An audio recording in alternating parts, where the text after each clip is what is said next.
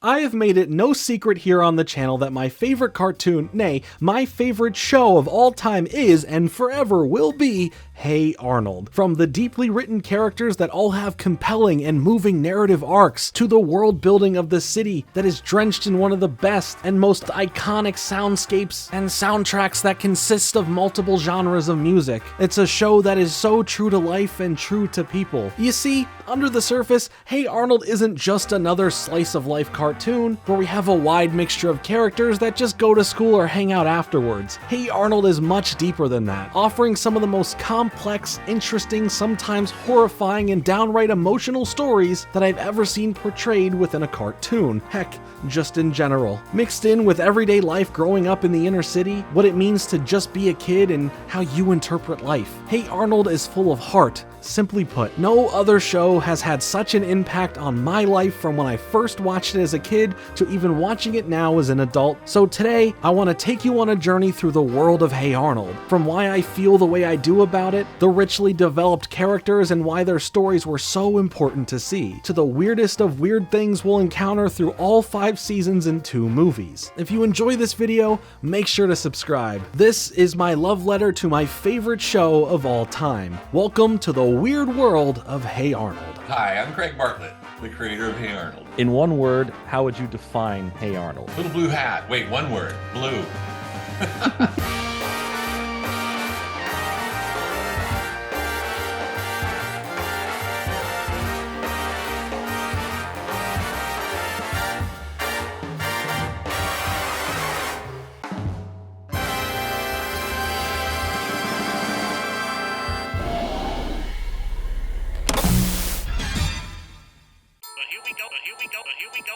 1987, a young aspiring Craig Bartlett finds himself moving to Los Angeles and freshly married to Lisa Groening, the sister of who'd be the creator of Futurama, Disenchantment, and of course, The Simpsons. Finding his passion for animation, he originally learned the art of stop motion and claymation when working for Will Vinton Studios up in Portland, Oregon, the same animation studio responsible for this. You may make some people. In fact, working on the adventures of Mark Twain was his first credit in the animation field. Now in LA, he found work on the show Pee-wee's Playhouse, animating the Claymotion penny segments. Work in this field would carry on with smaller jobs as Craig would find himself with time to create his own claymation setup, spending time over the next few years creating his own claymation shorts, featuring a character named Arnold. The 3 shorts that he would create would all be in the same style of claymation that Craig was used to doing on the penny segments previously. And here they focus on this new character and how they envision the world in their head to escape the mundane moments in life. Arnold escapes from church, the Arnold Waltz, and Arnold Rides a Chair would be the first time we see what led to the creation of Hey Arnold. In fact, here is where we see the origins of the name really come into play. Hello, Arnold. Hello, Arnold. Hello, Arnold. Arnold Rides a Chair would actually turn from just a small personal short film and be shown off in an episode of Sesame Street in 1991. We would also see Arnold appear in his own comic strips within his brother-in-law's magazine, Simpsons Illustrated. Arnold was clearly a character that was building inside of Craig's head, a character he had plenty of time to craft over several years of creating those shorts and comic strips. Around this time, Craig would become a part of the team working on the Rugrats, becoming a story editor, writer, director, and storyboard artist during the few years he worked on helping the show. But as we always see, to trace back to show's origins, it always boils back to different team members of those shows coming together to pitch their own ideas to the network, while they were already working on a show for the same network. A group of writers that also included Craig came together while working on the Rugrats, and they wanted to come up with something together to pitch to Nickelodeon in 1993, as at this point Nickelodeon was trying to build more original Nicktoons, but this time in-house directly under them, sending Mary Harrington, the VP and executive producer of production and development, out to the West Coast to start taking pitches and ideas for new shows directly from the talent pool over there. Nickelodeon, being a subsidiary of larger brands, was from New York, so this would be huge in expanding what the brand could be and increasing the range of cartoon programs for the network. So this group of writers thought, hey, why not take this opportunity to pitch some ideas directly to the network? And now these meetings with the network were overall not really doing too much. There were too many people all trying to come together, and in the eyes of Mary, all of them trying to pitch something where they would all be building this thing together took away from something cohesive and attention capturing enough for Nickelodeon to have interest, especially Mary. That was until she saw Arnold. These 2 or 3 other pitches weren't fully connecting with Mary. Mary. So when another one of the writers in the group brought up showing Mary the penny claymation work he did on Pee-wee's Playhouse, the tape started with the first Arnold short that was made, which stopped Mary right there. She was fascinated by this character and wanted to know more, leading to Craig showing her the comic strips featuring Arnold within Simpsons Illustrated. Everything was seemingly starting to tie together. Both Craig and Mary agreed on something specific though. While the claymation work was really cool,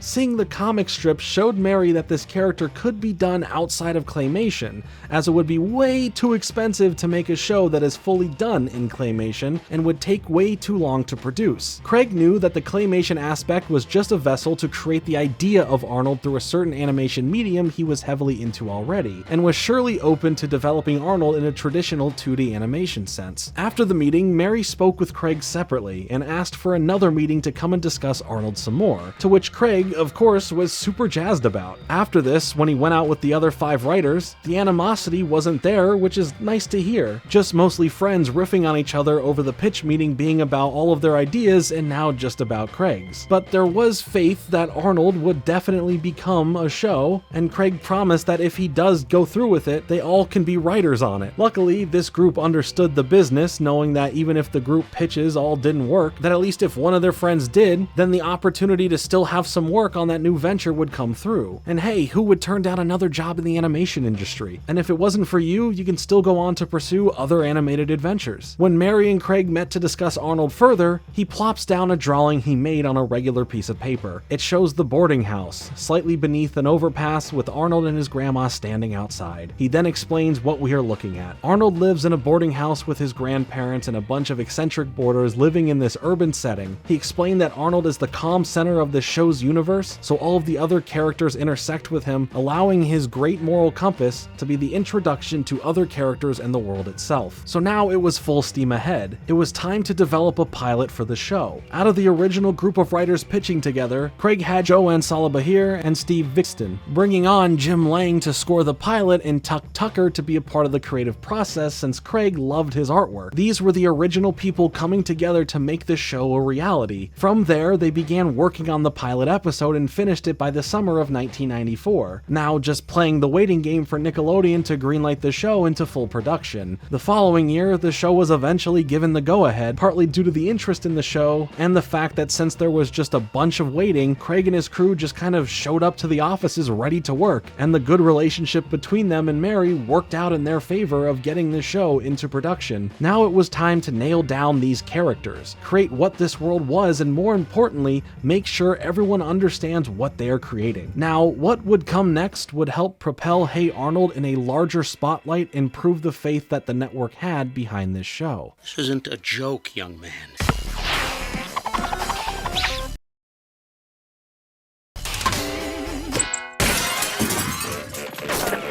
July 10th, 1996. Harry the Spy, Nickelodeon's first theatrically released film, hits theaters. Moviegoers who sat down to watch the new movie were greeted with a special short before the film would start. The short would turn out to be the original pilot episode for Hey Arnold, at this point just being titled Arnold, or also known as 24 Hours to Live, with the plot focusing on Arnold preparing for a fight after being threatened by Harold. This exact premise would be used later and redone in a more updated animation style and look during the run of the show itself. But in fact, before this was the official pilot, we can trace this pilot's idea back a few years earlier to an Arnold 3D comic strip for an issue of Simpsons Illustrated called Arnold Narrowly Avoids a Thrashing, where the premise is essentially the same aside from a few minor details and the more rough sketch looks of Helga and Harold at the time. I will touch back on this in a bit later in the video and you'll see why. But this short was the general public's first real look at the upcoming Nickelodeon show. This was a smart play to advertise it in front of a movie, as playing shorts before movies were expected for films aimed at kids. Nickelodeon used that opportunity to advertise effectively, as I think this pilot perfectly encapsulates the characters and the world of the show. What was it like to get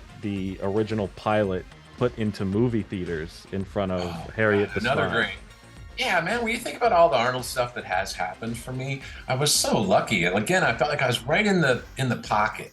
When I showed the Arnold pilot to Nickelodeon, I didn't know that they were at the same time making Harriet the Spy. They were starting up their movie division and making the first Nickelodeon movie. And when I only saw Harriet the Spy at the premiere, where I got to see my little short on the front of it, which was super fun. And where a lot of people said that was when they first saw Arnold, was they were at the movie theater seeing Harriet the Spy. And I don't even know if it said, hey, this is going to be a show. You know, stay tuned. It's going to come out as a show in the fall, or in October. But when I saw Harriet the Spy, it looked so much like the vibe of Hey Arnold. It was like a small kind of school in an urban setting, and it was very diverse, you know, ethnically diverse group of kids. And it ends with them all dancing to a James Brown tune. So I was like, oh, well, hell, we're gonna get along. You guys are gonna like what I'm doing. So yeah, it was a thrill, and I couldn't believe how lucky I was. I just felt like my timing was perfect. After that, production of the show would be full steam ahead, and about 3 months later, from the pilot first being shown in theaters, Hey Arnold would officially premiere on Nickelodeon October 7th, 1996. The production side of things was also really interesting. Most cartoons, especially around this time, were all voiced by adults making their voices sound younger, or just in general, having the perfect voice to fit a younger character. But Hey Arnold went a step further to add some authentic realism to the show, something that was a big gamble to do, but would be worth the payoff if it worked. Instead of auditioning older and well-known voice actors, they ended up hiring actual kids to play the part of the kids in the show. And due to the length of the show's run, a lot of these actors would age out of their voice roles, thanks to things like puberty causing several recasts to happen. But this was the first time kids were actually cast to play kids, which started others in the space to try and do the same thing for those shows if it would call for it, like for example in the show PB&J Otter. But as far as some of the voices changing in the show, there is one specific example in the show where they worked it into the story of the show itself rather than recasting it in a really interesting way. So when we get to that moment later in our discussion, remember this. Put a little pin here in your memory as we will touch back upon it. How did the idea of casting kids to do the voice acting come about, and what did you believe it added to the show over adult voice actors? That's a good question. Thank you. It was my idea. I wanted to have kids do the voices because of Charlie Brown. When I was a kid and I watched Charlie Brown, I recognized instantly. I was a Charlie Brown age kid when the first one, Charlie Brown Christmas, premiered. And I could tell they were really real children, and no one had to tell me that. It was clear they were real children, and I was like, wow, these are real kids. And it made a huge difference to me.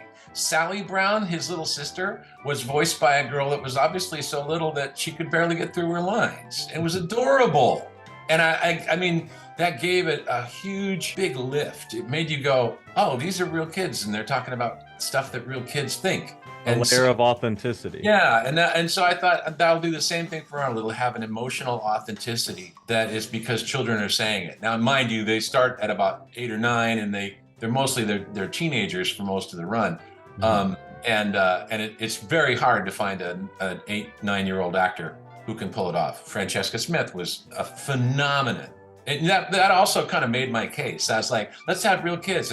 And Nickelodeon was saying, you sure you don't want to cast Susie and so on, get the adults in here. And I was like, let me try. And once we had Jamil and Franny, they were like, oh yeah. And I was like, see, it's got to be real kids. And they were like, okay, because they were so good, even in the pilot. I think it adds something to it. The authenticity, it was a good call. And I think after this happened, you started seeing, other people do it with their shows to give it a try. Like I mentioned, like PB&J Otter, like for that show, they, they went out to get. I felt good about that. I thought that was cool that I helped push real kids into the market. It's very important to the characters of Hey Arnold that they're, they feel that way. They feel authentic to being kids going through it all. Beyond this, Hey Arnold would span 5 seasons and 2 movies. The series would officially end on June 8th, 2004, with the first movie coming out in theaters in between the final season airing on TV in the summer of 2002. Then it would be roughly a decade and a half gap until we would get the second movie that officially helped wrap up some of the biggest lingering endearing character-based plot points that were left to us on a massive cliffhanger from some of the episodes. But this journey through Hey Arnold isn't a show that demands you to pay attention to an ongoing story. Rather, ongoing characters that all have their own deeply written and delicately told stories that make them feel real. The emotions, the situations, it all stems from the truest form of what it means to be human. The experiences you have growing up in different households and the pressures you have as a kid. How you view the world from a kid's point of view. No other show has made more of an impact on me than Hey Arnold, for these reasons alone. To myself and to many others like my friend Julian from the What's in My Head podcast, Hey Arnold is so important to us as it affects us both. Personally, on a level that makes sense to us as kids when it aired, all the way to being adults still taking away so much from it today. You know, the lasting impression that a show like Hey Arnold has had and continues to have on me will arguably go down as one of those seminal moments that are truly life-altering and defining. They're those same moments that all of us look back on when we get a touch of the nostalgia of days long gone. As a kid, it taught me to be a little bit more self-aware and open to change, no matter how minor or major. It taught me that no matter if you were rich like Rhonda and had everything at your disposal, or if you were dirt poor like Stinky and had to make the best of what you got, that life comes at different times for us all, no matter your standing in a social or economical pecking order. It taught me without realizing it that in essence we are all humans trying to navigate this crazy thing called life. It also showed me that jazz is pretty cool and a mood and vibe all on its own. Without the show, I can pretty much guarantee that not only did I not watch Nickelodeon, but I don't grow up having half the friends I did. We connected over the show, the characters, the story that played out, and the outcomes that would manifest by which route the characters would take. There's a lot of folks out there that will say cartoons are for kids, but Arnold is different, man. This show is the blueprint on how to move through life. Much like the grunge era in music, this show spoke to an entire generation of kids, teenagers, adults, and depending on how open you were and still continue to be, I gotta imagine it had a pretty profound impact on you too. In short, it simply taught us to be good people and do good, even when nobody is watching. Taught us no matter the person, that there is true intrinsic value in everyone. Thank you, Arnold. Not a day goes by where the countless episodes of Hey Arnold and all of the valuable lessons and world perspectives aren't baked into my brain. I can pinpoint so many important moments that led to how I personally view the world, or value others and animals within it. Why having a good moral compass is good for one's soul, but also understanding that it's impossible to be perfect. You will make mistakes and do things that you're not proud of. But in those moments, it's how you recognize them, amend them, and do your best to learn from it all. While there is an aura of the fantastical and wonderment with urban legends or daydreaming and more throughout the show, it all plays into the viewpoint of a kid, seeing it through the lens of being that age. But it never holds back when it comes to the extremely serious moments, how you see the lives of these kids and their families, that you can find your own personal situations in you or your friends' situations. Clearly, reception-wise for myself, Julian, and many others, the show is so meaningful and means a lot to all of us. But how was this cartoon going to fit in on the network? How would it be received overall by an audience of kids growing up at the time and land with reviewers who help dictate to parents what their kids should or should not be watching? Are kids still interested in a good-hearted, street-smart kid with a head shaped like a football and hairstyle in serious need of a weed whacker? For over 2 years before the premiere of the show, there was a lot of testing with focus groups, which would test pretty well. But the gap between these tests and when the show would officially come out led to that quote posted on the Seattle Post-Intelligencer the day after Hey Arnold would premiere. But overall, the reviews for the show were extremely positive, making sure to point out how well it handles the struggles of growing up and the viewpoint of the kids growing up have, as well as how they portrayed growing up in a city setting versus how it was portrayed in other media. It wasn't this crime-ridden and scary place as a lot of other shows and movies would love to have you believe, but for the millions of people who live in cities, they often know a different point of view, and the show didn't shy away from showing the beauty of it, as well as the bad of it, but never made it out to be this horrible place that you should stay away from. Kids do grow up here, and this show gives you a glimpse into that. Today, we are going to take a deep look into this show, the individual episodes, the individual characters, and all of the deeply written important moments that made this show so special. Like I said, this is my love letter to Hey Arnold, why it means so much to me, and why I think it's not only the greatest cartoon ever, but also the greatest show of all time. And that's a personal thing, you don't have to yell about that. If you like something else, that's fine. But from what's presented on the surface, all the way to the backing score of the show, we have so much to talk about here. I can't handle this! Hey Arnold is taking a short break. If you don't believe us, watch this. Keep the simple thing.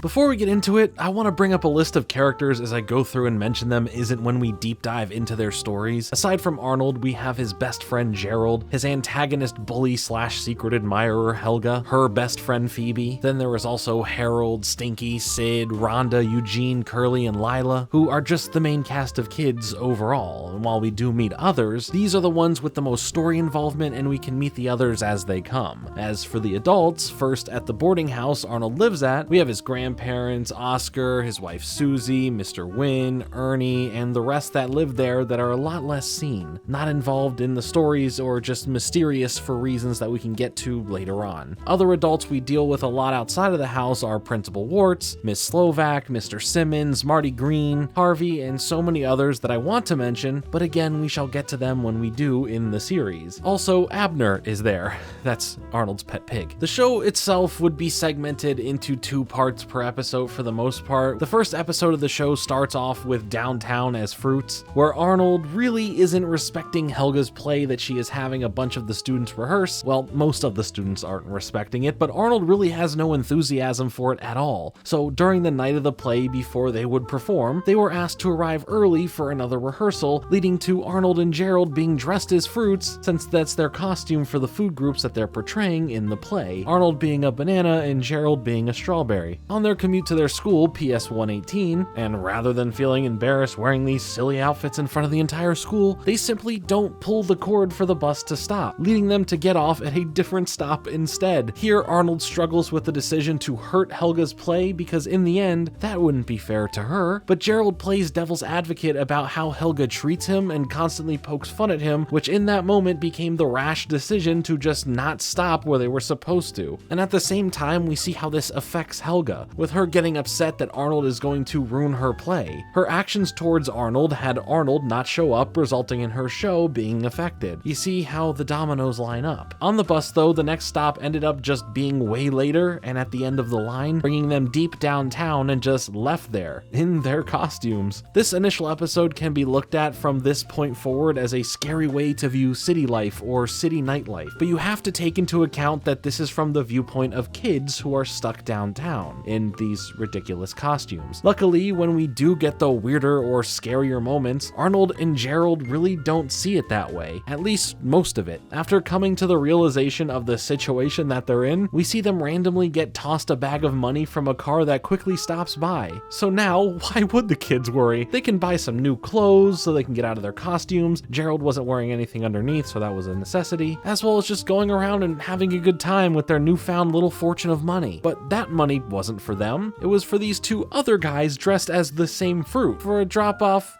For what? Well, I'll let you use your imagination there. The boys are eventually encountered by the people who are expecting the money, and this chase ensues, and they find themselves at a psychic, the Great Zamboni, which leads them to the realization of the tough time that they are currently putting Helga through, because back at the school, she is trying to stretch every minute she can until Arnold and Gerald appear to complete their parts in the play. It is so late now that the play has already started, and the audience is getting riled up because the play is turning into a mess. And even in this moment, she is conflicted about how she feels about Arnold. At this point, we only know that she was mean to him, but we also see that she is his secret admirer, pulling out a locket featuring Arnold's picture, worrying more about his safety over them not being at the play, showing that she is someone that is completely in love with him and setting up for her more important character traits for the rest of the series. It also introduced the ongoing gag of Brainy, Helga's not so secret admirer, awkwardly breathing heavily behind her and Helga punching him in the face. Classic. Now that Arnold and Gerald have their realization, they start heading back, but on their way, notice that a family was similarly stuck downtown like they were because their car broke down. They leave the money with them to help them out as they hightail it back to the school, and the 2 whose money originally it was end up getting arrested. While this simple act doesn't show off too much here, it does express that even though Arnold and Gerald made a selfish decision that day, they do have a strong moral compass overall. Rather than just keeping this money, they give give it to a family in need of help in that moment. I mean, it wasn't really their money in the first place, but it was nice to see it go to that family over the bad guys and that shady deal or whatever was going to happen. But while Helga's play is in shambles, Arnold and Gerald make it back just in time to help finish out the play and save the night. It's a strong opening segment to the series that gets us familiar with the basic main characters and their personal dynamics, setting up what we will be seeing going forward. But there is a back half to this episode, Eugene's bike, which takes us deeper into these beginning character developments. We start with Arnold daydreaming just like he did at the start of the last segment. Arnold and Gerald are making their way to school where they see a lot of the more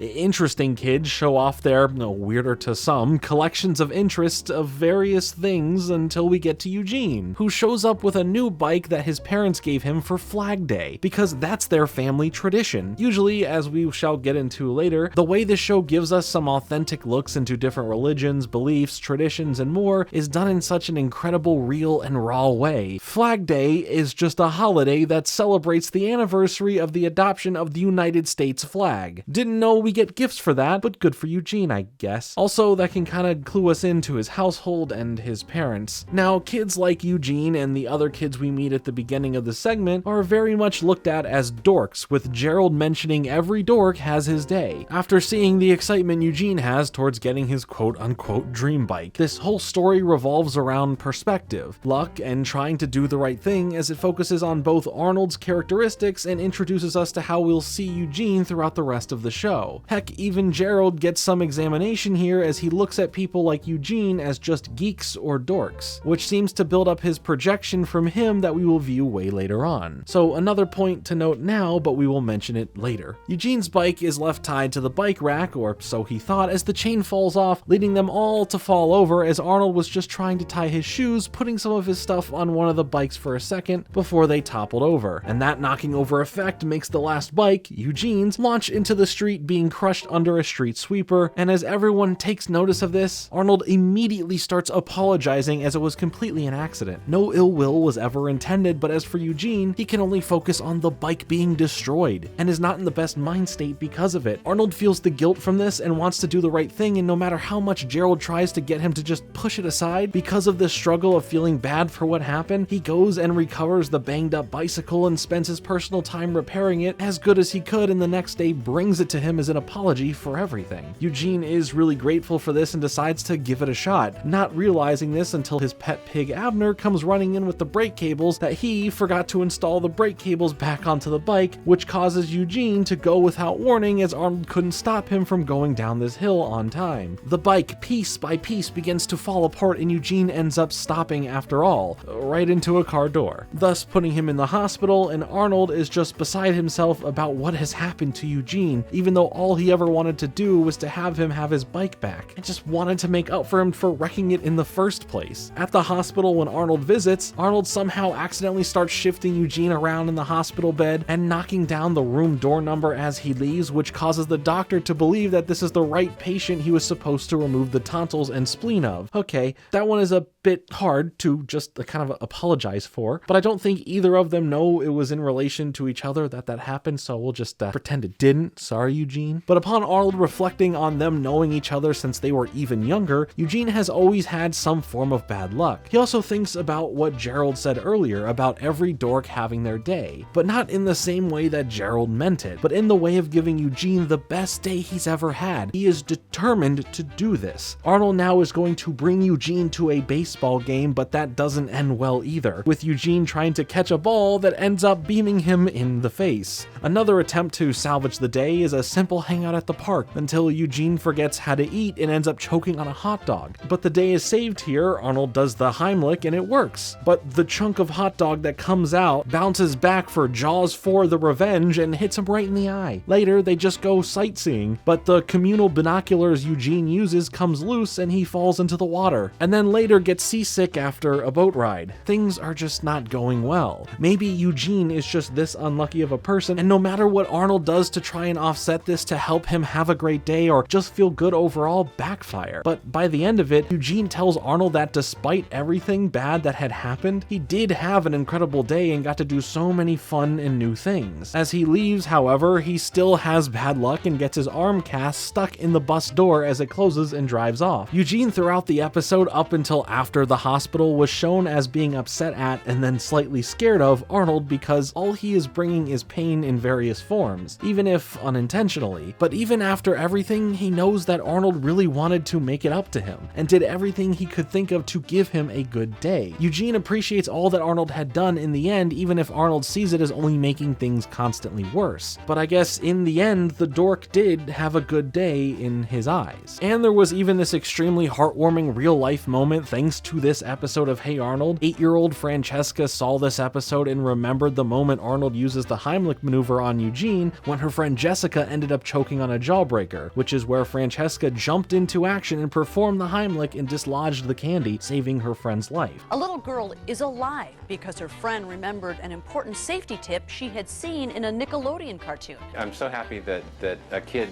was inspired by Arnold to be a hero.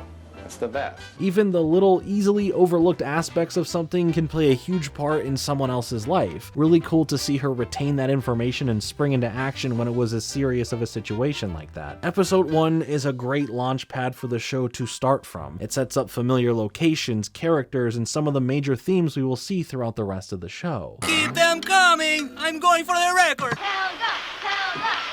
Stick around for more Arnold. It's more Arnold. Now. The next episode featuring the segments The Little Pink Book and Field Trip pair nicely by building upon the previous episode. In The Little Pink Book, we focus on Helga and her feelings for Arnold, starting out in class as Arnold gets hit by a spitball. A true classic. Just need the Spitballer 5000 from the Amanda Show and it's over for y'all. But when Arnold turns around to see who's messing with him, all he sees is a grumpy Helga who is mad at him for staring at her. In the book on her desk, there is a little cutout containing another smaller book inside, a little pink book. One that consists of poems that she has written about Arnold, a secret talent of hers to put forth the way she feels into words in a poetic way. Now, while this next part is part of the dramatic ways this show portrays her love for Arnold and is played for comedy, in real life, this is uncool, whether you're in 4th grade or 40 years old. I am also very protective of my hair, but she ends up cutting a piece of Arnold's hair off when they're on the bus and places it in her book as she writes some more into it with a poem that ends up spelling out her name. This would be the first time her name would be officially written in the book itself. But of course, the secret personal book gets dropped onto Gerald's pile of books, leading him to instantly find it and Helga to realize what had happened after she makes her way home. Gerald starts looking through it, realizing it was aimed at Arnold, and begins reading out loud some of these poems to everyone for a good laugh. Helga, now being worried, has to come up with a plan to get the journal back without them realizing it's hers. So she can't just go back and take it. It's too late for that, and now she just needs to get it back before they reach the last page that reveals it is her behind it all. Arnold spends time with Gerald trying to figure out whose book this is, who would be so obsessed with him as to dedicate a whole diary's worth of poems to. Arnold hopes that it's Ruth McDougal, a girl 2 grades above them, as Gerald thinks there's no way that's possible. And while they are distracted going on finding leads thanks to Abner, Helga is able to sneak into Arnold's room at the boarding house, which I want to gush about how much I have always wanted this room growing up, but maybe I'll save that for later. She notices that the book was left there and goes to reach for it, but quickly dives into the closet as Arnold and Gerald return, causing her to spend the rest of the night hiding in there listening to Arnold and Gerald try to figure out whose book this is, debunking plenty of their other leads and at one point poking fun at thinking that there was even a singular thought it could be Helga's book, which of course angers Helga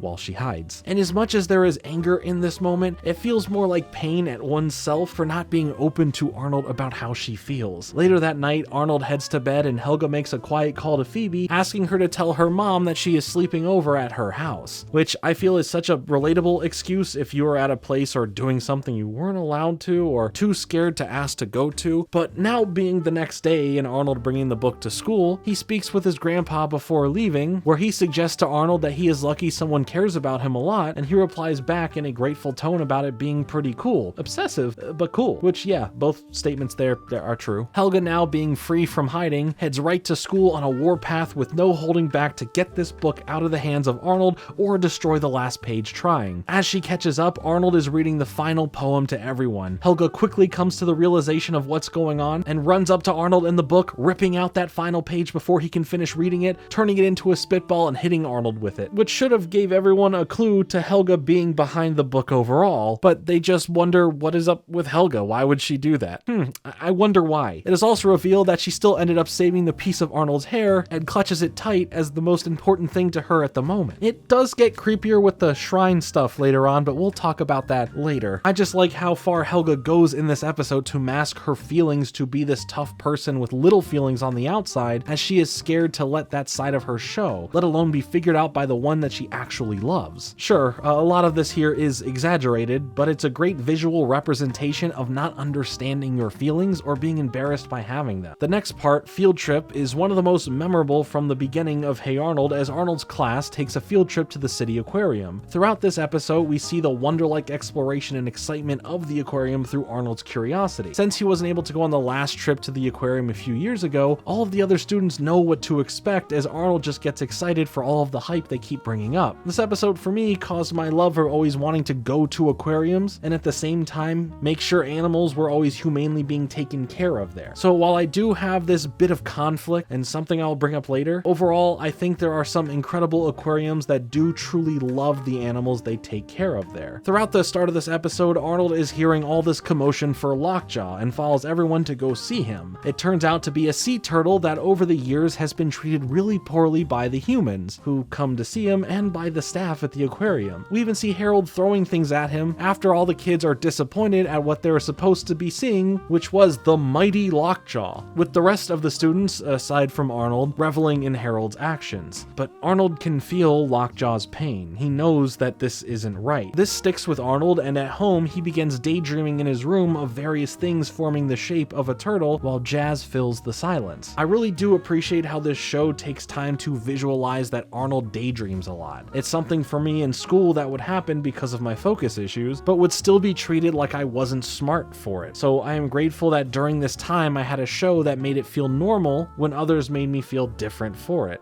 Arnold's grandma comes in and they discuss the situation at hand with Lockjaw, and she's like, well, we're going to go break him out of here and set him free back into the ocean. They suit up and head to the aquarium and sneak in. They make their way to the enclosure and clean up all the graffiti that's on him, and when they start breaking him out, in the background you can see a security guard is teasing the shark, that is in way too small of a tank by the way, taunting him to bite him, which just does nothing but rile up the shark until he eventually falls in, and we do not know his fate. It cuts away, but I am sure it was not great, but for the way he was treating those animals, I turn a blind eye for that. They end up able to get Lockjaw flung off the dock and into the ocean, where after a moment he realizes that he isn't trapped anymore. He can be free and no longer deal with the treatment he was receiving at the aquarium. This, while a great gesture for an animal who was treated so poorly in captivity, wouldn't necessarily work based on so many animals. Sea animals, really anything you would see in a zoo or aquarium for the most part, spend most of, if not their whole lives there, meaning that they have never known a life outside of these places, and adapting to having to survive against other animals, scavenge for food, stuff like that doesn't come as natural. So this is where I always feel conflicted about these places. At bare minimum, I just hope for the fair and kind treatment of all the animals there. I love that this show gives us some nice moments like this that are clear moments of showing compassion and love for animals, but not just the animals you'd see as everyday pets, but to different animals like pigeons, an often treated poorly bird in most cities, a pig that people don't understand as a pet most times, and even a sea turtle. I think it's pretty cool that this show does that. Arnold's hat and Stoop Kid are next. With Arnold's hat, we get a nice duality between something that means so much to one person and something else but just as much to another. We follow Arnold as he is getting ready for the day, putting focus on his little blue cap, and he heads out to hang out with Gerald. Helga, on the other hand, is following Arnold around and grabs the piece of chewed up bubblegum that he had put under the park bench to use as a piece of Arnold's nose on her hidden sculpture of him as a part of her love shrine. Yeah, this is what I was mentioning a little earlier. It definitely is just very creepy, but again, this is meant to show the exaggeration of one's hidden feelings, and it's a cartoon. While she feels that something is missing from her shrine, she thinks back to one of the more defining factors that Arnold has, the hat. So now she spends her time tailing Arnold around, trying to get this hat away from him, but after all of her attempts fail, a gust of wind is what helps separate Arnold from his hat and magically presents itself in front of her, where she takes this as a win and runs back home to firmly place it on the sculpture. It means a lot to her, but she isn't privy to what it means to Arnold. We cut to see how Arnold is dealing with the loss of his beloved blue hat, as we see that it was his parents before they weren't here anymore who gave him this iconic hat. Arnold isn't feeling like his normal self anymore, anymore, not being excited about anything, not even free ice cream from the Jolly Ollie man, which in this world should be a big deal, but he refuses to go outside and do anything without his hat. Helga overhears this, and it starts clicking with her that this hat means a lot more to Arnold than it does to her. But upon returning home, the sculpture along with the hat are gone, and her mother threw it out, causing Helga to go into a full-blown panic and track it down. Arnold at the same time has a talk with his grandpa about him, no matter what, hat or not, is still the same person, helping Arnold cope with the loss of his hat and to get him to feel a bit better. Helga, who spent her time searching in the dump for that hat, ends up finding it after some time and makes her way instantly to Arnold's, where she bumps into him outside as he was starting to feel a bit better, and she returns the hat to him, with Arnold none the wiser that she's the one who took it, or that she had just spent time digging through trash to get it back. But he hugs her in thanks, which is more than Helga could have ever asked for, but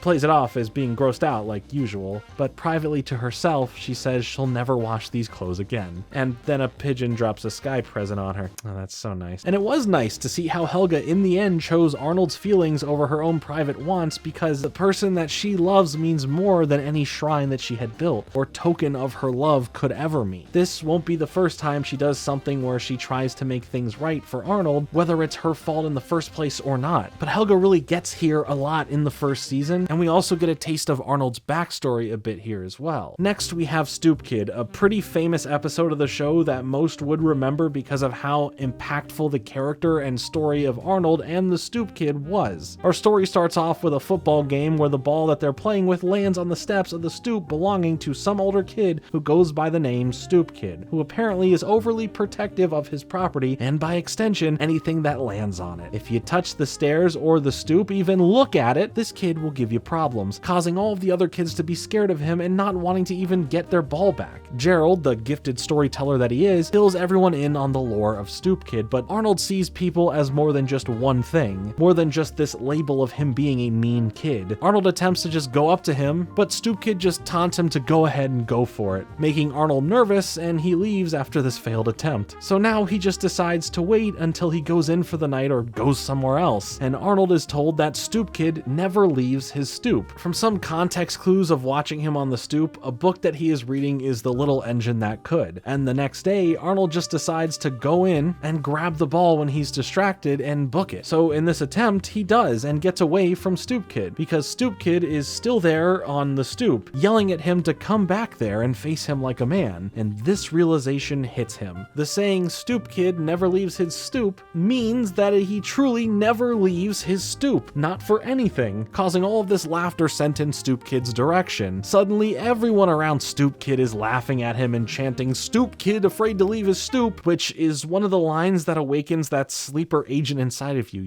The way that they are able to flip the script on how we view Stoop Kid, which from the start is just this mean older kid that likes to talk trash and bully others, but now we feel bad for him. It's truly so well written. We can visually see his anxiety playing up this mockery at him, causing him to curl up into a shell of emotions. Later, as Arnold is walking by, he notices that Stoop Kid is crying, and he tries having a heart-to-heart with him about why not just leave the stoop to prove everyone wrong. Stoop Kid knows this, but has personal restraints holding him back, this anxiety of the world beyond his own steps, but is willing to work with Arnold, who spends time helping him work out his worries and take that first step off the stoop, and everything will be okay. After every attempt has failed, Arnold breaks down the wonders of the world out there, the places to see and how great it all truly is, and he finally, on his own, says that he will leave the stoop. Because of this, people gather around to see him actually do this, which is a good manifestation of his anxiety flaring up, but he is trying to deal with his own internal struggle, calling back to The Little Engine That Could book and repeating I think I can over and over as motivation to calm his nerves, and be brave enough to finally place that first foot on the ground off the steps. When he opens his eyes, he had done it. The world is quieter for him. He realizes that he has conquered his fears, and everyone is happy to see this. When we see him next, he is still at his stoop, but is thankful to Arnold for being this kind person and helping him work through his fears and not just continuing to laugh at him like the others. But after all that, he isn't going anywhere. But he knows that he could leave the stoop whenever he wants and take it as fast or as slow when it comes to the world outside of his stoop. But to kind of mask this kind side of him, he tells Arnold that he can use his new powers to bully others from on and off the stoop, which shocks Arnold as that wasn't why he was trying to help him. But it is what it is, as then Harold passes by, who is unaware what happened with Stoop Kid recently as he was away on a trip, teasing Stoop Kid and throwing his popsicle stick trash onto his stoop, which then sets Stoop Kid in action to jump off from the stoop and chase Harold up the road. While I disagree with the bullying, Harold in this case absolutely deserved to be chased. Next, we have Helga's makeover and the old building. For Helga's makeover, we follow Helga once more, who feels self-conscious when Rhonda invites every girl to her sleepover aside from her. A decision boiled down to her not being girly enough, essentially. This leads the boys also using that as a way to make fun of her for not fitting in with the rest of the girls. This angers her, but because she feels left out, spies on what is going on at the sleepover, overhearing them making fun of her for not being as girly as them. Helga, in an act to both prove to the others that she can fit into their mold of being girly and also wanting some acceptance from her peers, decides to give herself a makeover, trying to study the mainstream beauty standards that are put out there. And after some time in the bathroom getting ready, even trimming up her iconic unibrow, she appears to look and put out there a much more mature look and try to fit in to the girly mold she thinks is necessary. Obviously, this takes it a bit further than she originally intended, but it sure does make a scene. Her mother faints and is left speechless, and as a character we will touch on more later, Helga is now on her way to the sleepover where one of the boys, Sid, catches a glimpse of her new look and informs the rest of the boys about what he saw. Now this sets the boys on a spy mission to see what's going on at the sleepover as Helga arrives at Rhonda's. However, she dumbfounds Rhonda with her new look and personality, and it works as far as to impress the others. Clearly, she feels a bit uncomfortable but loves that she is fitting in. And later on at the party, Phoebe has a heart-to-heart with Helga about why she is trying to be someone she is not just to be liked. But Helga commits to fitting in until it's time for an avocado face mask, where she realizes that she truly doesn't love this stuff and snaps right back into her original self. I think Helga brings up some good points to the rest of the girls about falling into girly societal norms just because they think they have to. At the same time, they end up catching the boys spying on them and begin torturing them with makeovers. The other girls, while still being into the stuff that they like, don't view Helga as odd for not being into it, or at least what the show alludes to during Helga's speech, which wraps up the episode in just being who you truly are matters more than pretending to be someone else. You're not just to fit in, and to not judge someone based on if they fit your perception of things or not. The old building is another one that sticks out in my brain quite a bit. Arnold is helping Ernie at his demolition site as we hear some Dino Spumoni, and I will gush about this later at a more appropriate time, but this music is apparently what got him into demolition work. Ernie is impressed with Arnold's skills using his wrecking ball, and Ernie is about to celebrate his 500th demolition, which means as a tradition, the person doing their 500th wreck gets to have their son sit with them to do it. But the problem here is that Ernie doesn't have a son, or a family in general for that matter, and really enjoys having Arnold around and having interest in demolition. He asks Arnold to fulfill that meaningful moment for him, which Arnold happily agrees to do so for him. This is pretty heartwarming as Arnold doesn't have his dad in his life and Ernie doesn't have a son himself, so it was pretty charming to see this. However, back at the boarding house, Grandma is preparing to petition in front of the older theater that is set to be torn down in favor of a more modern movie theater, telling Arnold that he will be joining her on this. Grandma reminisces that this is the original theater where Dino Spumoni got his big break from and was able to become such a big star after that. Her and Grandpa had their first date there way back in the day, which is really cool to get a look at them when they're younger and we get to hear some of that great Dino Spumoni. The story touches Arnold's heart and he agrees to help out. And a nice touch is that she is wearing the same dress she wore all those years ago, just now. But when speaking with Ernie, he realizes that the building they have to destroy is the theater that he is supposed to help stop from being destroyed with Grandma. Ernie makes this choice even harder, talking about all the disappointments that he's had in his life, and another one would just truly crush him, even to go as far as calling Arnold his son. Grandma makes it even harder as well by making sure she can count on Arnold to be there to help out with this, to stop the destruction from happening, which these decisions weigh heavily on his shoulders of being both the right thing to do, as for both sides, it does mean so much to them respectively. This is Ernie's super important moment at his work, and he doesn't have much else going on for him in his personal life, and for Grandma, this theater represents the start of her relationship with Grandpa. He then goes out and seeks some advice from his grandpa, but but he ends up not offering much, leaving him to have to decide on his own, which he comes to just not committing to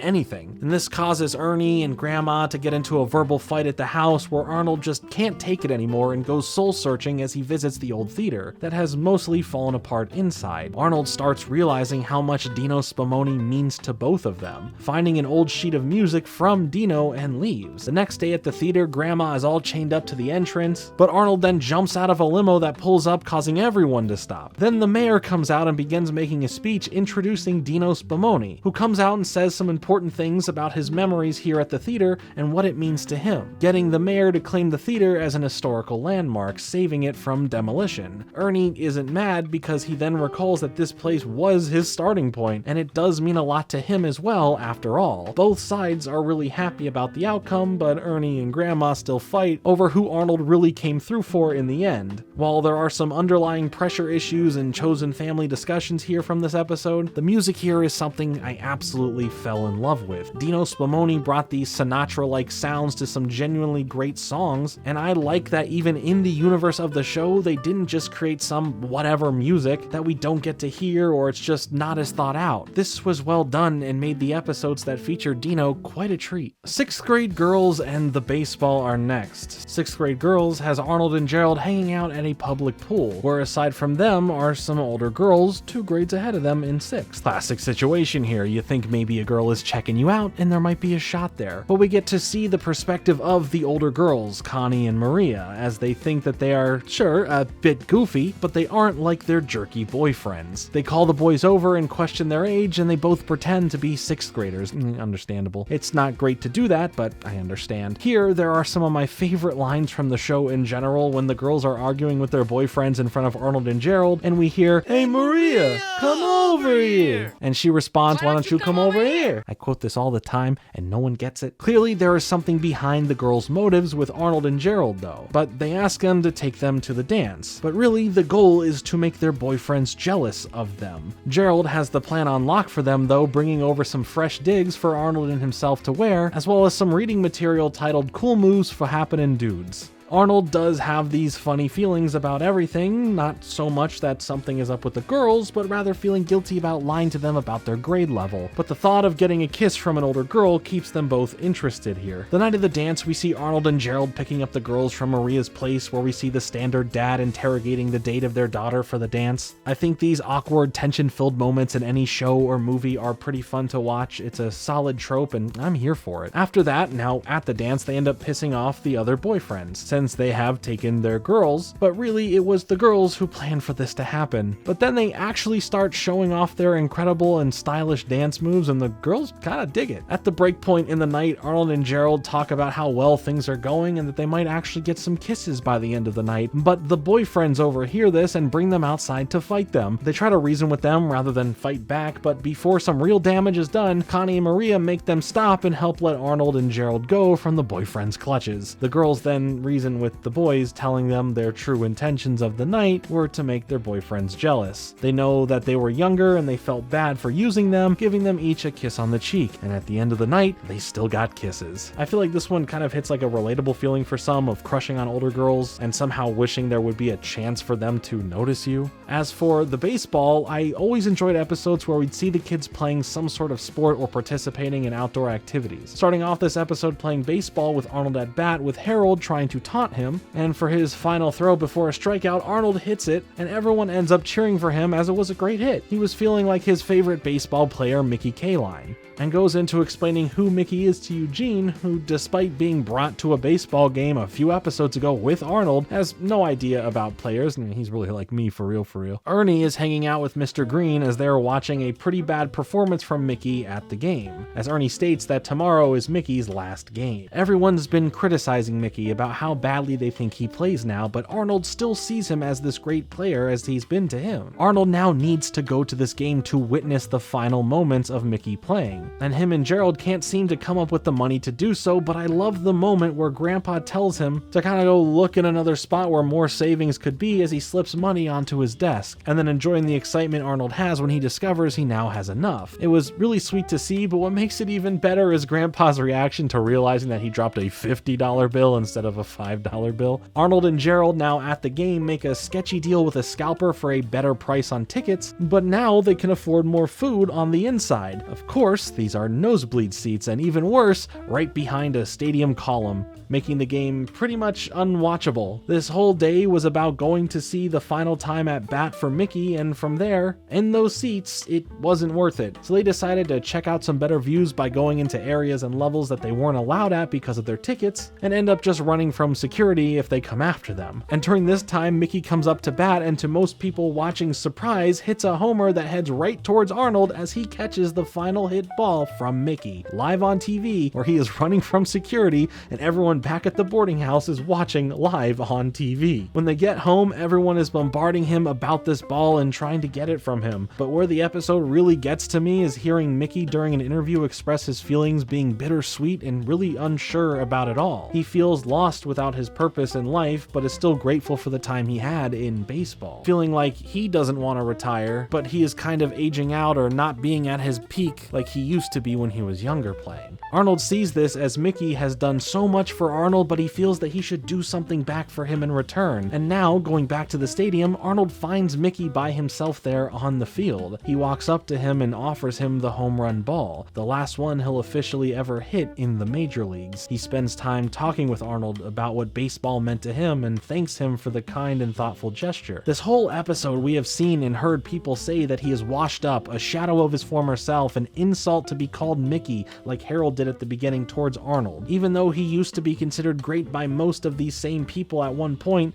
it hits hard, and while he doesn't directly hear every one of those insults said, you can tell from this later half of his career he has heard it plenty from others. One day, heck, maybe even now, some view me or my content that way. And that goes for any job field that is based on others watching and judging. It makes me think of the future and how it will affect me then. But all it takes is that one person like Arnold to show that someone cares about you as a person and what you mean to them beyond the sport or whatever you're doing itself. They end up playing catch with each other as the episode ends, and I just think it's so heartwarming. Next we have Heat and Snow, a nicely combined set of segments. Heat is about this heat wave that has hit the city, and everyone is suffering on some level from this. And at the boarding house, the residents are upset that their air conditioning is no longer working, and as a favor to his grandpa, Arnold heads to the store to get some ice, which many of the others in the area were doing the same thing, and that final bag that Arnold gets ends up melting before he makes it home, upsetting the boarding house residents even more than usual. Arnold and Gerald end up going to do their own thing, but any attempt to try and find some way of cooling off ends up not working. Later on, they see that the Jolly Ollie Man, who we will get more acquainted with later on in the show, is not the friendliest person out there. So during this extreme heat wave, he is marking up prices on everything he has to ridiculous numbers, yelling at those who can't afford $18 for one snow cone. Struggling with extreme heat will cause anyone to be more irrational. Arnold at this point can't take it anymore. Every adult is terrible to be around, no place in the city can offer a fair escape from the heat, and now what should be bringing kids joy, and in this particular situation relief from the heat, is being ruined by an adult taking advantage of the whole situation. So Arnold threatens him to lower the prices, but it doesn't stop him from making fun of him. Arnold has had it. He started a protest with the kids chanting "No ice cream, no peace." Even Helga joins in to help Arnold fight back against the Jolly Ollie Man, and things quickly get out of hand as the Jolly Ollie Man gets nervous from all the kids protesting as they're getting more and more aggressive. They end up shaking the truck in hopes of tipping it over. And while all of this at first was fun, and trust me, we've all been there before, whether we've actively done something like this or imagined in several situations we should have, Arnold snaps back to his good-natured self and tries to rally everyone in and to broker peace between the kids and the Jolly Ollie Man again, as the heat is what's truly getting to all of them. But they are in way too deep and didn't listen to Arnold, but thanks to divine intervention, the heat wave went away, and then the rain comes from the sky out of nowhere and everyone's mood started to change. Everyone is thrilled and joyful that the rain is now falling and things are cooling off, and the Jolly Ollie Man escapes. I personally dislike extreme heat and extreme cold, so speaking of cold, the connecting episode Snow, it just seems so fitting. Now it's a snowstorm in the city, go figure. We have the heat wave, then a commercial break, and boom, new season. School is closed for the day because of it, which were the best days as a kid for anyone who lives in an area where it did snow like I did. You'd hope so hard that if any bit of snow was coming from the sky that that day would turn into the best day ever. No school, outside playing with friends, and some warm Campbell's chicken noodle soup at the end. Not a sponsor. Everyone in the neighborhood is outside playing in the snow, having a great day, but Arnold gets stopped from doing this as his grandpa asks him to help shovel some snow. That's a pretty big buzzkill. You could be like some of the others out there, throwing snowballs at a bus causing it to crash, because that's okay, I guess. But we get to see everyone out there having so much fun, spending the day with no cares in the world, using the day they have off to just enjoy life. And Arnold finally finishes up and gets to go out, but then the furnace goes out instead, and everyone in the house complains. Oh, now you want some heat. You're too cold now, I understand. Either way, Arnold gets stuck spending more of his day helping his grandpa reluctantly. Grandpa takes note of Arnold's passive aggressiveness towards working when he hears him speaking with Gerald, so he grabs some hoses and starts turning the road into an ice rink for the neighborhood to enjoy. Arnold is unaware and is still doing chores, but then gets stopped and told to come have a good time with everyone. So of course he drops what he was doing, and Arnold and friends have a great rest of their day and enjoy a toasty fire at night where it starts snowing some more. This whole segment becomes really wholesome as it deals with work ethic as well as making time to enjoy those around you, living in the moment, and overall just being a kid. Grandpa tries to act fatherly by instilling work ethic, but realizes that Arnold is just a kid and deserves to enjoy this time with his friends, and heck, he used to be young once himself. Why not enjoy the circumstances as well? Operation Ruthless and the Vacant Lot are very memorable, but like, which episode isn't at this point? Operation Ruthless sees the kids getting ready for the annual cheese fair, where Arnold wants nothing more than to talk to Ruth McDougal. Yeah, that crush he has on her sticks around here. But this whole episode is about Helga making sure that he never gets to really spend proper time with her throughout the whole fair. Arnold's problem is that he's just extremely nervous about speaking with her, which, yeah, is understandable. Arnold just really has a thing for sixth graders. Helga, rather than show her affection towards Arnold, just interferes in every way possible from letting Arnold get to speak with Ruth, but it's okay. While Helga may not know how to express her feelings properly, and Arnold seems to have a lack of confidence to speak to his crush, Gerald and Phoebe seem to spark up something here. Good old cheese fair. I do like, however, that it's not just Arnold getting the short end of the stick here, with Helga blocking him from getting to Ruth, but Helga's plans also do backfire in her face. And plus there's this whole Harold and Rhonda thing that starts sparking up here in the background with a quickly mentioned thing, and we can discuss this later further during the egg baby episode. But overall, this is a charming segment, seeing Helga try and manipulate every ride and moment, only for Arnold to still have a crush on Ruth, and Helga is now the only one left there at the end of the night when the fair closes, alone. Which is a pretty sad ending, but such a good way to visualize how she is feeling inside after everything. Empty, alone, and sad. The next part, the Vacant Lot, sees Arnold and the crew not being able to enjoy a game of baseball in the street because all the traffic is stopping them from playing, having to yell out "car" every few seconds. This leads to Arnold and Gerald finding what seems to be a vacant lot, so the title of the segment checks out. This place seems perfect. It's just pretty trashed, but it's perfect. So they decide to clean things up and are excited to use it to play baseball, no longer having to deal with the annoyance of the street. But the adults in the area start taking it over, making the kids extremely confused and annoyed by this. But this will not stop them from playing, so it becomes a struggle with the kids versus the various adults. And this turns into the adults pushing the kids out as they are all trying to squeeze every little bit of space and infighting between one another, causing all of these extra problems that it's impossible to play here now. And to get back at the adults,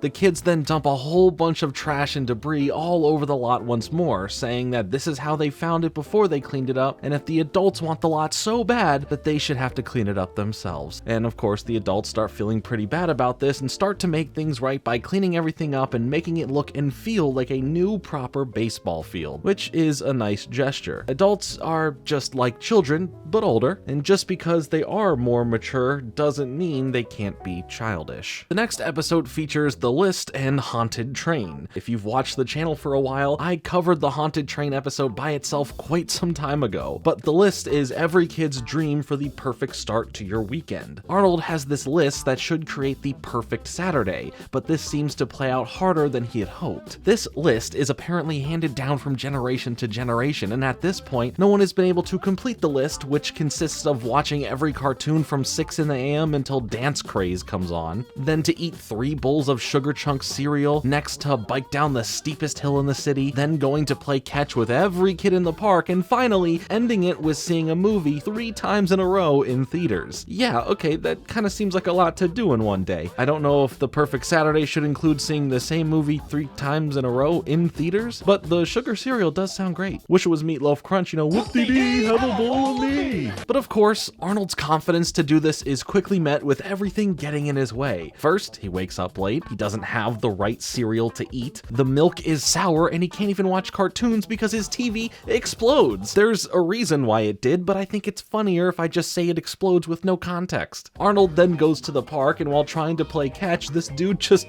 runs off with the ball, which with all my soul is such a funny moment. I love this. But okay, bike ride time. He makes his way to the top of the steepest hill in the city, and things are going well. That is until he runs into freshly poured tar, stopping him from fully making it down the hill. Okay, so things are going wrong. We've always been there. You have this ambition and a set list of things you want to accomplish, and to mostly no fault of your own or because of oversights, things get in the way and challenge your patience. But the only thing left now for Arnold is to go watch a movie 3 times in a row in a theater. But because of a hole in his pocket, all of his money is gone. And that employee isn't going to give him a free ticket. So Arnold does something so horrible that no kid, teen, or young adult has ever done, and that is sneak into a movie theater. But after things seem to actually work out, the film reel inside gets destroyed and the theater just closes for the day. See, that's a lesson learned there, to not sneak into the movies, okay? But what makes this episode truly special is the end of it between Arnold and his grandma. Arnold feels defeated from such a rough day of failing at every task on the list, but grandma sings him a song to cheer him up right out of the funk that he's in. The song is called Look Up, and it genuinely is such a cheery song.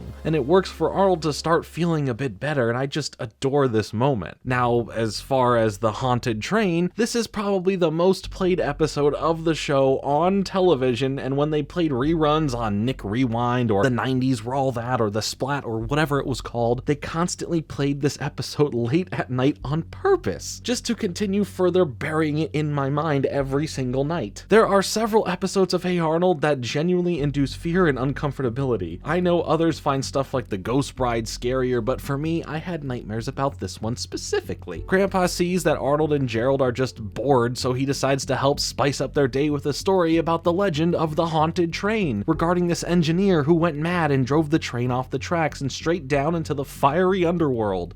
Because they can't say Censors. And apparently now, every year, the ghost of the mad engineer makes an appearance with the same train to pick up those unfortunate souls who happen to be waiting for a ride. The lore builds up about the smell of fire and brimstone, horrible music, and the heat of the flames being felt after entering the zone of darkness. Helga overheard all of this and says she doesn't believe in any of it. So they all go back and forth here to the point that they all convince one another to meet at the station to see what's real and what's just a story. Arnold makes note that not everything can be proven with evidence, but with faith. Sweet sentiment, Arnold, but we're dealing with a demonic train ghost. I'd rather not believe that it's real and not go and find out. They all meet at the proper train station, which seems pretty run down and unused, but after some time, the ground starts rumbling, and lo and behold, the train from the story, Engine 25, enters the station and opens its doors for the kids to enter. And that was their first mistake, and I guess their last. They're dead now.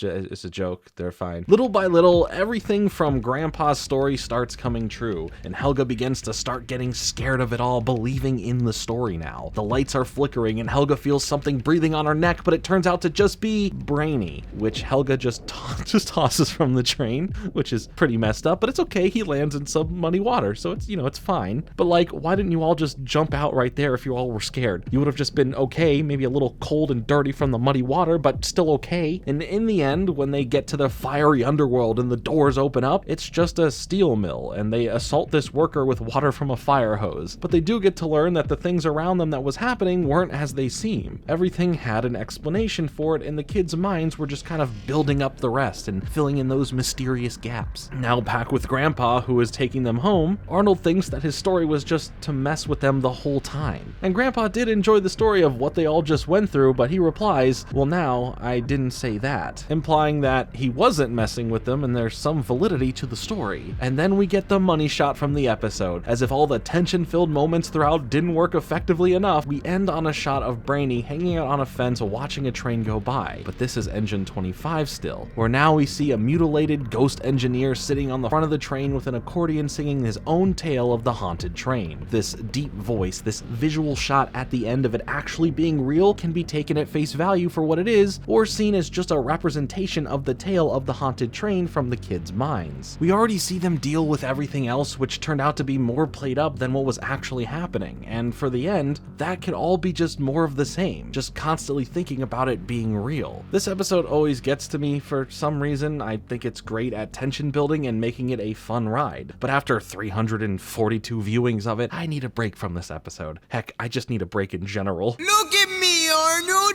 Look at me! Stay tuned. Hey Arnold will be right back after this.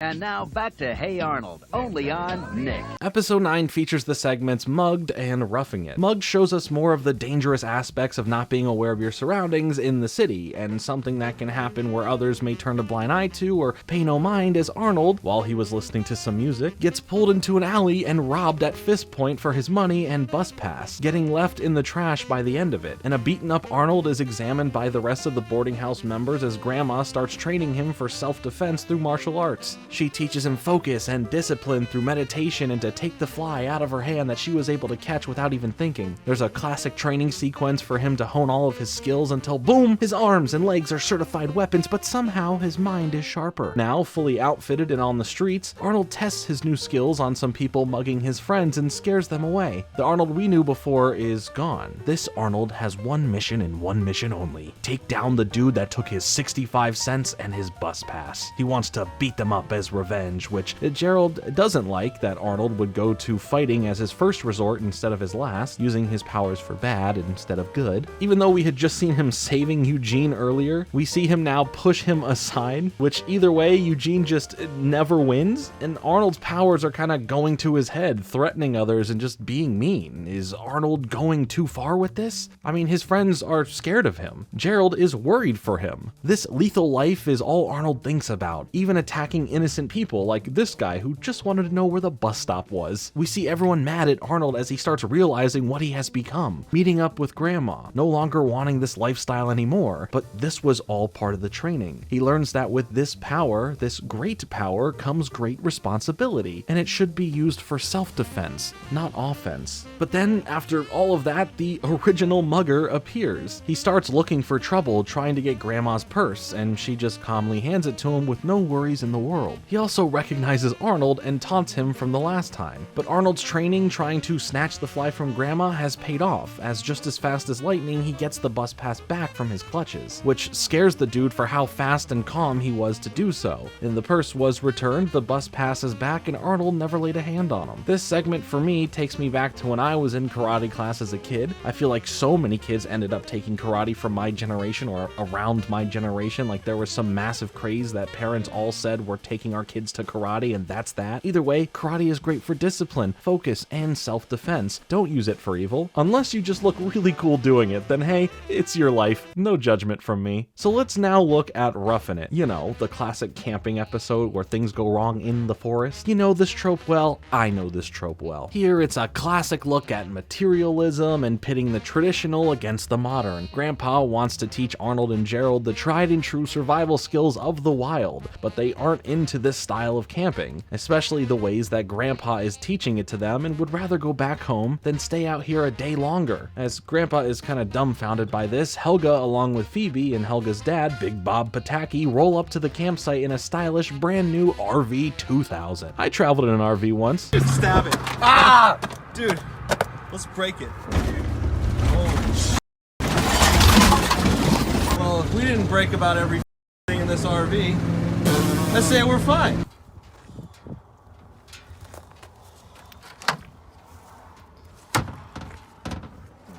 We're gonna die out here in the desert, aren't we? Arnold and Gerald are really into the RV camping lifestyle compared to just, roughing it. And here, Helga devises a plan to get the boys to go on a walk with them so she can spend some alone time with Arnold, which is nice to see her trying to express herself a little bit here. So all of them, minus Grandpa, end up going on this walk in the woods where Bob brings a bunch of high-tech gear that end up not working in the end, stranding them deep into the forest, and are all now just lost. But Bob does litter into the woods and is a very interesting character to dig into later, which we will. But because of this, and Bob telling them that they need to go back to the camp, Helga is mad that she didn't get to spend that time that she wanted with Arnold. But to get home, Arnold and Gerald use all of the knowledge they learned from Grandpa to safely make their way back to the camp without any sort of GPS or gadgets to help them, ending with Arnold and Gerald appreciating the camping style that Grandpa showed them, and the girls join in to hang out around the fire for the night, and Arnold asks excitedly to stay another day, which Grandpa seems pretty ecstatic to hear.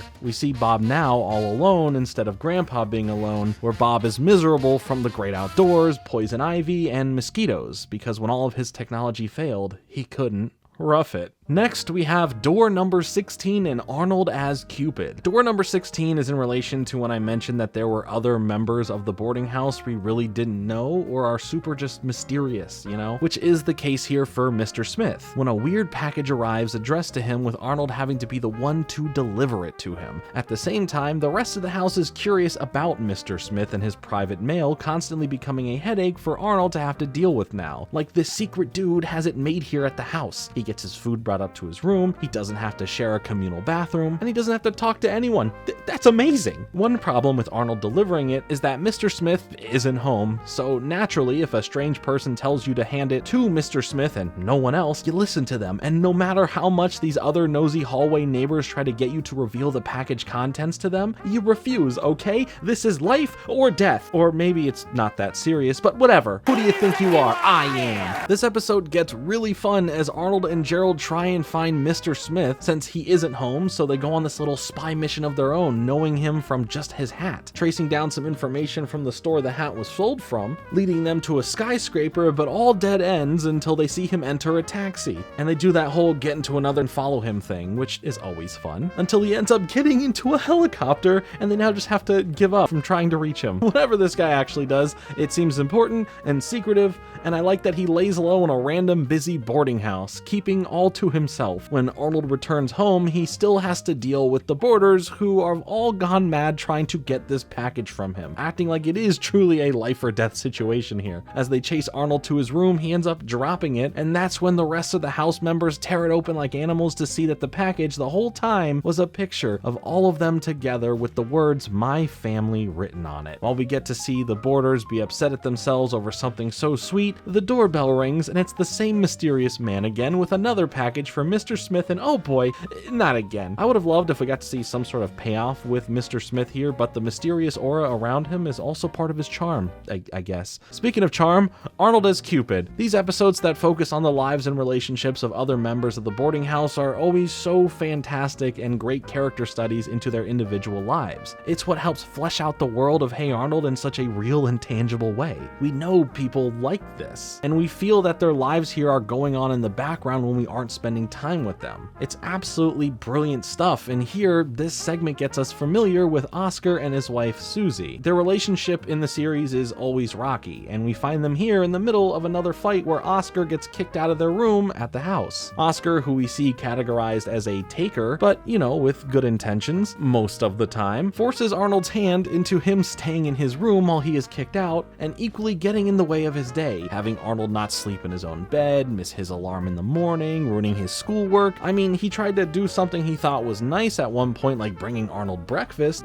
but it was Ernie's breakfast to begin with. You see, he wanted to do something nice, but by extension, it was something bad for someone else. Oscar struggles with being this better version of himself that he wants to be for others, and especially Susie. But for his bad habits, uncleanliness, and gambling addiction, these things just end up getting worse for him. And for Arnold's experience just trying to be a good friend to Oscar, it makes it very difficult for him to put up with this. this. He can't take it anymore. He needs Oscar out of there. So now he comes up with a plan to play Cupid to re-spark the love between Oscar and Susie, helping them end their fight and have him move back in with her. He goes to Susie, telling her that Oscar wants to have dinner with her on the roof on the boarding house, and at first she is hesitant to respond but agrees to go on this date among the stars. Arnold then gets Oscar on board as well because he loves Susie and her money that covers all of his needs, but mainly her. And as we see, the date isn't really going the best. They argue, they dance awkwardly, and Oscar hurting Susie's feet constantly from the dancing. For the ending dessert, Arnold trips, ruining one of the two tarts, and now giving the option to this final tart left to Oscar about giving it up to Susie as a nice gesture to show that his love of her is greater than his love of being selfish for him. But of course, he eats it, and she leaves the date angry, and Oscar doesn't understand why she was acting that way, and Arnold just really lays it into him about why she left and how he treats others, with Arnold leaving afterwards as well, leaving Oscar sitting there with himself to truly reflect on who he is as a person and how it affects the ones that he loves. Oscar, defeated, prepares to move out of the boarding house in the morning, leaving this place behind him, as he feels that there is no hope with his wife and that no one there truly likes him as a person. Susie stops him for a moment and offers him some money to get by for a little bit, but he knows that he isn't responsible enough with that money and he shouldn't use her just for the money anymore. And this gesture of rejecting the money, proving that he can put someone else before him, causes Susie to forgive him, and they go back to her room to,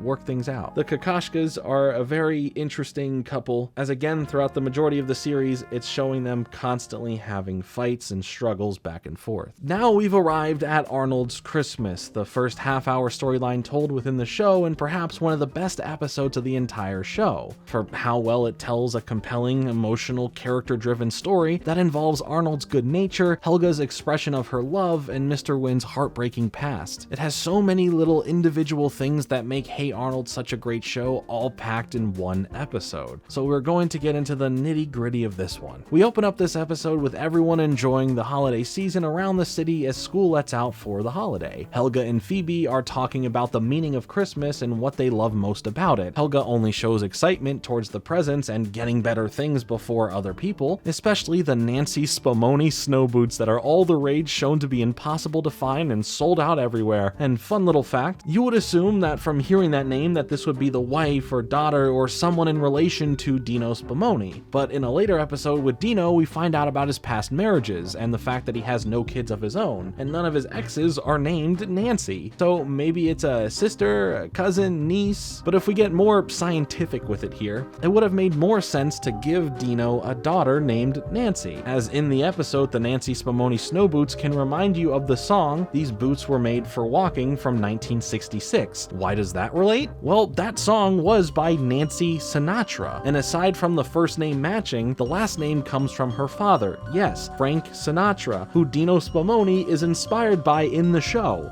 So yeah, random fact, but now you have something cool to tell someone after you finish this video. You're welcome. Back to the episode, Arnold and Gerald, however, are Christmas shopping as Gerald is buying everyone in his family and his friends ties, not putting a lot of thought into the gifts. Arnold tells Gerald about the significance of gift giving and making the gift for that person meaningful and unique to who the person is. So now he must go return the tie he clearly bought for Arnold as well. Back to Helga, who wants to get something special for Arnold, that perfect gift to finally let out her feelings and show Arnold, 1, how thoughtful she is, and 2, that she is perfect for him. But before we get back into the boarding house, we see Mr. Wynn walking up the stairs to the door as a distant, unrecognizable voice echoes while he looks into the distance, taking a moment before walking inside. Clearly, something is on his mind, as it's told to us how he isn't too much into the holiday spirit of things this time of year. Hey, I'm right there with you. I spent a whole Christmas season making 25 videos expressing that. Now drawing names for Secret Santa, Arnold pulls Mr. Wynn's name, and has no idea what to get for him as there isn't much to go off of. So in an effort to learn more about him and what the perfect gift would be, Arnold heads to his room to casually speak about him, just get to know him a bit better. And here is where we learn about him having a daughter, Mai, as he recounts the story of his life in Vietnam with his family, specifically his daughter. All he wanted in life was for her to have the best life possible with the best opportunities, but his country was in the middle of a war that drew too close and everyone was trying to evacuate. A helicopter that was about to take off only had room for one other person to get on, as a large crowd of people were trying to board. Since this was said to be the final helicopter out of the country, Mr. Wynn's last-ditch effort to give his daughter a better life was to raise her above the crowd, catching their attention and taking her with them. The soldier utters the name of a city that they're going to for him to find her again. He, however, would not be able to get out of the country for another 20 years. And 20 years later, he would make his way to the city he was told back then, and has lived there ever since in an effort to find her. This story, much like sticking with us, the viewers, for this episode, sticks with Arnold and his big heart. Hey Arnold previously has shown us that it isn't afraid to really dive into these characters' stories, giving us so many details about who they are, why they are the way they are, and why it's meaningful for us to know these things. Aside from fleshing out these side characters, it's really about realness. All the people you know personally or know the least about all have their own stories, dealing with their own issues, and you may not be privy to the situations that they are facing. So when we get to finally spend time with characters like Mr. Wynn, we see through Arnold's eyes how you may perceive speaking to someone you may not know super well, and take away with you a piece of who they are that they gave you. I'm aware of how pretentiously deep that just came off, but I think it shows a side of humanity that we may often forget on a daily basis regarding thy neighbor. But anyway, it's now Christmas Eve, and Arnold is determined to find Mai. Gerald tells him how crazy he is to try and pull something like this off with no proper leads and virtually no time to do so, and I think this is why I love Arnold as a character. When he commits to something, he fully commits, even at the detriment of himself. Sure, he stumbles here and there, falling into weaker moments of his emotions, but he always finds his way back thanks to his moral compass. No amount of time is too much to sacrifice if it means doing the right thing or helping someone in need. He spent his time calling government information centers in hopes to find the right place, leading him to a government building to find the files and records on Mai. But with Christmas tomorrow, the office is having a Christmas party and they are all clocked out for work that day. All but one person left, spending his Christmas Eve away from his family, stuck overworking himself. His name is Mr. Bailey, and when asked to help, he quickly dismisses them as he has too much to catch up on before he can leave, telling them that there's no way that he can pull something off like that fast to find her. But the magic of Christmas intervenes as Mr. Bailey gets a phone call from his wife. Arnold and Gerald overhear their conversation before leaving and find out that he hasn't had time to purchase some presents for his family, most likely cutting it too close to Christmas because he is an overworker. He does promise his wife that he will still get everything done after work before coming home. So Arnold, being Arnold, proposes a deal between them that Arnold and Gerald would go out and take care of the shopping so he wouldn't have to, and he in return would help them find Mai. And he agrees to it and hands them this long list of items to purchase. So Arnold and Gerald are on the case to find every item before the day's over. They step out of the office and right into a montage of finding every gift, hopping from store to store, waiting in long lines and getting everything perfectly gift wrapped. Helga, however, isn't having the best luck finding the perfect gift for Arnold. She at one point runs into Arnold and Gerald while thinking she has found the perfect gift, and Gerald proceeds to say that a gift like that is nice and flashy, but it lacks the soul and thoughtfulness for a person. Guess Arnold's speech at the start really rubbed off on him, and honestly, Gerald is a really good friend. He's giving up his time to help Arnold do something nice for someone else. The true form of ride or die, and he deserves all the credit for most times being by Arnold's side, helping him through thick and thin. As they walk away from the now even more confused on what to get Arnold Helga, she notices that they dropped a list, with the remaining item needed on that list being the same Nancy Spumoni snow boots she, and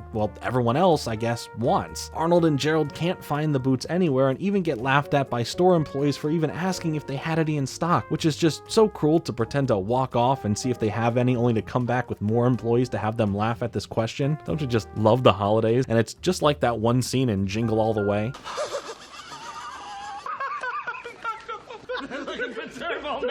That's like my favorite Christmas movie of all time. After every last effort was put into finding these boots, they return to Mr. Bailey only to be let down as the deal is broken based on those boots. Even if they got every other item on the list for him, they were meant to be for his wife and they were the most important item on the list. This breaks Arnold's heart as he feels like he failed, not just himself but Mr. Wynn. Gerald consoles him about this, telling Arnold that he is selfless and great for even trying to do this in the first place. Helga was tailing them and overheard why Arnold had those boots on the list and is sad that Arnold couldn't do such an incredibly nice thing. True empathy sets in for her seeing and hearing all of this, but what can she do? She can't magically fix the situation for Arnold, right? Well, Helga's about to do something so unbelievably great here, it literally is the moment you can tell she does a true act of kindness and wants nothing in return but Arnold's happiness. This is a big character moment for her. Helga, now in a slump, arrives at home to a house filled with joy, something something we find out later is kind of a rare thing to see. Her mother hands her a present to open, and it's really special because inside were the Nancy Spumoni boots that her and everyone else were after. A moment of joy for herself kicks in, immediately running outside to try them on, but something hits her. Something that she struggles with understanding at first. She deals with this weird morality choice here. To enjoy the boots, she's totally entitled to enjoy herself as a gift that she's been really wanting, or use the boots in a way that can be the perfect gift for Arnold. Something else that she really wants. Helga heads back to the government building, running into Mr. Bailey as he is locking up the building and leaving. She offers the boots to him so that he can make good on the deal for Arnold and find Mai. But he declines and says that it's too late and he is heading home. Then Helga delivers such a heartwarming and thoughtful speech about what Christmas is all about. Her herself finding what makes Christmas Christmas, now matching Phoebe's views on Christmas at the start of the episode and mirroring how Gerald learned from Arnold about the art of giving someone a gift. Honestly, this scene is really powerful. You feel the empathy she feels, you hear it in her voice. It makes me all teary-eyed to see the good in Helga come out. With Mr. Bailey finally pondering on the idea and everything that she just said, we now see Arnold sitting at the boarding house, sitting mopey in a chair during the gift exchanges for Secret Santa. Everyone gets their gifts, but there is no gift for Mr. Wynn at the end. Everyone tries to figure out why, and Arnold sits there as hearing that hurts his soul more and more. Mr. Wynn, however, says it's okay anyway, as he isn't too involved in the whole gathering to start with. Arnold can't take the guilt that he feels anymore by at least telling Mr. Wynn that he was thought of and not forgotten. But when trying to tell him this, the doorbell rings and interrupts. As Mr. Wynn ponders into the fireplace, we hear someone enter and speak out to him, just like the voice from earlier. He looks back and sees the now adult Mai standing excitedly behind him. They reunite as Arnold wishes him a Merry Christmas. All while Arnold is none the wiser to the selfless act Helga, and to an extent Mr. Bailey, had pulled off by sacrificing his time with his family, and Helga's most wanted gift for herself, with the final shot being Helga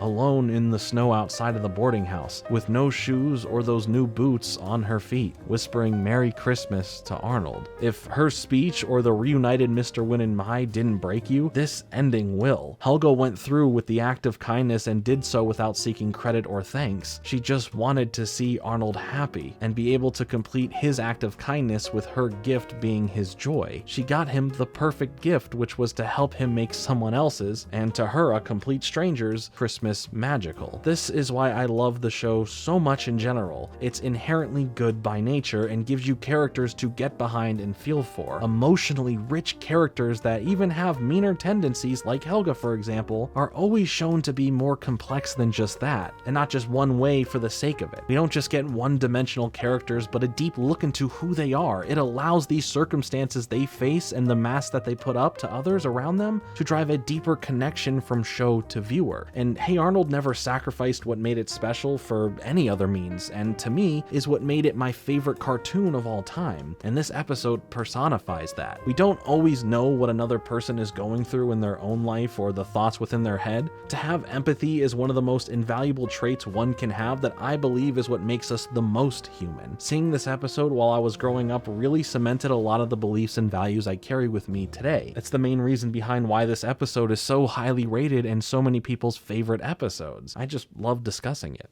Next we have Benchwarmer and Cool Jerk. Benchwarmer gives us our first real look into Coach Wittenberg, a competitive, obsessed with winning guy who coaches the kids through various sports and activities throughout the show. We can dig into him and his relationships later on when it feels more appropriate to do so, but Hey Arnold likes to build in these little character traits, some that may even fly over the kids who originally would be watching this. For example, the coach here has a hard time pronouncing certain words, and is constantly saying the wrong word. That specifically is called malapropism, which is the mistaken use of an incorrect word in place of a word with a similar sound. It's the little things like that that show me the extent the level of detail in the show's character writing went. Arnold and Gerald are on the same basketball team for the YMAA league. However, their joy is short-lived when the coach announces that the team's strategy will only focus on one player, his son Tucker, showing that there is clear favoritism to give his son the spotlight, but at the same time is being extremely hard on his son for him to perform so well. During practices, all the players are expected to pass the ball only to Tucker, which understandably frustrates everyone. And in the first game that they play, Arnold is faced with this dilemma of having to either pass it to Tucker, who is not open to receive the pass, or give it to another player that is open. So he opts to pass the ball to Gerald, who scores a basket. This should be a good thing, but the coach is angry at this and calls a timeout, putting Arnold out for the rest of the game for going against the established plan. Feeling discouraged, Arnold contemplates quitting the team, but his grandfather reminds him of the similar situation he faced in his past. Phil was once an aspiring trapeze artist, but ended up working at the circus cleaning up after elephants for 13 years instead. But he did not quit, he pushed through that, both not getting to do what he wanted and the elephant poo. Phil's grandfather once told him, "Don't quit, you ninny," and this encouragement causes Arnold to stay on the team as a bench warmer. The only thing I remember from the Benchwarmers movie is that one of their moms is making macaroni that night. My mom's sending me a text message. No way! We're having macaroni tonight! In the game, Tucker misses his free throw shots, causing the team to lose and his father to be disappointed and angry at him. Remember, winning is everything to this man.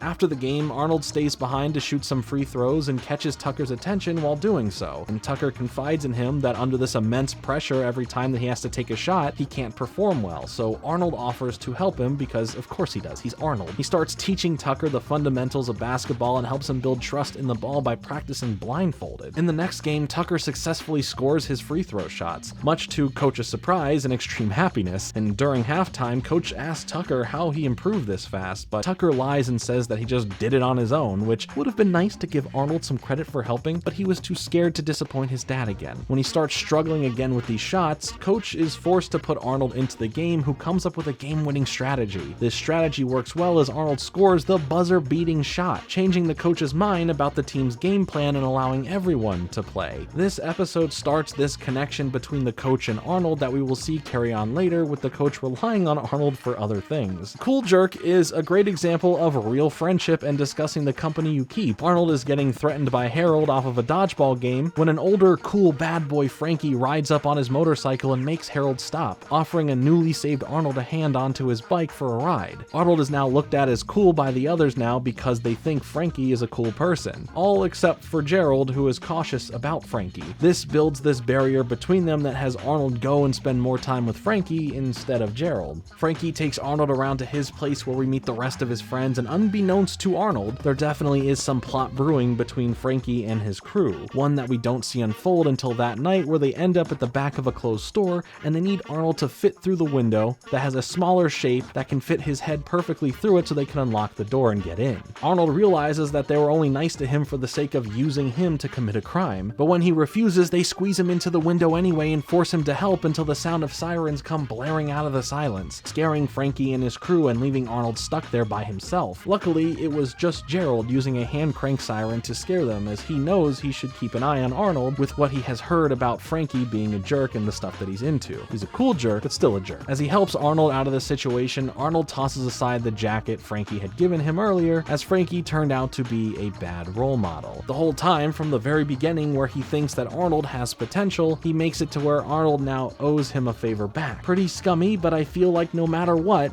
Gerald was there to help out Arnold in the end because he's a great friend. Das Subway and Wies and Ed are next. With Das Subway, we have the classic issue of making it home before the street lights turn on, and trust me, you don't want to find out what happens if you're late. After leaving the movie theater, our lot of kids here only have one available way home, and that is the subway. The street lights are coming on and they can't make it any worse for when they get back. Most of the kids are not into this idea, as the saying is, when the sun goes down, stay above ground, but they all end up taking the subway anyway because why not? One of my favorite things about New York personally was learning the subway, understanding the routes, stops, and transfers to get in and out of the city and into various other boroughs, oftentimes needing to get over to Brooklyn. You see, the most wonderful things all take place on the subway. Street performers, someone vomiting, a rat eating that vomit. It's got it all. But for them, they are young. They mess things up and it looks like they got on the wrong train. So while they have to figure out what they need to do to get on the right train, we take note of the different people here on the subway. A homeless man, a blind person and their seeing eye dog, a couple of random other people, and a claustrophobic patient with her psychologist. Like I said, it's wonderful. You never know who you'll meet. But remember I mentioned rats? Well, one of them chews out the cords to the power supply, stranding the train underground in darkness. And they can't just up and walk out of it either because, well, they're surrounded by rats. The stuck train ends up getting news coverage, and Grandma is on one of her ridiculous missions once again to now go and save them. As time goes on and nothing is happening, all the passengers begin to have their own versions of panic. The most memorable one being the psychologist's patient saying big open spaces. But regardless, everyone is just panicking so much, all calming down once the seeing eye dog ends up going into labor. Again, the things you see on the subway. Wild. Grandma ends up repairing the power supply and the train gets moving again. Why is Grandma such an interesting wild child free spirit? Bless her. Fun little episode, nothing too much to really take away from it, but it's almost like a bottle episode where it would all take place in one location if it weren't for the cutaways from the train. Next is Wheezin' Ed, another slightly classified as scary episode from the show. This revolves around Elk Island as Gerald tells the story of the legend of Wheezin' Ed, a Prohibition-era gangster that hid a lot of dirty money within the caves on Elk Island. Anyone brave enough to enter the caves and try and take it may meet the ghost of Wheezin' Ed who haunts the cave. We love an urban legend. Remember the ghost train? Heck, I sure do. Sheena, one of the lesser used kids on the show, has an uncle who shows up charging them a small fee to be taken to the island, and they all go over there to take part in looking for the treasure. But uh-oh, there's some bad counterfeiting bad guys here who are making fake pennies. You know, the currency that doesn't even matter anymore. And they kind of look like the original thugs from the first episode of the show. Anyway, it's just a perilous journey through these scary cave systems, only to stumble across this shady operation that ends up getting busted by the police. So yeah, that's really it. There's no Wheezin' Ed ghost, probably, but then we cut to the caves once more and we hear some creepy, heavily lunged laughter echoing throughout. Oh yeah, that's why it's scary. It's really not that scary. The next episode has Tutoring Torvald and Gerald Comes Over. With Tutoring Torvald, we focus on a student who has been heavily held back. Torvald, who is in the 4th grade with the rest of our main cast of kids, is actually much older than the rest of the kids. Miss Slovak tasks Arnold with tutoring him in math. Torvald is really just a misunderstood bully though. I say that because I wouldn't really classify him as just some regular bully. He's a lot more complicated than that. The tutoring doesn't go so well at first, and they aren't really seeing eye to eye on the importance of learning math. And then Arnold is even threatened by him to show up at his place later to continue the session. So Arnold goes and sees him at his house and sees his home life, seeing a rougher neighborhood that he lives in, meeting his mother who really cares for her son and talks about how great he is. And Arnold has only ever seen and perceived him in this light of being a bully. She celebrates that he's artistic, showing off a drawing that he ended up getting a C on, but she loves him for it. She is proud of her son. Later in that night, Arnold still can't get through to him and just gives up on him, which it seems like many have done before. We get a look at that drawing once again, showing us that it's just him and his mom, who has to spend her nights away from home working, and he just wants to live up to the son that she believes he is. Torvald now showing his true colors and apologizing to Arnold and commits to trying, at the bare minimum, with Arnold's help to at least get a C, and he promises to no longer bully Arnold's friends in return for his help. Things are starting to look up. Torvald is doing better, and all he has to do is come in and take this math quiz to pass it, but he still struggles with this confidence, having this realization in the classroom when he sneaks into the school at night, and worries about failing in the long run of things, repeating the grade again. And the next morning, he doesn't show. Arnold is let down from how much he believed in him, but just in time, he arrives with confidence to do well, and by the end of it, gets a C+.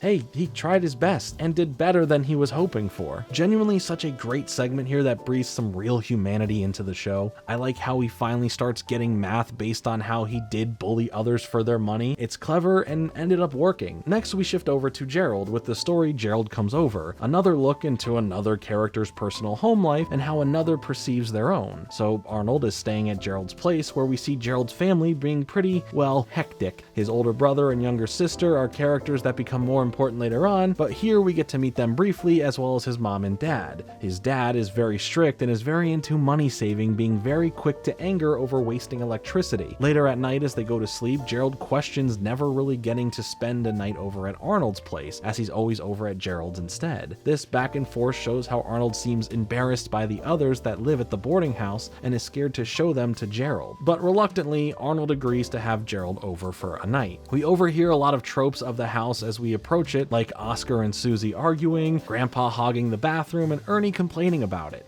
Grandpa informs Arnold that it's the first of the month and it's time to collect the rent from the boarders, giving Gerald the chance to meet the others and Arnold his fears about being embarrassed by the others. We also get to hear Mr. Purdy, and he can't pay the rent that day. And while we don't see him from here, we do technically see him come back in the movie, once again, with the chicken. But anyway, they go from boarder to boarder who make it awkward and difficult to collect the rent. But then we get some more here about Mr. Smith, who very interestingly has all this high tech surrounding his door, only to give Arnold an IOU. It's just great. And now when they visit Mr. Wynn, they get pulled into doing some house maintenance for him and left with having a "I'll pay you tomorrow" given to them. When we visit the Kakashkas, we see Susie shoving things out of the apartment like usual as a fight is getting out of hand once again. But dinner at the house resolves everything. People are enjoying their time together at the table, and Gerald loving seeing this side of Arnold's life that he keeps private versus his home life that later on we see affects him pretty heavily. Next is Spelling Bee, and the other is Pigeon Man. First with Spelling Bee, where Miss Slovak is getting Arnold and Helga ready for the upcoming Spelling Bee, with them being the best spellers to represent in the citywide Spelling Bee from the school. Miss Slovak is an interesting teacher who darts out of the class when the bell rings as opposed to the students not doing that. Also, there's this mention of asbestos being in the school that her announcement is all about until it just gets cut off, pointing to issues that the school is dealing with. Regardless of all of that though, Helga and Arnold will both be in the Spelling Bee, but against each other here. The grand prize is $500, and Arnold fantasizes about the Tone Master 2000 that he wants so bad. Helga is conflicted about winning, but it would be in Arnold's demise, and losing being in her worst interest to do so because she's worked so hard and equally deserves to win. But what this episode does well is it starts to give us a look into Helga's family relationships, where her dad is applying this pressure to her to win, as he made a commercial for his business that if she doesn't win, he has to give out free beepers. Please tell me that there are people watching this who, without having to look it up, know what a beeper is. Jeez, how did I get this old? We see how Helga is constantly put up to task against her older sister, who is looked at as perfect in her parents' eyes, and how Helga is not her. They time after time show little interest in who Helga is and rather her just be like her sister. Helga seems to wear this mask against it, just taking it as it comes, but she internalizes all of this for another time later in the series. We'll see how she has to struggle at home through her parents' treatment of her, and why she has this tough exterior, not being allowed to be herself and feeling like she has to hide her feelings in general. Now it's time for the Spelling Bee, and things get pretty intense. Helga is under a lot of pressure here, and Arnold just wants to do his best through a series of kids spelling correctly and incorrectly. Even a kid who ends up cheating, named Seymour, has this earpiece fall out, gets taken away by security. We don't know what happens to him. I think he's just dead. Spelling bees are very serious business. Now it's just Arnold and Helga, so Big Bob tries to bribe Arnold with the prize money just as long as he throws the Spelling Bee to Helga, where now Arnold envisions playing the Tone Master with Ruth McDougal hanging out with him.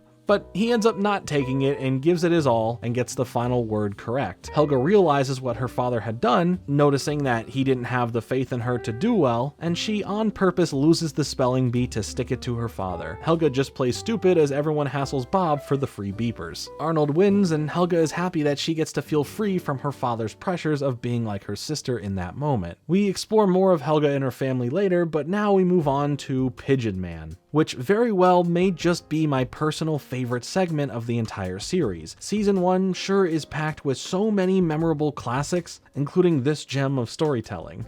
We see Arnold spending time with his carrier pigeons, which were a way of sending letters or messages instead of mail by using pigeons within a city. One of his birds, Chester, is having some issues and seems sick. Being worried about him, he brings Chester to the Pigeon Man, but he is only said to exist as a rumor, more so than an actual person. Gerald, like usual, tells the tale of the Pigeon Man, this legend that he was claimed to be half man, half bird, but no one knows for sure, with only twisted stories being told over the years. But he does exist, and Arnold is destined to meet him for the sake of his bird. And when we do meet Pigeon Man, he is but a loner who has cut himself off from society to live among the pigeons he cares for every day. Dressed up as an aviator, he dons a very worn out look on his face and barely utters words to Arnold, but promises to take care of Chester just by saying, "Come back tomorrow." The next day, Arnold visits him once more and Chester seems much better. The Pigeon Man gives Arnold some healing instructions and speaks to him about his relationship to these pigeons. He can trust birds and they can trust him him back. Arnold talks to him about getting lonely with no one around, but he looks down upon people. People do nothing but cause pain for him, but he opens up to Arnold,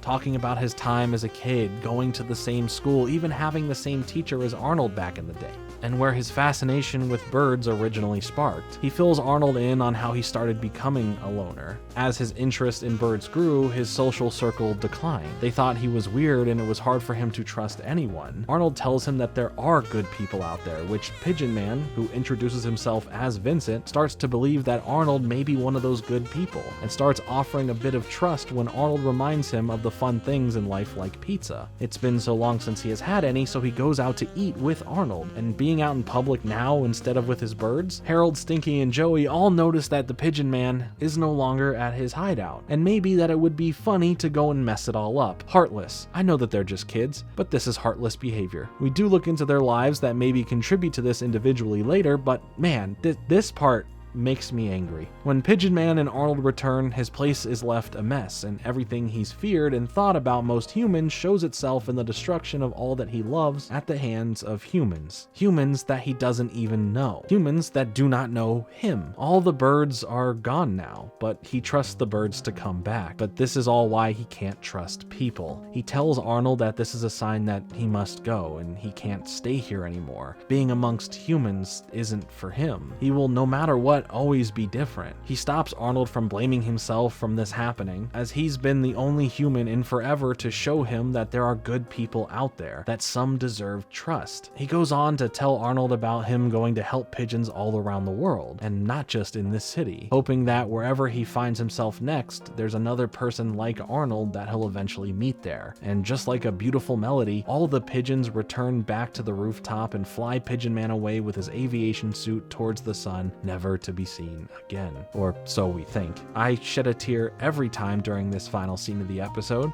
This truly good person who has been cast aside from society finally sees some good in humanity, but leaves to form another chapter of his passions with caring for birds elsewhere.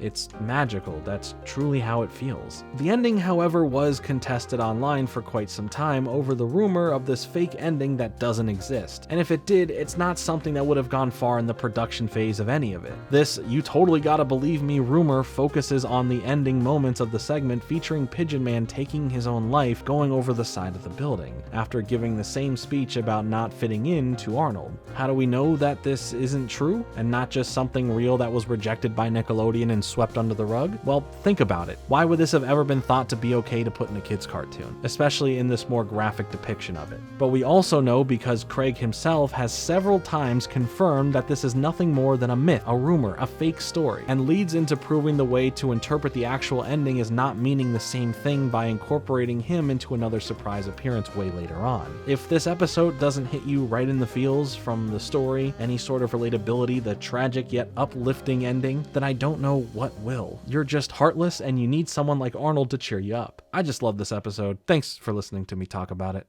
We didn't mean to hurt you. Well, actually we did. Football Head will be right back. Hey, Arnold!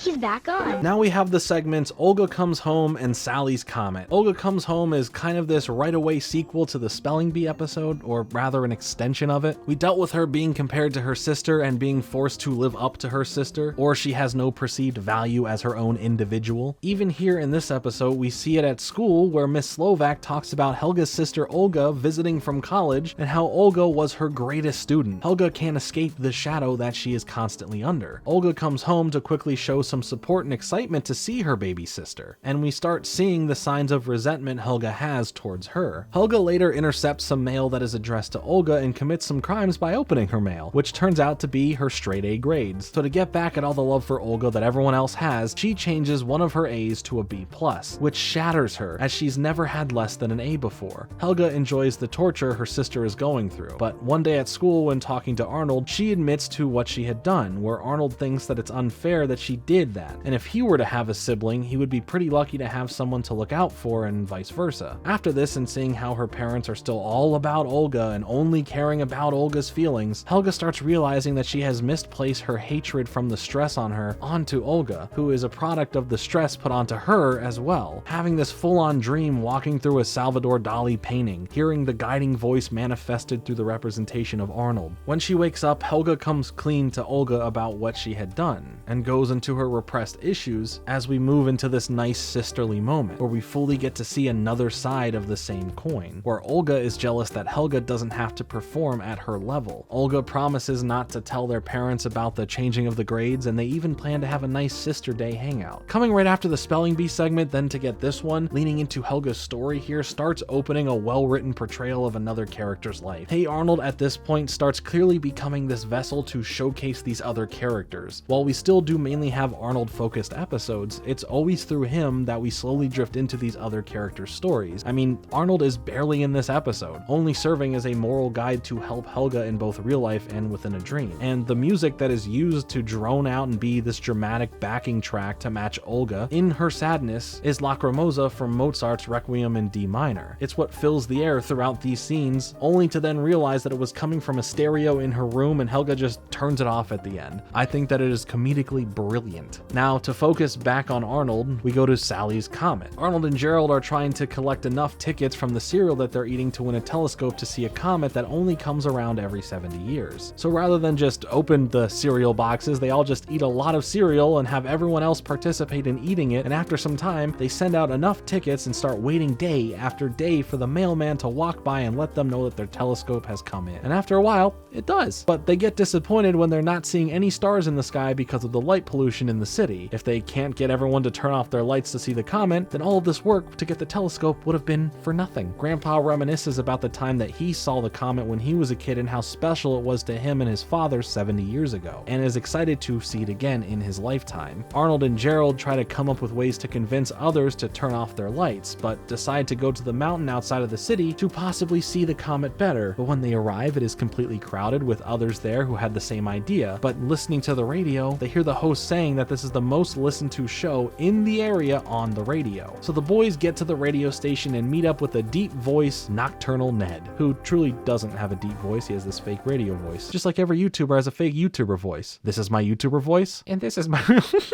and this is my real one.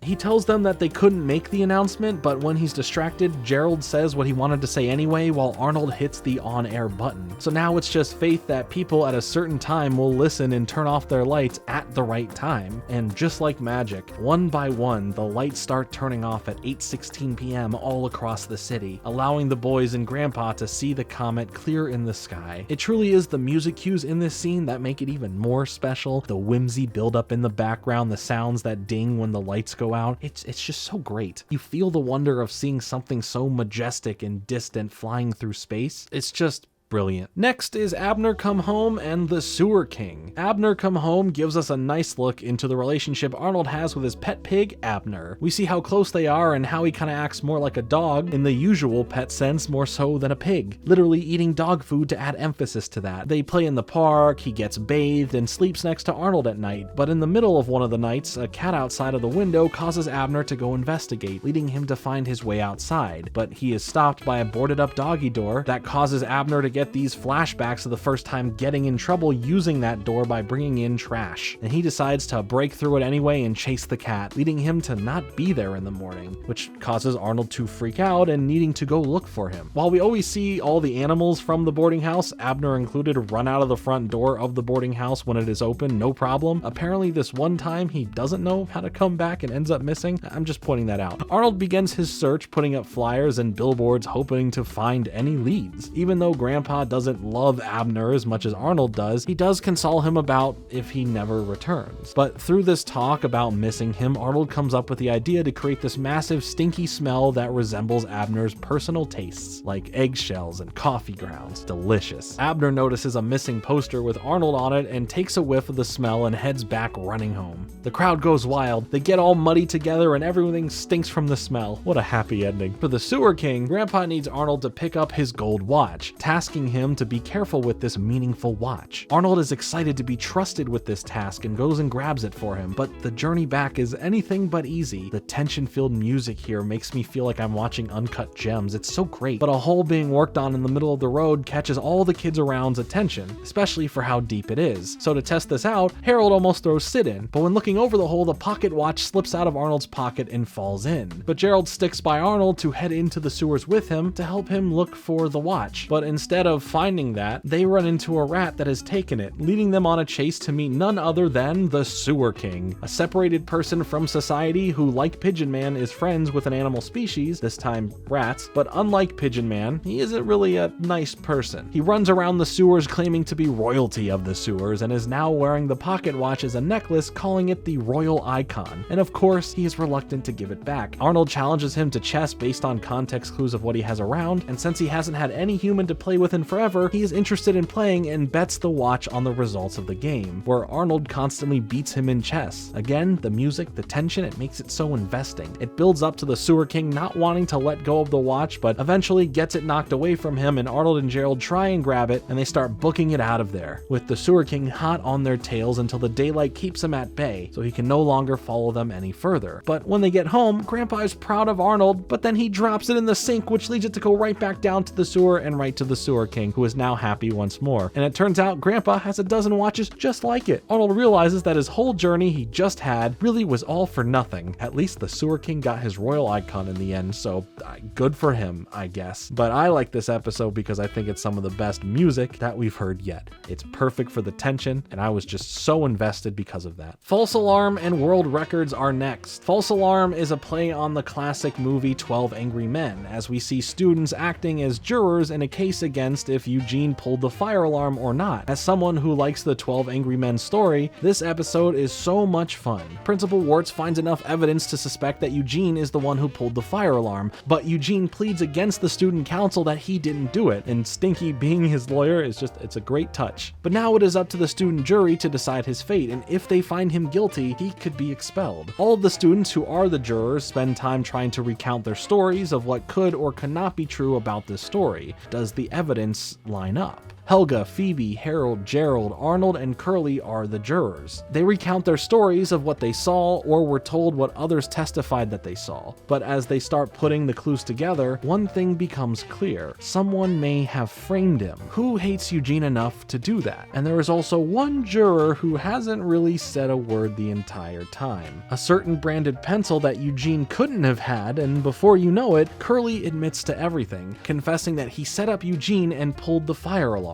Why? Well, a little while back, he remembers letting Eugene borrow that special pencil from him, and how he feels that Eugene treated it and how he returned it to him, even though Eugene just kind of used it as a regular pencil. But this confession saves Eugene. Arnold had Eugene's back once again. Curly ends up not being expelled. Well, we don't really know what happens to him. He kind of just gets taken away. It's a great parody episode. For World Records, the kids gather around looking into the book of World Records while Arnold is fascinated with getting his own record too. Arnold convinces Gerald to try and break some with him, and walking backwards being where they start at, but they give up after a mile. And other various attempts at different records don't really pan out too well. But you gotta give them some props for even trying, right? Harold and Sid give them this great idea of not just trying to break previous records, but do something new and different that they can come up with. These don't end up much better in the long run. Arnold starts explaining that they need to put their individual skills together to create something. This leads them to creating the world's largest pizza puff. What's a pizza puff? What's a pizza puff? Yeah, that's what I said. Everyone gets to work with help from some adults to create this massive lumpy dough pile, but thanks to some mismeasurement of baking soda, it explodes, causing a giant mess. But even when they feel defeated from not being able to beat any records, Arnold receives a letter sometime after from the Book of World Records claiming that they put all of the students, and I guess the adults, into the book for breaking the most attempts to get into the Book of World Records record. Who didn't have a moment in time, either by yourself or with friends, trying to break some form form of world record or two. It's very nostalgic to me and to those days of hanging out with friends thinking that the world is your oyster to do whatever, and then you grow up and you have taxes and that's fun. Now we have the segments Magic Show and 24 Hours to Live, which is special, but let's first talk about Magic Show, where Arnold is throwing a magic show presentation at the same time it's also Helga's father's birthday. Helga seems extra mean today to everyone around her, from her best friend to Harold to even her crush Arnold. Yep, it's going to be another Helga episode, and she gets volunteered to be a part of Arnold's disappearance act, with the crowd wanting her to actually disappear. But during the trick, she decides to fully play into it after hearing Gerald wishing that they can actually make her disappear. So she escapes out of the back of the box without being seen and ruins Arnold's trick. This becomes a look into Helga if she weren't around after she hits her head and envisions a life without her being there. More specifically, her just gone missing from this incident, and seeing that there was a parade in her honor about her missing and how awful that she was to everyone. So now everyone's happy that she's gone. When she visits home, she sees an unusually happy household between her father and mother. Bob is kind. He has other interests now and is madly in love with his wife, while Miriam isn't as down or depressed or being alluded to drinking anymore, having fun in a love-filled marriage, which, with all of this being so heavily built up in Helga's mind, is a tough thing to see. In her subconscious, she blames herself on the way her parents usually are, the way they act and believe that she is a nuisance to them. They would be truly happy without her around, playing further into the fact that she left home earlier that day to not celebrate her father's birthday. We look at her best friend, who she just treated poorly earlier, now having a new best friend without any cares for Helga and is happy with her way more than she ever was with Helga. The nightmare grows more for Helga as Arnold eventually becomes a famous magician who is going on to marry good old Ruth McDougal. But for Helga, this goes beyond just these wacky what-ifs. This personification of who she feels she is to others deep in her mind has her now realizing that her attitude can push people away so far that they don't like her at all, nor want her around. The missing poster for her saying missing but not missed is just the perfect background detail that isn't mentioned, but a sprinkle to add into the weight of misery at herself that she is currently feeling. It puts the inspiration for this segment in plain sight when a newspaper lands in her hands saying, "It's a Wonderful Life," without Helga. It really gets to her though when hearing Arnold doesn't miss her, and that his life went into the direction of being in the arms of another girl. When Helga wakes up, she has this change of heart to make things right for everyone that she has wronged, at least in that day, visiting home to give her dad a present and a kiss, and then reappears for Arnold at the show saving the magic trick, giving Phoebe some flowers and apologizing to everyone for her rudeness, until she is interrupted and mad that she couldn't get her full apology out, but does get this quick private moment with Arnold to apologize. But Arnold's lackluster attitude about this, because she kind of messed up his trick, leads Helga to fall right back into her mask of not being nice and vulnerable. Helga has a lot to unpack, as you will see throughout the show. There is so much more to dig into here. Now we move over to 24 Hours to Live, which, if you paid attention, is the series remake of the original pilot that played in movie theaters that we discussed earlier, now with essentially just updated animation. Arnold and friends' game of baseball turns into a lot of smack talk until Arnold hits the ball right into Harold's face, angering him and setting him ready up for a fight. But Helga steps in front of him to save Arnold, but says it's a way of building up this ticking clock of anxiety. So Harold gives him 24 hours till they have to face each other again. And as equally as much as Helga just helped him, she taunts him throughout the next day with a countdown, like, "Oh, you have 24 hours till you die," as again, she's so internally conflicted about her emotions towards him. At the boarding house, Grandpa doesn't offer much aside from reminding him of the great advice to never eat raspberries. Alone in his room, Arnold tries to escape the world while he can, as Helga counts down the minutes and hours until he dies in the fight, literally standing outside with a megaphone. He's trapped and he can't escape, and he realizes that if he goes crazy, Harold won't stand a chance. Waking up from this dream realization about this, being ready to face the music with music. At the fight, he warns Harold that "I'm crazy,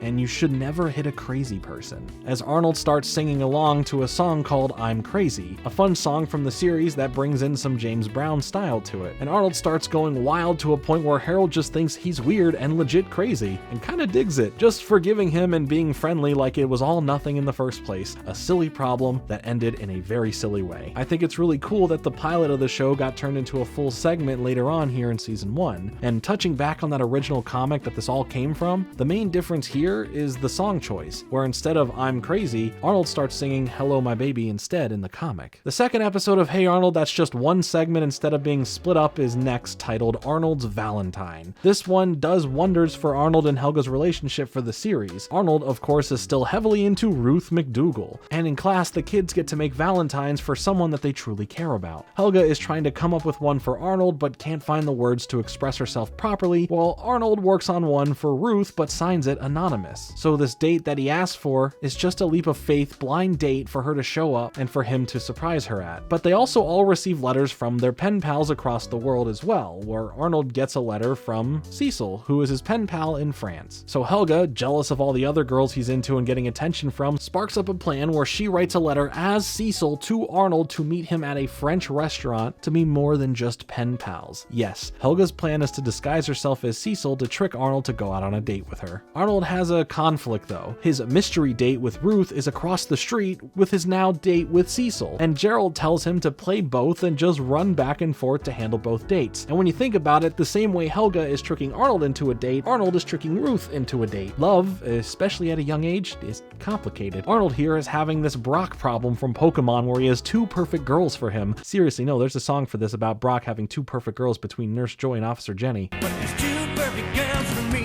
I will have a future video that mentions this more, but I just thought I'd bring it up. Helga ends up getting a makeover to transform into Cecil, but looks nothing like her, which in reality it was just her trying to hide the fact that she was Helga at all. There is this moment in Arnold's room between him and Gerald where he is practicing of what he's going to say to Ruth specifically, ending his sentiments saying that whenever he thinks about her, he hears this beautiful music, and that he just really wanted to admit to her that he likes her a lot, which causes Gerald to start tearing up and acting a bit weird because of it. Gerald really is just a great supportive friend who is going to look out for him while juggling these two dates. Is the idea of doing this a good thing for all the parties involved? No. Is it funny? Yes. You know what else is funny? The real Cecil is also on her way to the States to surprise Arnold. Who could have seen that coming? Helga gets to the date and just tries to improvise as much as she can, but as Helga is talking, Arnold drifts off, noticing that Ruth has showed up for his other date. So he excuses himself to go to the restroom to really go across the street and start that date with Ruth, which is clearly not going too great based on her not realizing Arnold was the date, but instead thinks that he's just a server helping her. Back with Helga, who spent her time waiting and practicing what to say, the topic of Helga is brought up where Arnold talks about him not really being into her and that she kind of bugs him. Helga tries to salvage Arnold's perception of her, but ends up getting pretty sick after realizing what she ordered and tried eating, which was cow brains and eggs. So while she's in the bathroom, Arnold heads back to the other date with clearly Ruth has no interest in Arnold, still believing that the real date she is waiting for is someone else. Helga returns back, a bit defeated that Arnold is gone, but he returns with flowers thanks to Gerald being a W-Mans. And Arnold starts talking about that after finally getting to know Ruth, she isn't the girl he thought she was. Ruth gets preoccupied with a waiter at the restaurant anyway, so Helga, or in this moment Cecil, has this really close bonding moment where both of them start feeling this good vibe here. Arnold breaks one more time to say goodbye to Ruth once he notices her leaving, and Helga notices that he is out there talking to Ruth and gets upset at Arnold, and Arnold tries to explain what has happened, but in the middle of this, the real Cecil shows up, making it way more complicated, and Gerald clutches again and pretends to be Arnold for the real Cecil, saving Arnold from this situation with Helga, who he for some reason doesn't recognize, and she refuses to explain who she truly is. It becomes super sweet at the end of this, as they both had a great time towards the later half of their date, and he even kisses her hand before they depart. They both walk away with one of her shoes, leaving Arnold to wonder who she truly was, while he holds on to this shoe just like in Cinderella, and leaving Helga to be conflicted with Arnold liking her back but liking Cecil, while her version of Cecil, which towards the end was just a vulnerable Helga who was finally able to let her guard down since she wasn't just presenting as herself. They clearly have some sort of spark here, and it was really important for Arnold to realize that Ruth wasn't the same girl in his mind that he had built up all these expectations for. It's a great episode, and one that brings us to the end of the first season of Hey Arnold. I know, that was quite a bit, but there is so much detail packed into every episode. Let's now take a look through season 2 of the show and where we find our characters at after going through their establishing general first season.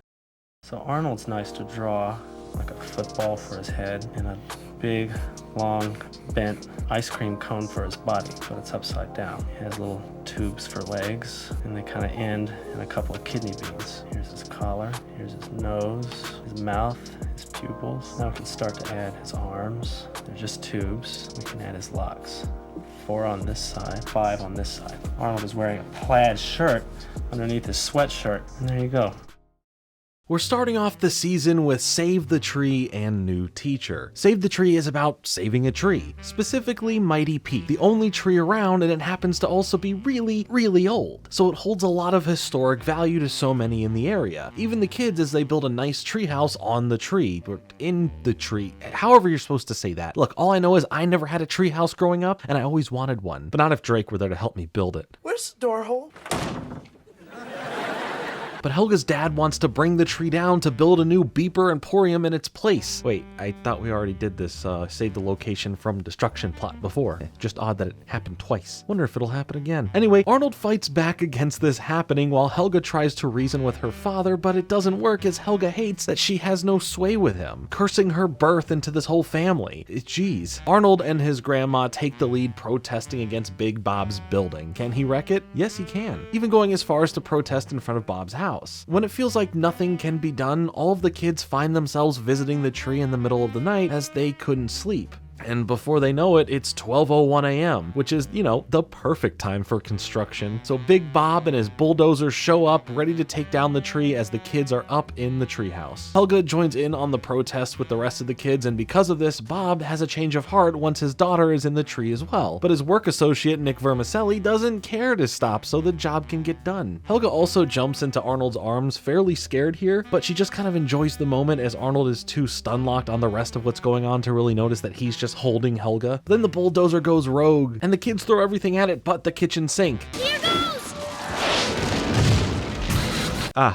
Let that sink in. At the last second, Grandma comes out of nowhere, Tarzaning her way onto the machine and turning it around just in time. Bob just kind of gives up on destroying the tree, seeing how the kids actually truly love it, but mentions building in the vacant lot instead, which sends the kids off to stop him from doing that as well. Also, Bob calls Helga Olga for a moment. It's a trope we see here and there throughout the series, and it kind of plays into how Helga feels about a lot of things, but he blames it here for just, being hit on the head and not for his usual just being a bad father to her. So yeah, I don't know if I believe that one. The segment was also the first of two that was shown off during Nickelodeon's week-long event of showing shows off in Chroma Depth 3D, with their term for it being 3D Noggle Vision. So there was a 3D Arnold comic and now a 3D version of some segments. Now here's a way to start a new season. Miss Slovak has retired from teaching to pursue her dream of being a golfer. I will point out some continuity errors with the official airing list because Miss Slovak appears later on as the teacher still, but from here, technically because of this episode, she shouldn't be. But for now, she's gone, and we'll just kind of point it out as it comes along. The kids aren't mad about this as they get introduced to Mr. Simmons, a very cheery and excited about teaching teacher. He's sensitive and he cares about his job and his students. And the kids start quickly turning on him because they don't like his teaching and plan to mess with him so bad that he has to quit, just because they know they can do this to him. He's a pushover. At first, Mr. Simmons takes it all quite well, and it's just harmless fun they're having, all until he tries to enjoy one of his delights to himself, his lunch, which Harold has eaten. Also, Helga disses poetry here, but she's also really good at poetry, and we talk about that a lot throughout this video. So who you kidding to yourself? Stop hiding that. She hides it all the time. Mr. Simmons spirals into a panic-filled emotional state because of the sandwich mixed with everything else going on, even showing how nice of a guy he would have been by saying he would have given half of his sandwich to Harold if he had just asked. And the next day, Mr. Simmons doesn't return, and now it's this strict, no-nonsense lieutenant teacher who tries to whip them into shape, turning the classroom into a gosh darn military. And they dislike him more than Mr. Simmons. You don't know how good you got it until you don't. So they all go and visit Mr. Simmons at his house because for some reason they all know his address, and they try constantly to get him to come back. But he finally decides to listen to them as they express themselves through the teaching that he actually taught them and tried to instill in them. And even Harold makes him a replacement sandwich. It's all very touching. So he definitely wants to come back to teach them. All is good, but there's one problem left at the school that they have to fix. They have to find a way to break this military-industrial complex by using more tactics from Mr. Simmons to get him to quit, by asking why and questioning things to learn. This, after a while, breaks him, viewing the kids as these demonic beings and running out in terror. But it's okay, Mr. Simmons is back, and it was a great way to introduce a new, long-lasting character into the show. We get this nice montage of a field trip in the park as we see how much fun they're all having while still learning, all backed backed by some smooth and melodic tones to end the episode nicely. I really feel Mr. Simmons was this character to really focus on more of the school narrative of the show. Most time the school stuff was smaller or overlooked in favor of stories mostly told after school or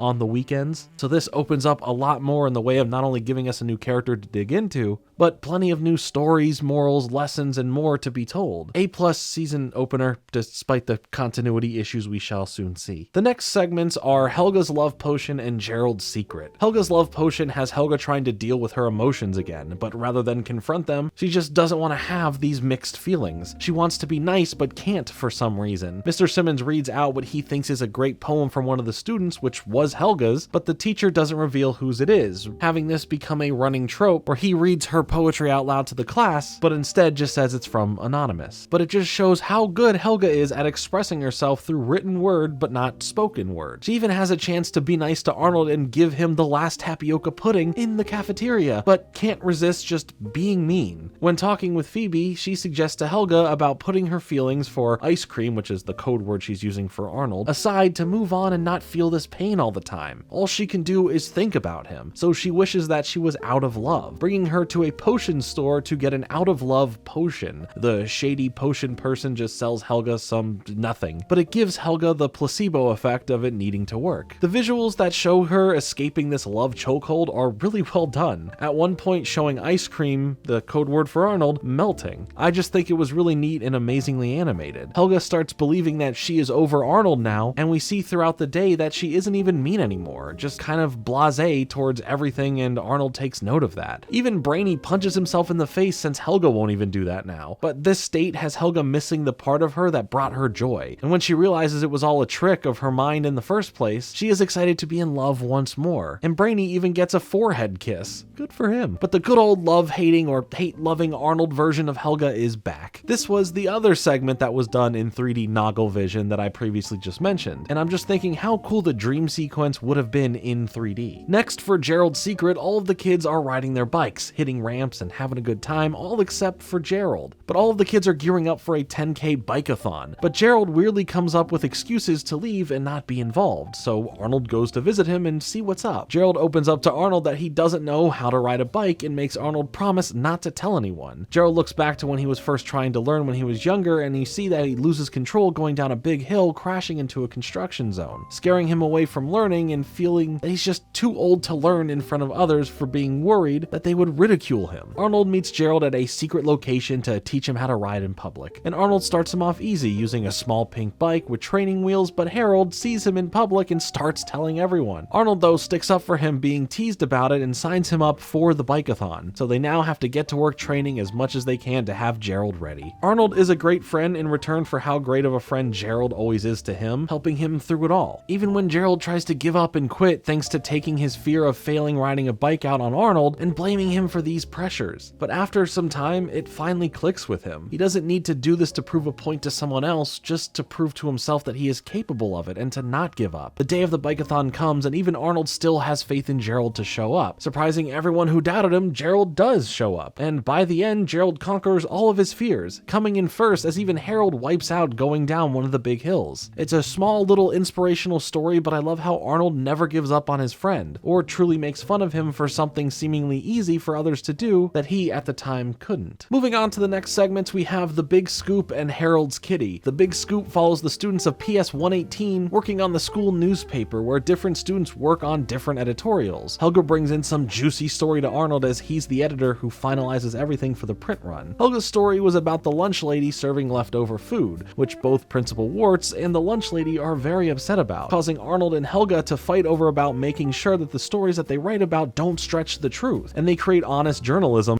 as if that's a real thing. Helga goes off to make her own newspaper that starts turning out to be this gossip paper, a fabricated form that even at one point she tries sneaking into Arnold's production to combat all of their upcoming stories. They also get a chance to get back at Helga with the form of blackmail against her, but Arnold doesn't feel comfortable with this and refuses. Now, there's this one story that Helga starts working on that seems to might be true, but Arnold starts investigating Helga's fabrication of it, writing about the school becoming an amusement park, while Arnold ends up finding the truth that it's just to add on to the school with upgrades instead, when they hear Principal Warts and Ernie discussing some sort of demolition. We also make note that Helga's paper actually costs money. It costs 5 cents, where Arnold's paper is free. It's just a little detail here where Helga has a little bit of her dad's tendencies in her. Arnold gets the truth out there first, and everyone realizes that Helga was not truthful this whole time about what she writes. Helga eventually comes back to working with Arnold, leaving us right back at the start. This easily could have been that gossip story about friends where it alienates her from all of the students until they all turn on her, but I love that it was just a battle of honest journalism trying to combat fake news without resorting to dirty tactics. For Harold's kitty, we finally get a look into Harold here, a character we end up starting to get to know more from this point. We see throughout the start of the episode that Harold is struggling with his streak of being mean to others, always coming off as a jerk or a bully, or, you know, destroying a pigeon coop. I haven't forgotten about that. But after Harold hears a noise coming from a trash can, it turns out to be a little kitty who seems to be lost, where Arnold tasks Harold with helping look after this cat, as they will need to look for the owner. And now Harold starts changing from disliking cats to quickly falling in love with him. Harold ends up saying that he wants to take the cat home and take care of it for now, and even calls him Cupcake. And now alone, he starts talking to the cat about how he relates to him, how him being alone a lot of the time is the usual for both of them. Arnold notices how much Harold likes this cat, as Harold doesn't seem to want to give the kitty back, or to even care to search for the owner with Arnold. But either way, Arnold still puts up flyers because it's the right thing to do. The cat needs to get back to its original owner. And the real owner ends up finding one of the posters and getting in contact with Arnold, so they both now go and try to get the cat back from Harold. But this attachment that Harold deals with, this unconditional love that the cat gives him, something he feels a lack of leading into how he treats others around him, it all hits a boiling point, leading up to this hostage negotiation between the neighborhood, police, animal control, and Harold, where Arnold then sneaks into Harold's house to have a heart-to-heart with him. If we go back to the start of the episode, the lady here who he was having an argument with, of course, turns out to be the same cat owner here. She's not just this monster as Harold sees her at the beginning, she's just a lonely older lady whose whole life is this cat. While of course he gives the cat back to her, very emotionally, the older lady lets him come visit the cat, not fully putting their differences aside, but in respect for both being in a similar situation. And we end on all of the other kids rethinking who Harold actually is. Seeing this softer side of him instead of this mean exterior was kind of a shock. Harold is very interesting, and we get a taste of his home life here seeing his parents a bit, but we don't dive into them further just yet. Next, we got Longest Monday and Eugene's pet. Yet another pet one already, but first let's talk about Longest Monday, which the day that I am writing this part is a Monday. And oh boy, has it been long. The episode follows the first Monday in June, where it is apparently Trash Can Day, where Gerald tells the tale of it, where 5th graders get the most rancid trash filled with maggots and flies from all around the city and dunk 4th graders in them. The 4th graders know that the 5th graders are planning a big day for this, practicing how they are going to trash dunk the 4th graders. So they all begin a chase throughout the city, just trying to escape the clutches of them, hopefully getting to safety before the 5th graders actually get them. But right off the bat, in the hallways when the school day is over, so many kids start getting their trash desserts. Wolfgang, the main leader of the bullies in 5th grade here, is spearheading the movement of Trash Day and begins chasing the remaining kids running away from them, leaving Arnold, Gerald, and a few other kids left on the run. But everywhere they go, more and more 5th graders are on the case. Harold gets sacrificed, Eugene gets sacrificed, leaving our main two on their own. But another student, Park, has a safe house that saves 4th graders who both survive the trashing and cleaning the ones who need it. But the 5th graders finally find them, breaking into this place, and the chase continues. Our two here meet Mickey the Weasel, who basically just sells them out to the 5th graders, leading them right to them. Arnold tries to have a talk with Wolfgang, trying to convince him that, trashing, maybe you can just end this here, it was a really great speech. But he still trashes them after a fun time mocking them about thinking about it. No one escapes Trash Can Day. Also, they get rolled down the hill in a trash can, which just kind of made it worse. And also some 3rd graders make fun of the 4th graders for getting trashed, but Gerald and Arnold debate on maybe whether they're gonna trash those 3rd graders when they're 4th graders when they're 5th graders.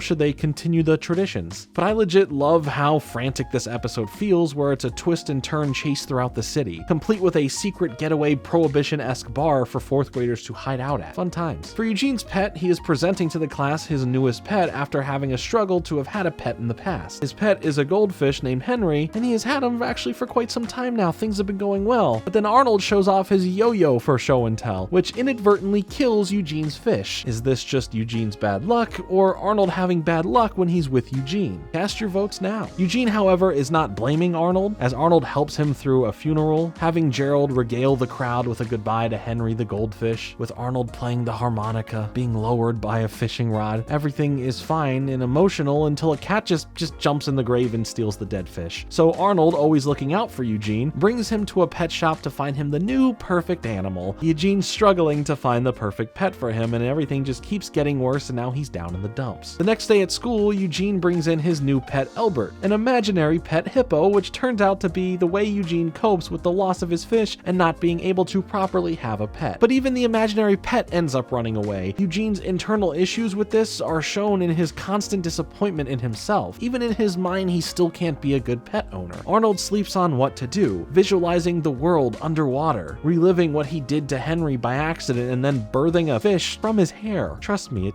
makes sense, maybe. So now we go back to the aquarium, where Arnold got to adopt an angelfish that lives at the aquarium for Eugene to visit anytime he wants, which is a good solution. And while Eugene is excited, in the background we can see a shark linger around and then end up eating the angelfish. And then when Eugene notices that the angelfish isn't around, which he named Angel by the way, they just say that, oh, he's hiding in the back of the tank now. Kind of a morbid ending, but at least it will lead to helping Eugene cope with pets, I hope. The next two segments here are very interesting, as they both are in this weird, freaky, and somewhat scary valley: Monkey Business and Big Caesar. Monkey Business starts off with learning about monkey nucleosis, with a touch from a monkey leads to someone turning into a monkey and eventually dying, playing on the whole mononucleosis or mono thing that would be shared from person to person through saliva, but a lot less serious overall than what monkey nucleosis is. Helga, however, runs into a street performer at the park who has a dancing monkey looking for donations as the man plays an organ grinder. It's not as bad as the name sounds. The monkey goes bananas and kisses Helga, where now over time, her arm starts turning red. She catches herself eating a banana and it freaks her out enough to start researching monkey nucleosis. And now she starts stressing herself out into having these symptoms. You know, where you would search up something small on Google to see what you got and it turns out now that you're dying in 5 minutes and you're doomed? Yeah, thanks WebMD. Helga dreams herself in an older time period where she is now on show for the general public as a mixed human and monkey hybrid that people are grossed out at and disturbed by. Even Arnold is there, and since she feels she is dying, she confesses her love to him, and he rejects her because of her status as a monkey, leaving her crying in the streets, with the organ player showing up and turning her into the sideshow attraction to beg for cash. When she wakes up, she feels like she's on her final step and now prepares for her own death, throwing a get-together for herself with all of her friends coming over as she sits on her deathbed, giving away all of her prized possessions in life to the others, and says her final thoughts to all of them. Arnold goes in last, and Helga is about to confess her love. It's finally going to happen. But before she says she loves him, Phoebe comes in and expresses that the disease isn't real after her research. And now that she isn't going to die, she dismisses Arnold but still pushes through to tell him that she thinks he's okay, and he expresses the same back. This is the furthest Helga has pushed herself to let down her guard, and she's proud of herself for doing so, even getting a favorable response from Arnold, making her day even better. And she was just told she wasn't gonna die. For Big Caesar, they don't really know what they're going to do for the day, as Helga tells them about this fishing contest that's going on, and Gerald then tells the tale of this mythical Big Caesar fish, said to be alive since the time of the dinosaurs, but since then the lands have shifted, and apparently now Big Caesar lives in this lake in the city. But no one really believes that. Grandpa does though, saying that he came face to face with him in his younger days, convincing the boys to go out there on the lake and try to find him for this contest. And for the contest, they couldn't even rent a boat. They were all out, so they had to take a paddle swan instead. All of the kids out there have their own pairs of groups to hopefully win the contest. Stinky may be part of the Illuminati. That's neat. But Arnold and Gerald find themselves quickly in thick mist, seemingly looking like it's nighttime during broad daylight. Arnold is determined to find Big Caesar though. He believes that he is real, and right when he starts casting doubt, his casted line catches on to Big Caesar. He is real, and they struggle to bring him in with the little power that they have. Arnold and Gerald MacGyver the swan into this big fishing rod, reeling in this massive fish so they can catch him in this net. But then after catching this fish and start making their way back, Arnold has a connection with the fish. The sadness he sees in Big Caesar's eyes. Arnold feels bad for hurting the fish in any way and also ruining a great urban legend that lives on. He even removes the stuck hook from Grandpa's old story that he saw him all those years ago, proving it to at least be true. They ended up releasing him, not bringing him back, but it was worth it. Stinky, however, did end up winning the contest, so the Illuminati thing could be real. For some reason though, the credits of this episode, we hear Grandma and Grandpa arguing just about anything, just bickering old people with their relationship, which comes off really funny as this extra random gag for the episode that feels like it just went on for so long in the recording booth and they somehow wanted to keep it in. I love it. And I love how Arnold has compassion and empathy for not only humans, but also animals. And I guess saving this fish is like kind of making up for the fish he just killed in the last episode, but moving on. And now we have Ransom and Miss Perfect. Ransom starts us at Gerald's house where his little sister Timberly is watching a Barney-like character that has a whole song that's about marketing to children about buying the toys and merchandise for that show. Really reminds me of the Jake Paul song about buying his merch. Why do I know that knowledge? Worry about yourself. Anyway, Gerald won't let her play this detective board game with him and his friends, but then her doll goes missing and asks them to help her find it. And later on, she presents them saying that there was this ransom note left for them about meeting in the park to get it back. Arnold convinces Gerald that this is really important to his sister and that they should help her out. They find a clue, a candy wrapper, where we meet for the first time Chocolate Boy, who becomes a smaller character later. But here he becomes the suspect of interest as they chase him down for some answers. He's a kid who's addicted to chocolate and is constantly covered in it. He leads them to then go investigate Harold after bribing him with chocolate, and Timberly is having a great time hanging out with her brother. Harold ends up having a similar doll in his bag, but it wasn't hers. Timberly confirms that, but Harold leads them to Curly, who we've known to be a pretty bad person to others in the past, you know, the whole framing of Eugene thing. But here he truly is innocent as he admits that he was secretly taking ballet lessons. And Timberly later that night tells Gerald that she has been having a great time spending time with him and enjoying playing detective. It's very sweet, and we see how much she wants to actually hang out with her older brother. Arnold and Gerald make mention of a certain character called Big Gino, who they think about making a deal with to get candy for this ransom, but decided against it. He's a character that we don't even truly see until season 4 of the show, and here he is thought of to be this mob boss-esque character that does deal in candy, and when we do meet him, he's this big mob boss type character who deals in candy. But we'll touch on this later in the video. The next day, they spy on the person who they're supposed to meet at the park, which just turns out to be Timberly in a costume as she set this whole thing up from the start just to get time spent with her brother. Gerald ends up forgiving her and offers her to play with them again next time they're all playing a detective game. It's very sweet in the end, and I feel very true to a sibling relationship. For Mrs. Perfect, we get another new character introduced, and a very important one for future stories as well. This new girl enters class. Her name is Lila, who comes from Pleasantville, this farmland area, and is now new to the inner city. Helga gets the other girls together to try and show Lila the ropes, you know, trying to big her up, but it's not really working too well, as everything Lila does is perfect. She is just as smart as Phoebe, just as fashionable as Rhonda. The faculty enjoy her bubbly and nice demeanor. This causes all of the other girls not to like her now, as all of the guys are swooning over her. So the rest of the girls want to get back at her for doing all of this. We see Big Patty here get the unfortunate receiving end of every prank that they try and get Lila with, causing her to beat up Helga in a broom closet, which later on is something we see between these two characters again, not just in this episode. But for their final time pranking, it goes well, but way too far, ruining her lunch and her clothes, causing everyone to laugh at her as she runs out crying. We then get a look at Lila's home life. It's just her and her father. They aren't super well off, and she is depressed at what has happened, causing her to stay home the next day from school. Helga and the rest of the girls bring that day's homework over to her house, as they overhear she doesn't like the city and she's not making friends. And we also find out that her dad didn't get this big job that would fix a lot of their living situation, leaving them with little to no food in the kitchen. And this breaks Helga, which I like that Helga has this realization about this. She does have a heart after all, and all the other girls figure out how to apologize to her properly. So they go in, sit down, and explain everything to her, as well as try to become real friends, and all is forgiven. Her dad even ends up getting a call about the job and ends up getting it. All's well that ends well. In the final shot of the episode, having this uplifting ray of sunshine-esque tone as Lila smiles while the wind blows through her braids really feels like this changing course moment for the series, one where this character is going to be important in both the stories of Helga and Arnold, as she is Little Miss Perfect. Now it's time for another full-length episode segment, another holiday-themed moment for the show. It's time for Arnold's Halloween. Who doesn't like aliens? I love them, you love them, I own too many copies of the film series, but you know who doesn't like them? Grandpa. Arnold and Gerald watch the Z-Files where the adults watch the UFO files. Grandpa shuts off the TV as the adults need to meet together to build up the scariest Halloween prank to scare the kids. But the kids aren't allowed to be a part of it, because why should kids enjoy Halloween? But I am happy here for Mr. Wynn, who is enjoying the holiday. Apparently every adult in the city watches UFO Tonight, and Big Bob calls Helga Olga Helga again, as this time Helga comments on how many times he's going to do this, and she just genuinely hates it. She starts up a plan to have every kid dress as an alien for Halloween, and at the same time, Arnold is trying to pull off this big scary prank on his grandpa. That part is kind of unbeknownst to everyone else aside from Arnold and Gerald, so they just invite all of the kids who are turning into aliens to come over for a party at the boarding house. And now after Helga has put on her full costume, she can't even get her dad to look at it, to get an opinion, as she just wanted to show it off to him, but he couldn't care less. The friends as aliens are all on their way to the boarding house now, as Gerald pretends to be the real radio broadcast, taking over signals and saying that aliens are invading, similar to the original War of the Worlds broadcast. I own it right here. I love it. Orson Welles did the original broadcast back in 1938, and to play further into the theming of Orson Welles, the character of Douglas Kane is clearly based on Orson Welles' character of Charles Foster Kane from Citizen Kane. If you want to take the rabbit hole even further, the voice of Douglas Kane was provided by Maurice LaMarche, who voiced the Brain in Pinky in the Brain, who was another character based on Orson Welles. As well as Maurice has played fictional versions of Orson in general on several other shows and movies. Anyway, Arnold provides realistic sounds to make this broadcast seem as real as it can be, and at the same time, others receive the broadcast information, not just the intended audience. And Douglas Kane from UFO Tonight is hot on the case to capture footage of these aliens around the city. The group shows up to scare his grandpa as a cameraman picks up the shot of them all scattering away. Douglas then goes out to say the aliens have landed. Among us. That's bait. Arnold has the water tower on the hill next to the city outfitted with bright lights to look like the UFO mothership, and at the same time, all the rest of the electronics in the city go out because of the power usage, causing everyone to legit panic just like the original War of the Worlds story did back then. But all of that going on is not really known to Arnold and Gerald. They think they're just pranking their grandpa. So he's freaking out about it, but Arnold explains to him that it was just all a prank while the city around them is just freaking out. Arnold learns of Douglas being behind broadcasting it out further than the kids intended to, and that the other kids that are dressed as aliens are all on the run from those trying to fight back against the alien invasion. And ever since Big Bob had this close encounters with the third kind, he is ready to fight back against them, hitting the streets to look for them, grabbing the mailman and the butcher to head towards the mothership. They even bully scared Principal Warts into joining the fight. Helga and the others were unaware of Arnold's broadcast plan, so then they're out of the loop themselves. They're just used as bait for this trick, so they are also now mad at Arnold, but Arnold didn't intend for it to go this crazy. But as everything converges at the water tower, Big Bob shows up to catch the aliens and captures Helga specifically, thinking the aliens are trying to confuse him, where he's thinking he's seeing his daughter, but it's really just Helga going, no, it's just me, I'm in makeup. But the rest of Bob's crew that he brought with him send in an attack to blow up the mothership, which lets all of the water out of the water tower and all of the face paint, makeup, and the rest of the costumes to kind of just come off. And then Bob realizes that he really almost should just hurt his daughter. It overall is a fun Halloween special that parodies something I think is really cool in general, and it was cool to focus on the tricking aspect of Halloween rather than the treating part, or having what the holiday is specifically to be the main focus of the episode. Arnold really knows how to nail these holiday full episode segments down. Next, we got Arnold Saves Sid and Hooky. In Arnold Saves Sid, I feel it's implied what happens here. Really. But we start off with Sid and Arnold hanging out. A chicken sign almost lands on him and Arnold saves him, where Sid believes he saved his life and wants nothing more than to make it up to him, being way too grateful for being saved from some cheap plywood. Sid takes his thanks a little too far for Arnold's liking, going to great lengths for kind gestures for Arnold that Arnold isn't looking for. Also, look, Miss Slovak is back. It's out of production order. Told you. Hey, it might even happen again. Anyway, Arnold is sick of Sid's kindness and Gerald tells him to just let Sid know he's going too far. So Arnold tries to sit down and talk to Sid about this. But of course, Sid doesn't listen and Arnold wakes up to him steam pressing his outfits. Sid just believes Arnold was being nice when he was saying that stuff and he should still continue to help Arnold do anything. Grandpa makes character of a mention here when Arnold was looking for some advice about this that we see later on named Jimmy Kafka. In production order, we would have seen his first appearance in an episode in season 1, but now that appearance is later in season 2 in a flashback, and technically now this is the first mention of good old Jimmy. It's a little out of whack here, but I wanted to catch that mention of him. Sid, however, finally breaks down and says that he feels that he's been taken advantage of by continuing to be Arnold's personal life helper, clearly gaslighting Arnold, and now Arnold somehow needs to make it up to him. So what he does is goes and gets him a gift certificate to the chicken place he really wants to eat at, and they both call it even and stay friends from there. It's an odd pairing we don't see too often and we haven't seen yet, especially since it's not a story that's digging into Sid's personal life, but it was pretty fun to see them interact throughout the whole segment. Next is hooky. Who hasn't played hooky? I swear every show or cartoon made it seem like playing hooky was such an intense cat and mouse battle between you skipping school and a truancy officer coming to get you. You know how many times I skipped school? Okay, well, to be fair, that was like middle school and high school, but still, especially when I was 16 and I had a car. Oh baby, there's no more lunch in the cafeteria. You can find me at McDonald's on the daily. Not a sponsor. Also, not a good lesson that I'm saying here. Stay in school or something. Hey look, cartoons. Arnold and Gerald are pretty sick of this whole 5 days a week of school thing. And if teachers can have a day off if they want to, or if they're sick, why can't the kids do it as well? So Arnold and Gerald decide to play hooky from school after Gerald convinces Arnold to join in. So now they can go have, a fun day. But the principal overhears them say hooky, but then they say, oh no, we said hockey. Almost getting caught before you start. Rookie mistake there. Classic mistake.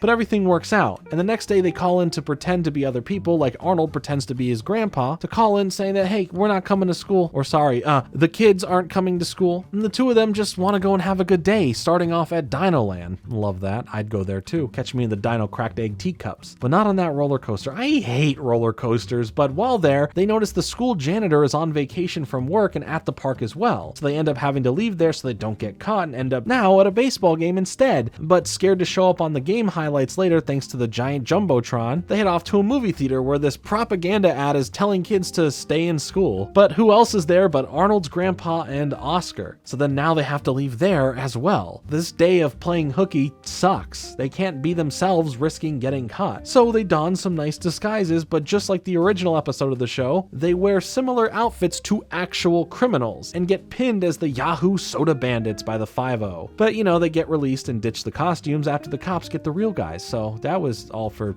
nothing, 2 seconds. They learned their lesson and decided to just go back to school and say that they're sorry. But what they missed was a surprise carnival day when they arrived, where fun and games instead of learning took place. Karma always finds a way to get you. Except for me. It worked for me. Minus that one time, but let's not talk about that. Next we have Freeze Frame and Phoebe Cheats. Freeze Frame starts off with Arnold and Gerald feeling like some filmmakers, grabbing a camera and shooting life around them. But in the background of their footage, they find a shady guy hiding a note in a tree, so because of this, they grab their camera to go investigate. The envelope that they find has a location and time leading them to a pier, finding the same shady guy speaking to another shady guy, where when eavesdropping on this conversation, think that they overheard the terms gun, rope, and knife for whatever plot is about to unfold. Wow, things just got pretty serious here. More eavesdropping happens, and they find out that they are going to get Marty at 7 p.m., and they both think that that means these other two are going to kill someone named Marty. But of course they get caught eavesdropping and have to escape from them. And on their escape journey, they run into Mr. Green, the butcher. It's just a quick hello, how you doing? I just love that Arnold and Gerald get themselves tangled into situations like this, but of course, things aren't as they truly seem. Arnold and Gerald make their way to the meeting location where they run into Mr. Green again, who reveals that Marty is his first name. So they warn him to leave, but he goes in there to confront them as they've been trying to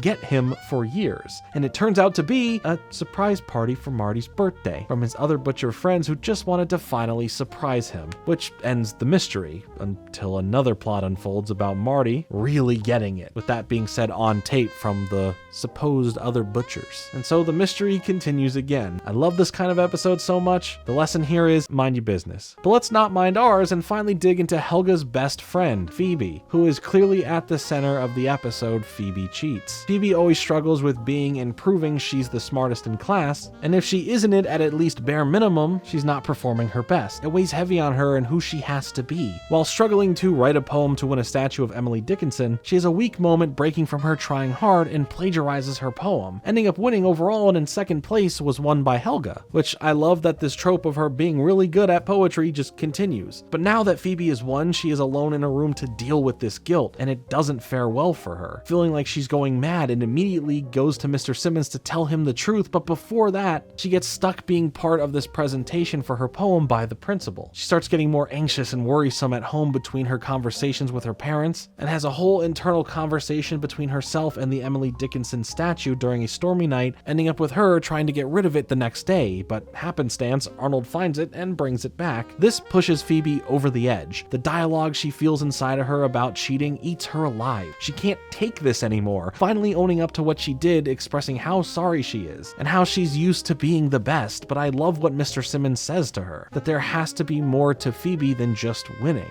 or trying to win. Anytime we've seen her before with other smart students showing her up, she has never taken it well. But when we see how much pressure she puts on herself with this segment, which for me is up there when it comes to my favorite ones in the show, she finally has to sit there and deal with it. And in the end, she ends up reading Helga's anonymous poem out loud instead, and honestly, she's the one who really deserved the award in the first place. Maybe Bob can stick it in the spot on the Olga trophy shelf that was saved for Helga's spelling bee trophy, but we all know that space is still empty. Now we move over to the segments Mud Bull and Gerald Moves Out. I like that for the most part. We get a good mix with episodes where one segment is fun, not as deep of a story, and the other one is more personal and deep. Good balance. Starting with Mud Ball, all of the kids are playing football in the park, and that is until older 5th grade bully Wolfgang and friends come intimidate them for a football game. 4th versus 5th graders in the park on Saturday. The 4th graders all start practicing to beat them, which results in a messy experience for all of them. Helga runs a lot more strictly towards the rest, as Arnold wanted to just inspire them. The 5th graders, however, are just really good, plus they're taller and more threatening, so it's time to fight fire with fire. Welcome back in Torvald, the 4th grader who's been held back for so long he's older and bigger than the 5th graders. And he owes Arnold, but he hurts his ankle fast in the game and gets out. Eugene also gets destroyed. Pretty sure he's dead now. Oh, never mind, he's alive.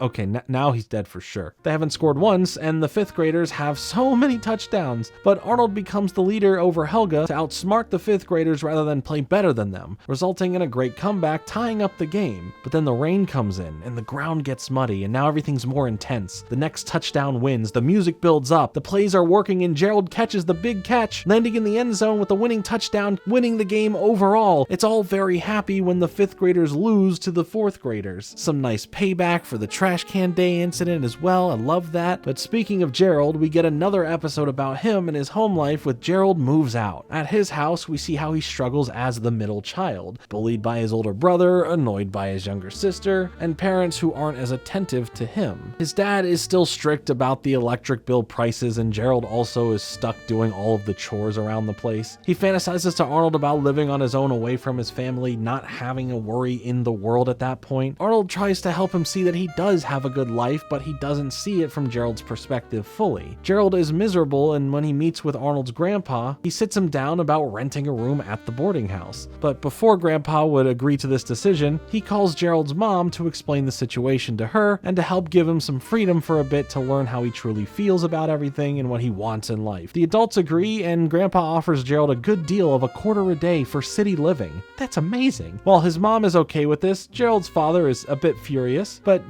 Gerald really couldn't care less, as he's the one loving his independence and getting to spend more time with Arnold. But he starts learning about the other stuff that he has to do that he no longer gets done for him, like laundry. I mean, look at the laundry stains he has now, geez. As well as having to share communal spaces with more than just his siblings. But the loneliness gets to him. He doesn't like the extra responsibility, but won't go home unless his parents ask him to come home, and when they visit, they try not to ask him to come home themselves. So it's this awkward tension of Gerald wanting them to ask and them not wanting to disrespect his boundaries. His dad tries to do his best not to lecture him, which is nice to see some character growth with that. But Gerald finally snaps and goes and confronts his parents and is honest with himself and his family about wanting to come home, and it's a pretty touching ending. Sure, his family drives him crazy, but this craziness is home to him. It can't be any other way to him to find true comfort. Also, to further this background relationship of him and Phoebe, we see earlier in this fantasy of him living large on his own that there is a picture of her hung up on the wall at that place. Just an interesting little note to point out there. Now we head over to High Life and Best Friends. In the High Life, Gerald really wants some new high-tech rollerblades, but of course he needs the money for them, so he falls into a watch-selling scheme where he has to purchase a bunch of wacko watches to then hopefully sell them. So this scheme helps the original person who is selling the watches to the new seller. Here, Mr. Wacko's plan isn't necessarily a pyramid scheme, but a financial hole machine that preys on the kids, getting their parents to let them do this, get in over their head, get too much responsibility and overhead stock that they can't move, so that their parents need to bail them out for what they have to pay off the tab to Mr. Wacko. Gerald's dad tries to talk to him before things get really out of hand, but Gerald is living good right now. He has money, he's selling watches, he's dressing real nice, and he's a superstar to the others around him. But you know what happens when you come into a lot of money, especially as a kid. He starts blowing through it all really fast. So now he needs to try and sell more watches, but he realizes that he has sold them to everyone around already. He has no more clientele, but he has so much product that he's sitting on, with more weekly shipments forced to come his way. It's too much out of hand for him. It'll put Gerald, but the goal of his family, in debt to pay for these shipments. Arnold helps Gerald come up with a scheme to resell the Wacko watches back to Mr. Wacko, thinking that he needs them because the value Gerald sells them for. This is all a lie, but he convinces this sleazeball, who is low on supply, to pay him double than he originally paid so he can make the money back and more, just by saying that he's selling the watches at a higher rate and he can do so much more with them. And it works, so that's great. But his dad then comes to collect some money for all the stuff that he got through them, like a phone line, beeper, and more, leaving him with $1. Then Timberly takes it, so he is left with no money, no new rollerblades, and then the segment just ends, learning the value of $1, and don't get suckered or something like that. Next, with Best Friends, we follow the story of Rhonda, Nadine, and Arnold. An interesting group up here. Nadine and Rhonda start getting into spats of disagreements of what they want their group report to be on, where Rhonda wants to do her report on fashion and Nadine on her Beetle, both trying to pull Arnold into their direction, forcing him to work on 2 projects, as Rhonda and Nadine have split from being best friends, and you just hate to see it. And Arnold gets the worst end of the stick, struggling here with both projects, not fully being too much into either because both girls end up spending more time speaking about the other girl when working on the projects, making Arnold the middleman to handle their friendship breakup, and also leaving him to deal with all the work as well. He's too nice, but being fed up with it all, he starts trying to put together what their fight was over and reverse engineer it. Hey look, Chocolate Boy appears for a chocolate joke, but we aren't on his story yet, relax. Arnold learns from Phoebe what the fight was really over, leading Arnold to bring them both together in the park and to get them to work things out. This actually does work out and they genuinely make up, coming up with a project that both works for them. And then Arnold feels free from this chokehold, but they end up making Arnold dress up as this insect for an insect fashion show runway model shoot for their project. Look, be kind to your friends, support their interests, even if they don't fully interest you, and never take them for granted, or wear this hideous outfit. Arnold will never live this down. Steely Phil and Quantity Time are next. For Steely Phil, Arnold and his grandpa are walking in the park when Arnold takes him on a certain route he didn't want to walk by, and they pass by this Chinese checkers area in the park, where he is called Steely Phil by an older rival named Robbie Fischer, a parody of world chess champion Bobby Fischer. Arnold starts digging into Grandpa's past, seeing him in his prime. He was one of the top 3 players at the park playing then, along with Robbie and Boris Lasky, who was a parody of Boris Spassky, another world chess champion. But the rivalry comes down to Phil and Robbie when Grandpa tells Arnold he lost in the end back then, retiring him from Chinese checkers for good. The move he could have made while playing would have ended it in a draw, and it has haunted him ever since. Arnold convinces Grandpa that this is a sign that he needs to get into the tournament now, get back in and fight Robbie 101, in Chinese checkers, and that Arnold is going to train him to get back into it. We get the usual training montage we would see from any other sort of sport, even things that may not apply to the game of Chinese checkers here, but he needs to get his mind, body, and soul right, hitting those Rocky montage cues, stairs and all. And now it's the day of the tournament. Grandpa does well, making his way through all of the other opponents, and so is Robbie, leading to the final build-up match between them. I love segments like this for Grandpa's character, getting a flashback to his past, the different wild things he was a part of, and what he truly cares about. And in the end, the game goes on for quite some time, recreating the moment from when he lost back in the past, but this time, he has the chance to correct his mistake from then, and pull off the move that will tie with Robbie. Once he does it, it becomes a tied game, meaning that they both have officially won. The trophy is now shared, and Grandpa gets to live his best life doing something he had the chance all those years ago to now finally fix, and it's always touching to see him and Arnold bond. Speaking of bonding, for Quantity Time, it's spring break, and we get to spend more time with Helga as she has to navigate spending time with her father. Helga is excited for one thing only though, and that is this major upcoming wrestling match, where we see an advertisement for something else on the other side. That will come into play later. Now at dinner at Helga's place, we see her and Bob having the week off, and Helga's mom not wanting them both around, so she just up and leaves for the week, pretending that her mother needs help, telling Bob to spend time with his daughter. As the week goes on, they barely spend any time together, and both of them aren't able to really take care of themselves without Miriam handling the chores or whatever Bob tells her to do. I see why she wanted to leave, as when they are both away from school and work, work, she enjoys her free time. But as tensions get high, Bob starts realizing that he really doesn't know much about his own daughter, but forces Helga to spend the whole day with her for some quantity time instead of quality time. It starts off with her just being dragged around to do all of these errands that he has to run. Bob then starts trying to, cheer her up, but in doing so, he ends up bringing her to do things she liked when she was 5 years old, like riding a pony, where she doesn't want to at her age now, which he doesn't even know her age now. And she also gets embarrassed by being seen by Arnold while on the pony, causing her to have a fight with Bob about not wanting to talk to him, forcing him to leave her alone. But he ends up overhearing her talking to Phoebe about getting these wrestling tickets, which makes Bob reflect on his role as a father, and he ends up finding the flyer for the wrestling event. But instead, all he knew was hearing about tickets, and he just sees the event that was on the other side, and it's something that neither of them really wanted to be at. Rats the Musical, which is just making fun of Cats the Musical. But they actually end up having a great time bonding over making fun of the play, and even the people who are enjoying it, and it's oddly charming, but it makes sense for these characters to bond over their jerky tendencies. And it was nice to see Bob reflect on how he neglects his youngest daughter and tries to be better for her, showing an effort being made. Miriam, however, is another case for another episode, but the music here in the Rats play that goes on into the credits literally burned into my brain at this point. Next, we have Eating Contest and Rhonda's glasses. Eating Contest is a fun one. The Block Party Food Festival is happening, and there's going to be a big eating contest where Arnold is reluctant to be a part of it, but it runs in the family, especially to win the contest of the most food eaten. Arnold doesn't want to let down Grandpa, not just because there's a lot of money riding on this, but he's just a good-hearted person. But then, of course, Arnold finds out about Seymour, aka the Disposal, who can put down large amounts of food like it's nothing. They say he has 2 stomachs. Grandpa tries to pull a fast one on Arnold, pretending to sleep, convincing him that he should still be in the contest. Arnold just still goes along with it, training to eat through the pain. And for me, I have what you call bad metabolism. I wish I could eat like this for times like this.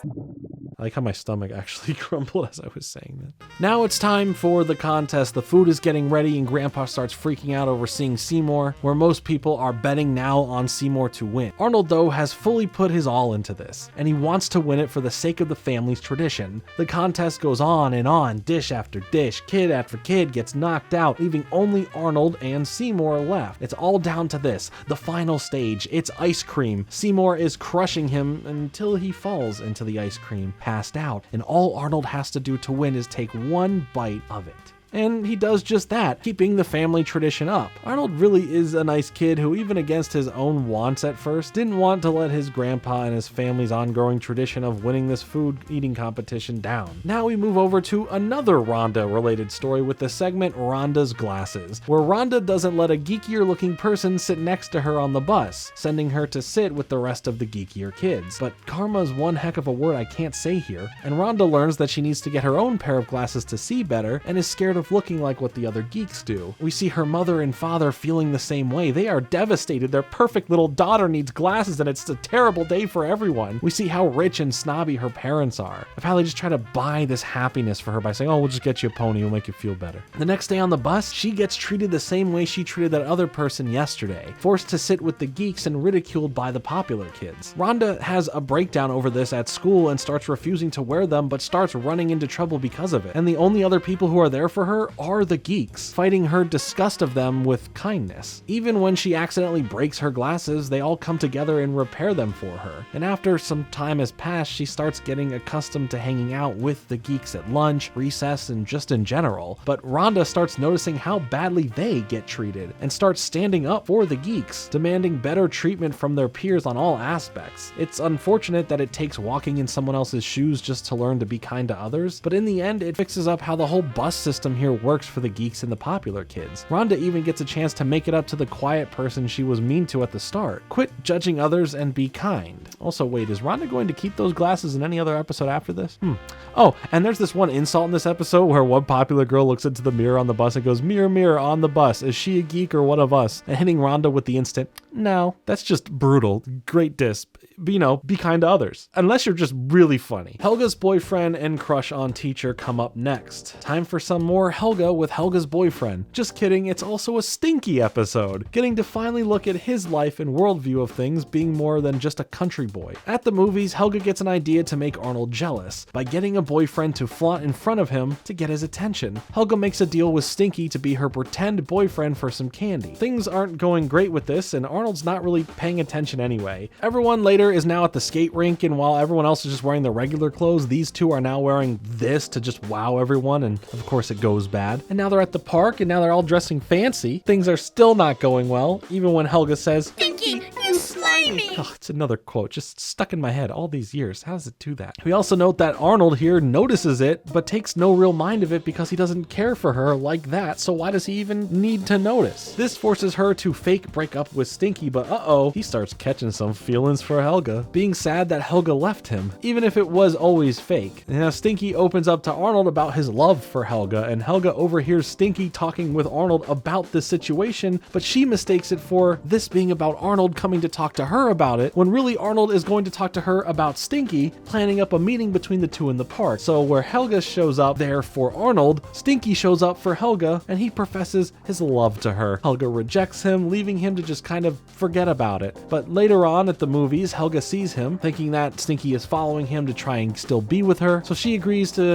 fine, I'll watch the movie, I'll eat some popcorn with you, whatever, make you feel better. But he was actually there with Gloria, and not her. And Gloria is a callback to someone we saw in one of Helga's dream sequences way back in the Magic Show episode. And it's also someone who somewhat dresses like Helga, kind of looks like them too. And now this leaves Helga being the one rejected and Stinky happily moved on. But I think this next one's interesting to talk about. For crush on teacher, it's just weird. It's a little awkward, but some can kind of still relate to it. At school, there is a substitute teacher. Her name is Miss Felter, and she's a lot younger and has the attention of Arnold, to where he's participating in class, and later on when she drives by him, says hello to him, and he's like, oh, specifically me? Hey, how you doing? And yeah, you know where this is going. Do I have to write it out for you on a whiteboard? I will if I have to. He starts having a fantasy about him and her sharing a milkshake, and feels like there might be a chance that she likes him back. And the next morning, when Arnold and Gerald miss the bus and start walking to school, Miss Felter comes up in their discussion, where Gerald informs him that he's big time crushing on her, but Arnold thinks that she has a crush on him. Arnold starts misinterpreting these signs, even daydreaming her in class in a wedding dress. Later in the day, Gerald overhears Miss Felter talking about Arnold coming over to her place on Friday night, but she's really talking about her fiance who shares the same first name. And we also start hearing the whole joke about no one knowing Arnold's last name here in this episode. But Arnold gets ready to head over to her place to see where this all leads, but how do they get her address? Weird. Gerald once again has Arnold's back watching over this date, similar to the Valentine's Day episode. When Arnold shows up, things are awkward as he's just very nervous, but she lets him in while she's cooking and setting things up for her real date with her fiance. Arnold thinks that everything she is doing is her being forward towards him, but the doorbell rings and it actually turns out to be the other Arnold, and things get kind of cleared up for Arnold. Our Arnold, not that Arnold. There's a lot of mention of the name Arnold in this segment specifically. Clearly, because of the whole adult teacher and kid-student relationship thing, this episode for sure has a lot of discussion around it. I'd be lying if I said I never had a crush on any of my teachers, but yeah, in the end, it was all just in Arnold and Gerald's head playing it up and leaning into it, and not the teacher's fault specifically, so we'll just kind of leave it at that. Now we have Hall Monitor and Harold's bar mitzvah. Hall Monitor tells us the tale of hall monitors in school, and how bad Helga is leading up to her last day of being the hall monitor. I have always had an interesting stance on hall monitors, just from personal experiences. Check out my video on Fillmore to find out more about that, but Helga here picks Phoebe as the new hall monitor to take over. She usually isn't very authoritative and most times is the quiet one, who doesn't necessarily want the job either. She struggles with speaking up in general, but Helga gives her a pep talk to get into the zone of being like her. Her first day didn't go so well. She really doesn't want to do this at all, but Helga is determined to get her on board with this and makes it a challenge for her to conquer, just like her working hard at her schoolwork and going into how hard that she has it, always being pushed around and not able to stand up for herself. And she finally gets it. She vows to change and to help better herself, and Helga spends time training her to find the voice to do so. It's a nice best friend thing here. I love to see it. After After a little while, she starts getting the hang of it and starts putting her own powers to use. But the students aren't at first really too scared of her. They're scared of Helga lurking in the shadows, all to just help boost her confidence and do this job to the best of her ability. The students start becoming more and more scared of Phoebe as her rule becomes more oppressive than Helga's in the long run, ultimately turning her power on even Helga. This also shows Phoebe doing something great for herself, but it also becomes her downfall from how the others view her. Before she was looked over and pushed around, and now people just look away and are pushed around by her. All of the students rally behind the person that she used to be, having her have this realization of who she used to be as well, and why she should just be herself instead. It's nice to see Phoebe kind of branch out and kind of work through her own situations here so far this season. For Harold's bar mitzvah, we get a look at what I mentioned earlier of how the show takes time to look at others' different religions and beliefs, realistically portraying moments of someone's story or their home life dealing with them. Looking now to Harold, we learn about the Jewish side of his life and how he has hidden this side of his life from the rest of the kids. He struggles learning Hebrew for when he needs to read the Torah for his bar mitzvah. We go over all of the tradition for this that he needs to learn, but while it is important what the rabbi is saying, it's really how Harold views these traditions as a kid, how he is affected by the pressures of it. The other kids spy on him, resulting on Harold inviting them all to his bar mitzvah, mainly to get presents from them. But Harold here is really nervous about the ceremony, resulting in the pressures getting to him, especially in his dream. All of the responsibility he has to now have becoming a man. Harold's parents are supportive and very proud of him, but the fear comes from how Harold handles this stress, especially from the words that his rabbi gives him, of what he needs to do and accomplish and what he needs to become. Harold ends up running away, not going to the ceremony, but Arnold catches him and tries to reason with him. But along the way, a lot of things play out in a very serendipitous manner. Like he ends up finding a lost kid and ends up helping find his mother, which causes him to miss the first bus out of town. He later then selfishly gives up an ice cream he got from the Jolly Ollie man to a kid who was fighting with another kid over one ice cream, just so they could stop fighting and each have one. That's something he's never done before. He's never given up his own ice cream. And even later on the bus, standing up for himself and his religion when he's bullied for his yarmulke, using his words to speak truth in his prayer over getting into a physical altercation with the guy. Arnold then speaks truth to him about everything that he did today: righteousness, charity, and prayer. He took all of these learnings from the rabbi and applied them to his real life, and in the end,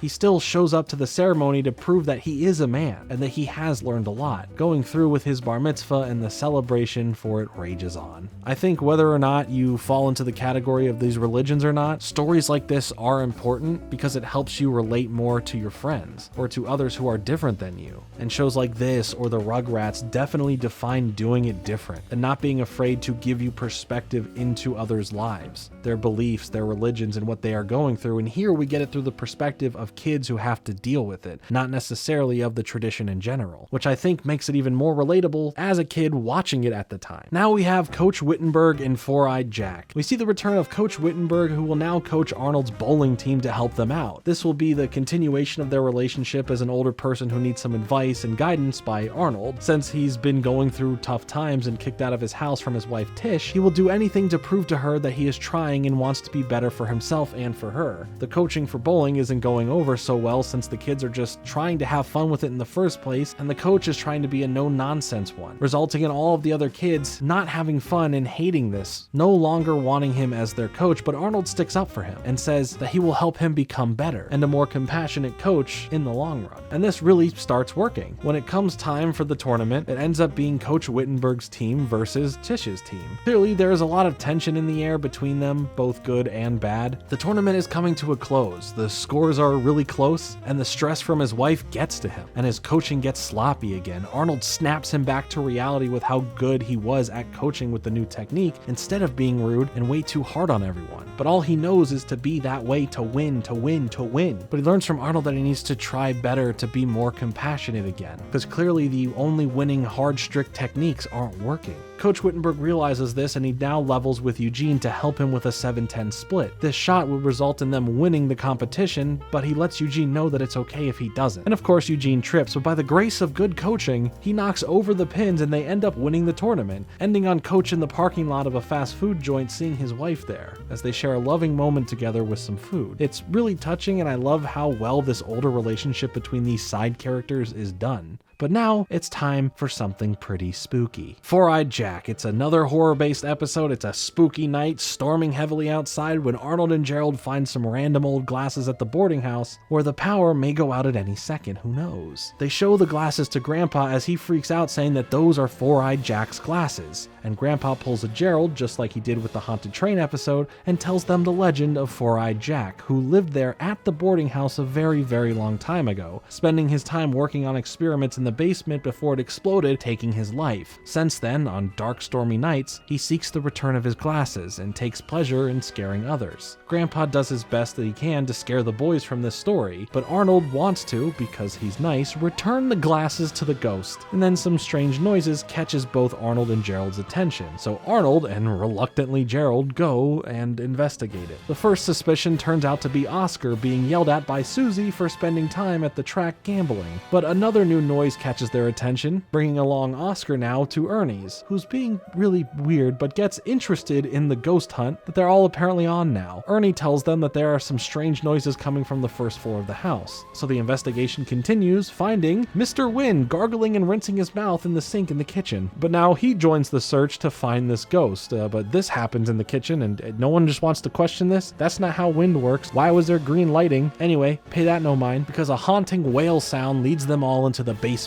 and as they slowly make their way down there, they realize that it is actually kind of spooky. Maybe the story is a bit true here, because Four-Eyed Jack's equipment from Grandpa's story is just, there. But upon finding a door where the noise is coming from, it's revealed to be none other than Grandpa, sick from eating raspberries. See, I warned you earlier about that fact. Remember it. Never eat raspberries. But now everyone finds out that there is a secret bathroom down in the basement that Grandpa has been hiding from them so he can use in private. And when things seem to be fine, they all have their answers of no ghosts. Later on, in the middle of the night, we get into this first-person view of a character picking up the glasses and putting them on, moving around Arnold's room. Gerald ends up waking up to see none other than the ghost of Four-Eyed Jack standing before him saying, "Boo," and then flying away. Maybe it was his imagination, or maybe it was just payback from a real ghost for him being a non-believer. But yeah, this segment, while a whole lot of fun, can still be very creepy. Eugene Gone Bad and What's Opera Arnold are next, focusing once again on Eugene, who loves watching The Abdicator, his personal hero who is coming to the city to film, and Eugene hopes to be like him when he grows up. But never meet your heroes, because Eugene finds out that the real guy who plays the Abdicator, he's this spoiled actor who just does whatever he wants and doesn't even do his own stunts, calling him a wimp and then walks away pissed off, and the actor feels bad for letting him down. Eugene turns his new hatred and disappointment into being his own form of cool and edgy. He dresses different, styles his hair different, grabs a toothpick,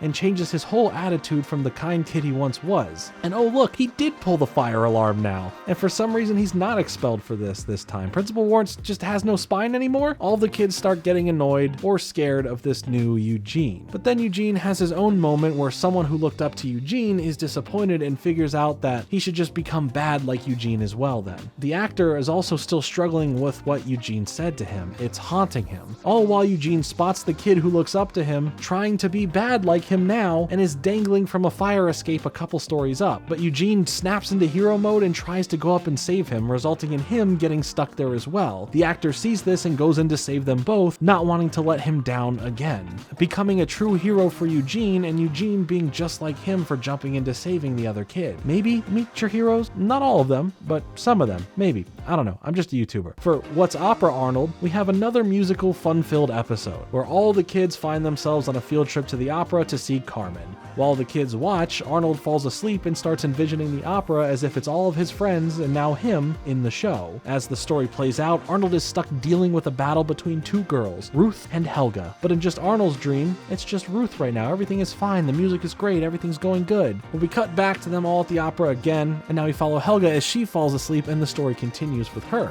The visuals here mixed with the music in this episode are so perfect in tone, where it feels like I was watching these kids actually perform this mishmashed version of this opera performance here. Then when Curly comes in, the music cues happen and the song progression continues, there's just nothing like it. It's a random fun little episode of the show full of completely what-ifs within some dreams, but it does clue us into Arnold still liking Ruth McDougal despite how the Valentine's Day episode went. Even in Helga's dream, she couldn't get the kiss at the end. Tour de Pan and Teacher Strike come up next. Tour de Pan was an episode about remote-controlled boat racing, which I feel I saw a lot of in shows for some reason back then, but it was something I never saw in real life, so it's always caught my attention as being weird that I saw this a lot in this medium. For the boat racing episode, it becomes a grudge match between Arnold and this rich snobby kid Rex Smythe Higgins III. Arnold vows to win against this guy, so no one better to help than Grandpa, telling them the stories of when he was young and in the tournament as well, facing off against the original Rex Smythe Higgins. Grandpa is now on board to help them build the best boat as possible. Every boat in the race is kind of themed differently, from tugboats to cruise ships to yachts, a nice little visual difference to see what stands out. But the race is on, with Rex super-powered Hydro Flame 4000 boat attacking and taking out the competition, and in the end, it's a battle between Rex and Arnold as they collide, causing a tie for both of them to enter the finals. But yeah, now this is just personal. Grandpa gets more competitive here. Rex and Rex are going with the whole sabotage route, where the old Rex uses dirty tactics to win. As the finals are underway and Arnold's ship now is not working, they have to rely solely on wind and sails to carry them to the finish line first. And when they do win, both of their ships end up getting destroyed. One crashes into a wall, and the other just blows up. Then the old dudes fight while Arnold and Rex put aside their differences and show some good sportsmanship. Now we have Teacher Strike, which because of the order brings back Mrs. Slovak, who is complaining about the budget cuts and poor treatment of the teachers from the principal. And she finally snaps along with the rest of the teachers when it just got too ridiculous. The kids don't really care, as this means no class, right? Wrong. They all have to report to the auditorium for a giant class taught by the principal, and when that doesn't work out, he dismisses all the kids from school until the strike is over, so the kids treat it like a nice vacation from it all. In the arcade, they end up finding Miss Slovak working there, as these teachers need to make money while on strike, and the more places that they go to, they see more and more of their teachers. This is making their break pretty awful. They cannot escape them, with the only place left without teachers being the school, so they go there to play on the school playground, but the principal warns them that, nah, you can't be here, this is trespassing, there's no school, get out of here, kids. But he also tells them something else, that because of this strike, all the missed days that they're having will need to be made up during summer break. So now the kids are scared, furious, and they want the strike to end. Arnold and Gerald figure out what the last straw was to officially start the strike, and it was the access to free coffee. So they end up going to get a local coffee shop to donate to the school to helping solve some of the budgets. Hey, that's great, but guess what? That wasn't enough. They need a better deal for the teachers overall to make it fair in return. Principal isn't willing to budge, so the kids force themselves back into school and study, having a proper sit-in, which causes the faculty and administration to start figuring out how to work together to be both mindful of the budget, but also not too stingy and fair to the teachers. How come kids have to be the more mature ones in situations like this? And I have a theory. I think it's because the older we get, the more petty we get. It has to be the reason. Part-Time Friends and BioSquare are next. Part-Time Friends is a look into working with your best friends as a partner, essentially. As the boys here need money, they get a job at the flower shop, quickly learning how to care for the plants and help run the front end of the business. But when Miss Vitello slips and hurts her back, Arnold and Gerald are given the responsibility of running the store on their own for a week, tasking Arnold with the flower care and Gerald to run in a more managerial position overseeing the business end of things, where Arnold starts having some resentment towards Gerald and Gerald starts seeing Arnold as not working hard enough. The next day, Gerald starts taking the business aspect of things too far as he becomes more bossy towards Arnold, who doesn't want to handle all of the grunt work while Gerald crunches a calculator all day, throwing all the responsibility on Arnold. After things are getting overwhelming, Arnold and Gerald get into a huge fight over the work ethics, and Arnold ends up quitting, leaving Gerald to do it all by himself, ruining their friendship in general. Grandpa sits down with Arnold to give us a flashback of him and his best friend Jimmy Kafka, see, there's Jimmy Kafka again, who were left in a similar state running a business for someone else, leading them into a massive fight where they never rectified it. And that was it, telling Arnold that it's not worth losing your greatest friendship over a silly argument. So now, in a dream, Arnold pictures the future, where Gerald and himself are old and still angry at each other. But then we also get this nightmare of a zombie-like grandpa whose jaw falls off. Yeah, thanks for that, Hey Arnold. I can't sleep now. But when Gerald is getting overwhelmed at work by himself, Arnold comes back in time to help him out of the situation and make up, putting aside their differences. It's a charming episode that really gives us a look at how no matter what, these two will always come back together as friends. They have their flaws, but they are best friends. And friends like that can work little disagreements out, which we shall see in the next episode shortly. Our next segment, however, is BioSquare, where we deal with the opposite of two best friends having to work together, but two enemies or frenemies or something. They don't like each other, but one of of them is only a facade for how they truly feel about the other, and the other usually is pretty open to working together with anyone but gets bugged by this specific other person. Yeah, it's an Arnold and Helga moment. In class, they're doing science experiments as Arnold and Helga enter the classroom late, dripping wet, just in time to present what their BioSquare project was, where all they had to do was work together in an enclosed space for 24 hours. So we cut back to see what had happened over the course of 25 hours. Arnold's excited to work in this space for that amount of time without electronics, which Helga is almost ready to leave over that fact alone, but feels challenged to stay to tough it out. While Arnold works on so many other experiments, Helga couldn't care less about anything. We see through this ant experiment how two separate species of ants cohabitate and work with each other, as well as we follow Arnold and Helga not being able to do so. As night rolls in, the arguments roll in as well. We hear this ominous dripping faucet from the sink that isn't working, and it starts getting to Helga, keeping her up at night. But when Arnold does get up, the potato experiment Arnold's been working on even before this project is halfway eaten already because of Helga, even though he asked her not to. And these final 6 hours are rough, since Helga keeps destroying all of his experiments one by one, it seems. She's getting mostly stir crazy being in there with Arnold this whole time, but the last straw is that dripping sound, so Helga destroys the sink and the BioSquare starts flooding, having now needing to work together to stay alive quickly and get to safety. But the whole place collapses as they see the use of Arnold's other experiments all come together through the story of the ants that represents what they went through, resulting in a solid presentation and, for Helga and Arnold, a not bad end to the arguments that they were having the past day trapped together. So maybe it was all for the better, maybe it was just all bad, I don't know. Next we have Runaway Float and partners to wrap up season 2 of the show. For Runaway Float, the students need to come together to design a float for the upcoming parade. Arnold's design is well liked, but it is too expensive for the school to produce, so Helga figures out a way to pay for the float to be a thing, making a deal with her dad to sponsor the float, but it needs to be beeper related somehow for him to do so. Arnold is so excited that it's going to happen that he hugs Helga, but she snaps out of the enjoyment of it into her demands to be at the center of the float. But they end up quickly needing more money, causing Helga to go and ask for more, resulting in Bob getting more impatient to see what his money is going to. And once they finish, Bob hates it. Even though it's a really cool, passionate, worked on float, he has that Nick guy come back to start changing it all into a beeper instead of Arnold's original vision. All of the other kids, including Helga, don't stand with Arnold as they all get to go on the ride if Bob has control of it, all playing a role wearing these beeper costumes, and Helga still being at the center of it.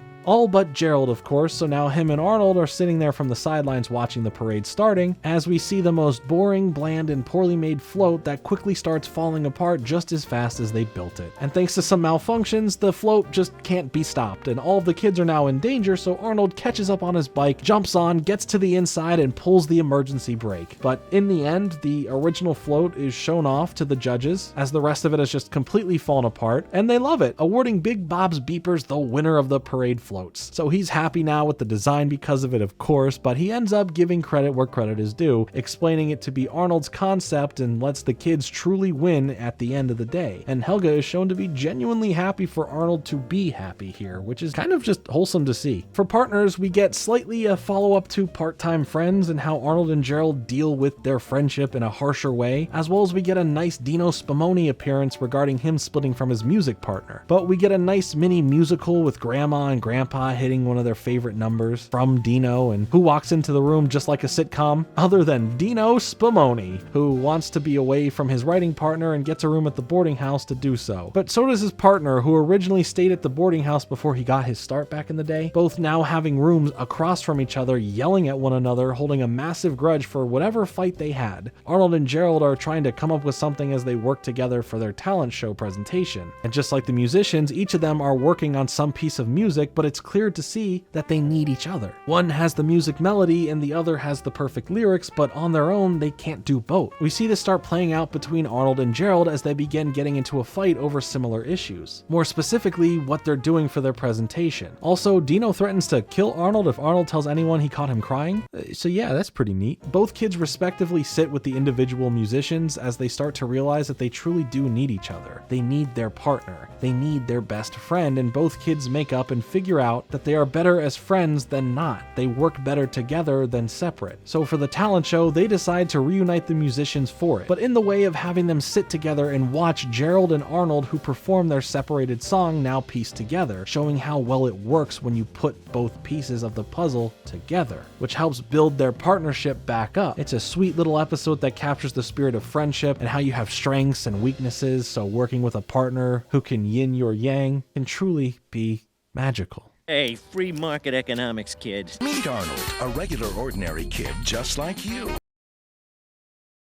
Look for Hey Arnold on home video.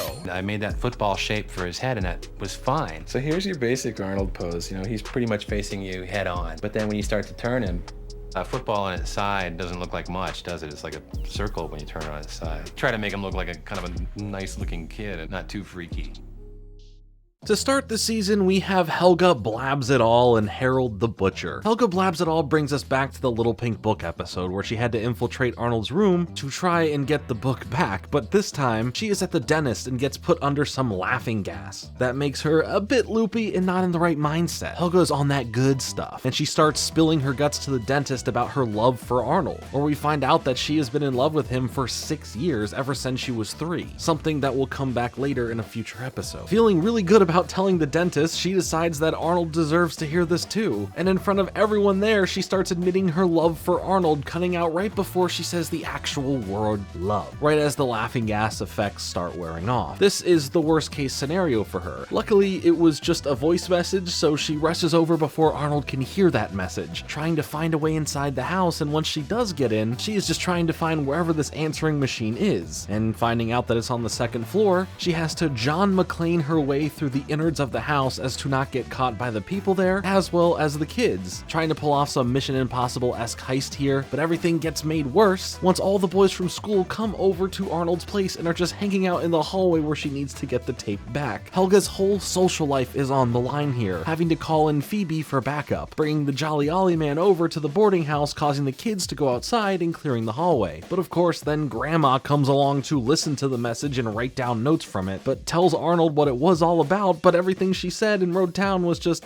completely wrong. So Helga got saved there. But now once everyone is cleared out of the hallways and all the kids go up to Arnold's room and Grandma leaves, she now gets the tape and tries to find a way out of the vents to get out of the house. But she ultimately lands on Arnold's flipping couch and bounces right into the room in front of all the boys covered in dust with the tape in her mouth, as she now just awkwardly leaves in complete silence as the boys are none the wiser to what just happened. This was almost the episode where things would have changed, but at the end of the day, she's great at sneaking through Arnold's place. It wasn't the first time she had to do it, it won't be the last time she has to do it. For Harold the Butcher, this one for me is such a memorable one, where he ends up stealing ham from Mr. Green and ruins it when he ends up getting caught, and Mr. Green has a talk with his parents, who at home give him this lecture about stealing and why what he did was wrong and he needs to learn a lesson from all of this. And we find him now with his rabbi, who lectures him further, especially about wanting to eat ham since it's not kosher. And there's this moment where he's being lectured where you can tell Harold is drifting off and not fully paying attention, and the rabbi says Harold's name a little bit louder mid-sentence to snap him back into it. And that's such a real and relatable detail there, and I'm happy that's kind of just baked into the DNA of this whole show. As punishment though, Harold must now work at Mr. Green's place to learn discipline and pay him back for the ham. We see how not great he is at this, constantly being a nuisance more so than a help, but he starts learning a lot about meat, starting to really enjoy working there and around the meat in general. But sadly for him, it's the final day he's supposed to work there, and Mr. Green is so glad to get rid of him at this point. But Harold's having the time of his life. He has learned so much from this true passion to maybe one day become a butcher, dreaming of having his own butcher shop. But to stay working there longer, he needs to do something drastic, at least so he thinks. He doesn't want to stop working there. And in this depressed state, he tries to steal once more in hopes of getting caught and be given the same punishment, but that doesn't work. Mr. Green's a little too smart for that, leaving Harold a crying mess. But soon enough, the shop gets extremely busy due to an annual meat sale that Mr. Green has. But in hopes of helping this long line as a last resort, Harold gets hired for the day to help him, where he then genuinely does a great job getting through all of the customers and helping Mr. Green here. So much so that Mr. Green offers him an apprenticeship on Mondays after school, where he gets to now work there at the shop, leaving at the end of the episode yelling, "All right!" I just adore this moment so much, and how he was able to turn his negative into a positive passion, something he can care for aside from just eating the food and by extension stealing it. Now we have Dangerous Lumber and Mr. Wynn Goes Country. Dangerous Lumber is another baseball story, starting very similar to other baseball related episodes. Harold calling him Mickey K-Line as an insult and then also being hit by the ball after Arnold hits it. But now every time at bat, Arnold keeps beaming everyone with the ball, with every time just getting a bit more and more ridiculous. He's good at baseball, he's good at hitting friends. Soon they're all supposed to go up against Wolfgang and his team, which has just become a fun rivalry between them through all these different sports we see. But here, Arnold is scared to play because he doesn't want to hurt his friends anymore. Even when Grandpa tries to help him, he just can't not hit someone. Ernie tries to help him so he doesn't quit baseball by taking him to a batting range, and somehow he found a way to accidentally hurt people from that. His friends try to convince him to play in the game because they need his hitting power to take down Wolfgang. We also make note that Gerald calls the vacant lot now Gerald's Field, and a lot of others do as well, so that's cool. But Arnold needs to go and do some soul searching about this, and finds an ad for Mickey K-Line's new restaurant since we saw him retire quite some episodes ago, and now Arnold is able to go and speak with him again here at this place and have this heart-to-heart that really means a lot to him, that his hero still spends time with him on an eye-to-eye level. And also his baseball-themed restaurant is pretty cool. Arnold is convinced after this great speech to not give up, and the game is close. Arnold steps in to help the final big play and get an immediate win at the bottom of the ninth, and before strike 3 happens, he hits a home run straight through a billboard, and unbeknownst to him, the ball still hits someone, Mickey. But it's okay, Mickey ends up bringing him the home run ball at the end, just like Arnold did to him back in the baseball episode. It's such a fun tie-in to that episode, and just, it's so heartwarming. I love these pseudo-sequel episodes that are all just mixed in throughout Hey Arnold. Now, for Mr. Wynn Goes Country, it's pretty awesome, and I'm not a country fan. It's not my favorite genre of music, but I am a fan of the country music within this show, because Arnold and Gerald catch Mr. Wynn singing country music better than they've ever heard it before, so Arnold and Gerald think he deserves to be on the radio and beyond. Gerald wants to be his manager to make a percentage of the money. Arnold agrees, but they need to have Mr. Wynn on board in the first place. They then plead their case to him to make a CD to get rich and famous, but he likes the simple things and has no desire to be famous. He likes his life now working at a restaurant, but after some talking, they at least get him to go and make a recorded single, just to try it out. And from there, he had fun, but no real want to take it onto the radio or anything more. But Arnold and Gerald,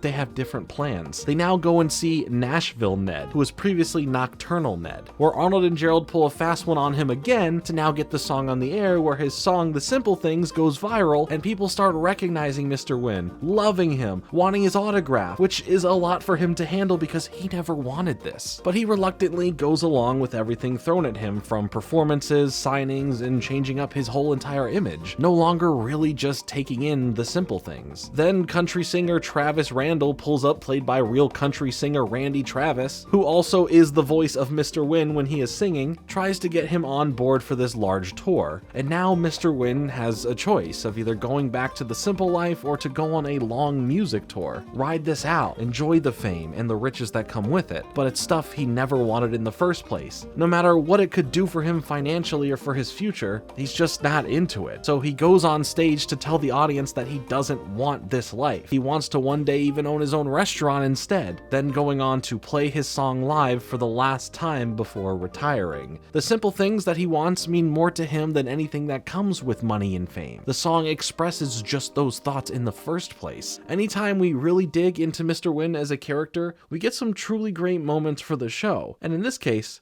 just a really good song. Moving on, we have Casa Paradiso and Gerald's Tonsils. Casa Paradiso is the story of running a boarding house, having to deal with all of the maintenance as the tenants are mad and impatient towards Grandpa. The place is all falling apart, leaks are everywhere, and no one likes the food that they're being served. Grandpa sees one of the sleazy commercials that sounds like it's speaking to you, but it's trying to sell you something.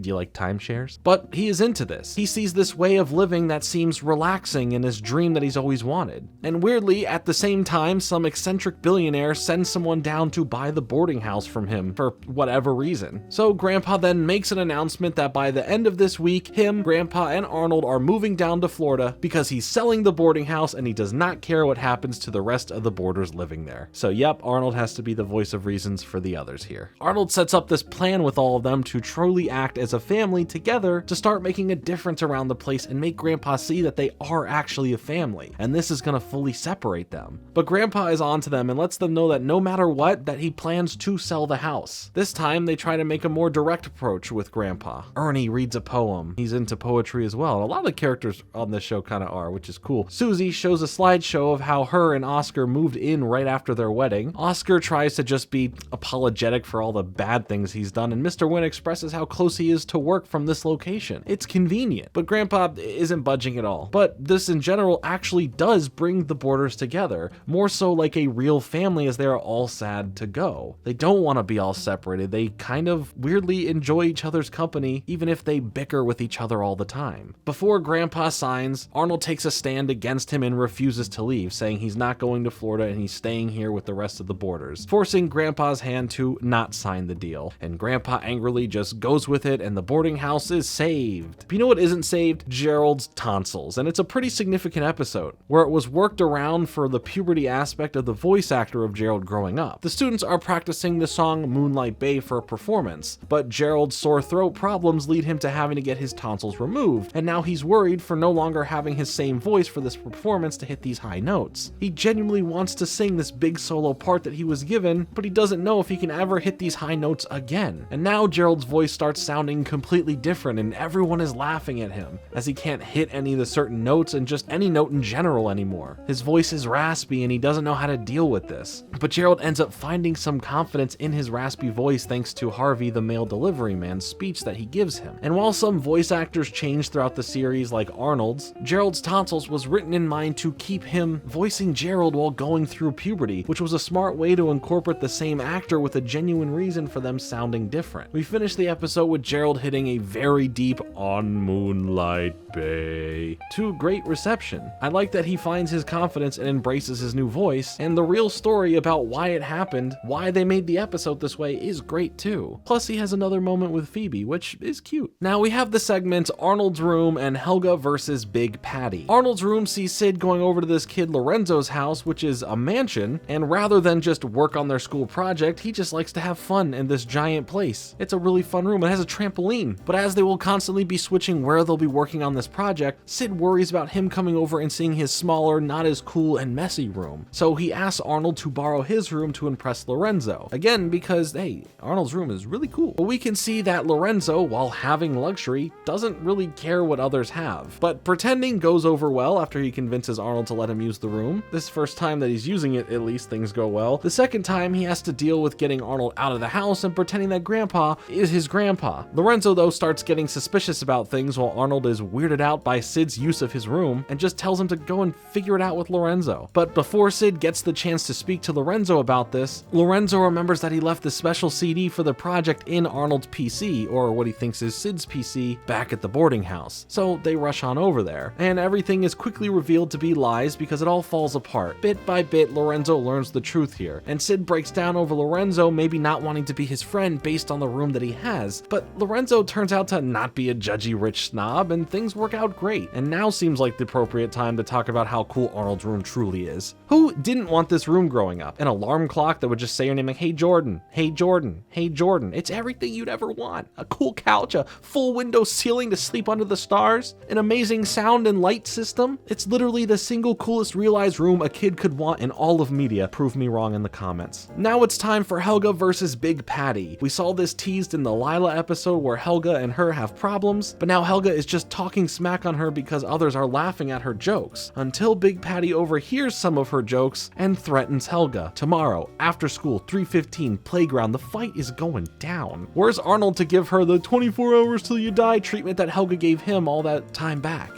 Makes you think. She asks her father for some advice, who offers nothing of value from the situation, and Miriam speaks some truth about standing up to this bully and not being pushed around, but when she is asked if that's what she does, Miriam kind of hesitates and brushes it off aside, saying, oh, that's completely different, mainly in reference to how she deals with her home life and Bob and how he treats her, with her rarely standing up for herself. Arnold then gives a bit of deeper advice where maybe Big Patty just needs a real friend, someone who has hurt feelings and she needs to apologize to her. So Helga goes and does just that, and Big Patty appreciates it, but she still has to beat her up since the whole school saw her call her out, and she doesn't want to look like a wimp in front of everyone. Arnold then has a talk with Big Patty about doing the right thing despite looking like a wimp, but honestly, who would even call out Big Patty? Let her be a wimp. The fight starts out and she brings her behind this door in the auditorium and pretends to beat her up and makes it look real, so that when they return, she hasn't even laid a hand on her. Big Patty tells Helga that Arnold stepped in to help her and realized that she didn't have to hurt Helga, and it's all really sweet in the end. She even calls Helga out on liking Arnold. Heck, she might like him too. Stinky Goes Hollywood and Olga Gets Engaged are next. Yes, more time with Stinky for Stinky Goes Hollywood. There's a spokesperson contest to be the face of Yahoo Soda, and every kid wants the chance to be the spokesperson. But at the casting, after Arnold convinces Stinky to come and try out even though he thinks he's nothing special, no one seems to fit the vision that they are looking for, but it turns out that Stinky has what it takes. They love it, they love him. He has the it factor. Stinky goes along with it in whatever they throw at him on this ride, and for the first commercial, he crushes it. And the more and more commercials he films, the more comfortable he gets, and it's easy for him to perform in front of the cameras. The kids see how big he has gotten, seeing him on billboards, talk shows, and heck, look at him now, he's just styling on them all. But quickly, being a kid isn't in the cards for him anymore. He can't be at the arcade, he has a lot of work to do for this brand. He invites Arnold to the studio though, and when he visits him, we walk through the production lot and Stinky is happy to feel special, and not like he did before all this, but they end up overhearing that the point was to find the worst actor, the least impressive kid, and that was how they viewed Stinky. And now, giving up on this major $1 million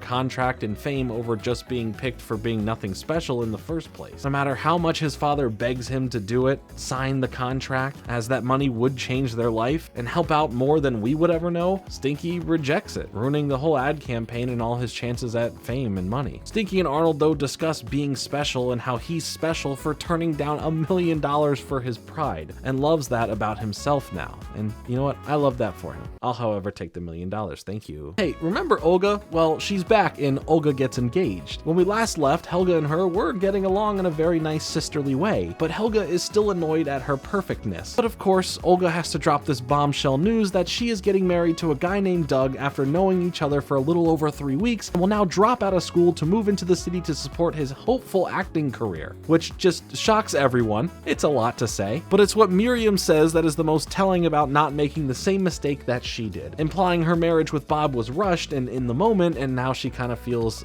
trapped or regret for how she handled it. While the parents don't support her decisions, Olga cries about it and Helga keeps pushing her to just go for it. As long as it would give her a miserable life, Helga's happy with it. But then Helga overhears Doug whining and dining the parents, pandering to the things that they love and what they all are into, having Bob see him as the son he never had, and hearing Miriam talk about how she used to be this Olympic class swimmer, which clearly isn't what she was able to pursue. It's just this bit of layering and context to characters here that through all of these episodes really paint a vivid picture of this household. Helga also sees how Doug lies to each of the parents over the same thing, but still wants to ruin her sister's life and pushes her to stick it out with him. But of course, then Helga has a vision of the future, and if she doesn't do anything to stop this relationship where Olga has turned more into like her mother and Doug is all but non-existent in her life, she won't be able to live with herself. Olga gets very emotional with Helga thanking her for helping push her towards Doug, and Helga finally realizes what she must do and goes downstairs and hears Doug on a call with another lady. So now she's threatening him that he better get out of the picture quietly now, or she'll expose him in front of everyone before the small at-home wedding they're about to have. He calls her bluff, but she bites back, literally threatening now to hit the redial button and calling the other girl to inform about Olga and this whole marriage. This is what scares Doug away as he leaves, exclaiming that he never loved her but is regretful for hurting her. Helga fakes a goodbye note, making the pain of his absence a bit easier for Olga. But Helga, at the end of the day, is a good sister. She held back the real pain that Olga could have felt, regardless of what she wanted to see for her future earlier. It's a satisfying sisterly segment, but a pretty open and dark look into the household, especially for Miriam. Following that, we have Curly Snaps and Preteen Scream. For Curly Snaps, he's talking to Arnold about being the ball monitor, wanting to be one himself. In fact, he's counting down the days to be it. He's on the schedule, he's ready for this, but Mr. Simmons didn't choose him this week. He says it was Sid's turn, meaning that, at least for this week, Curly is not the ball monitor. So this causes Curly to snap. Oh, that's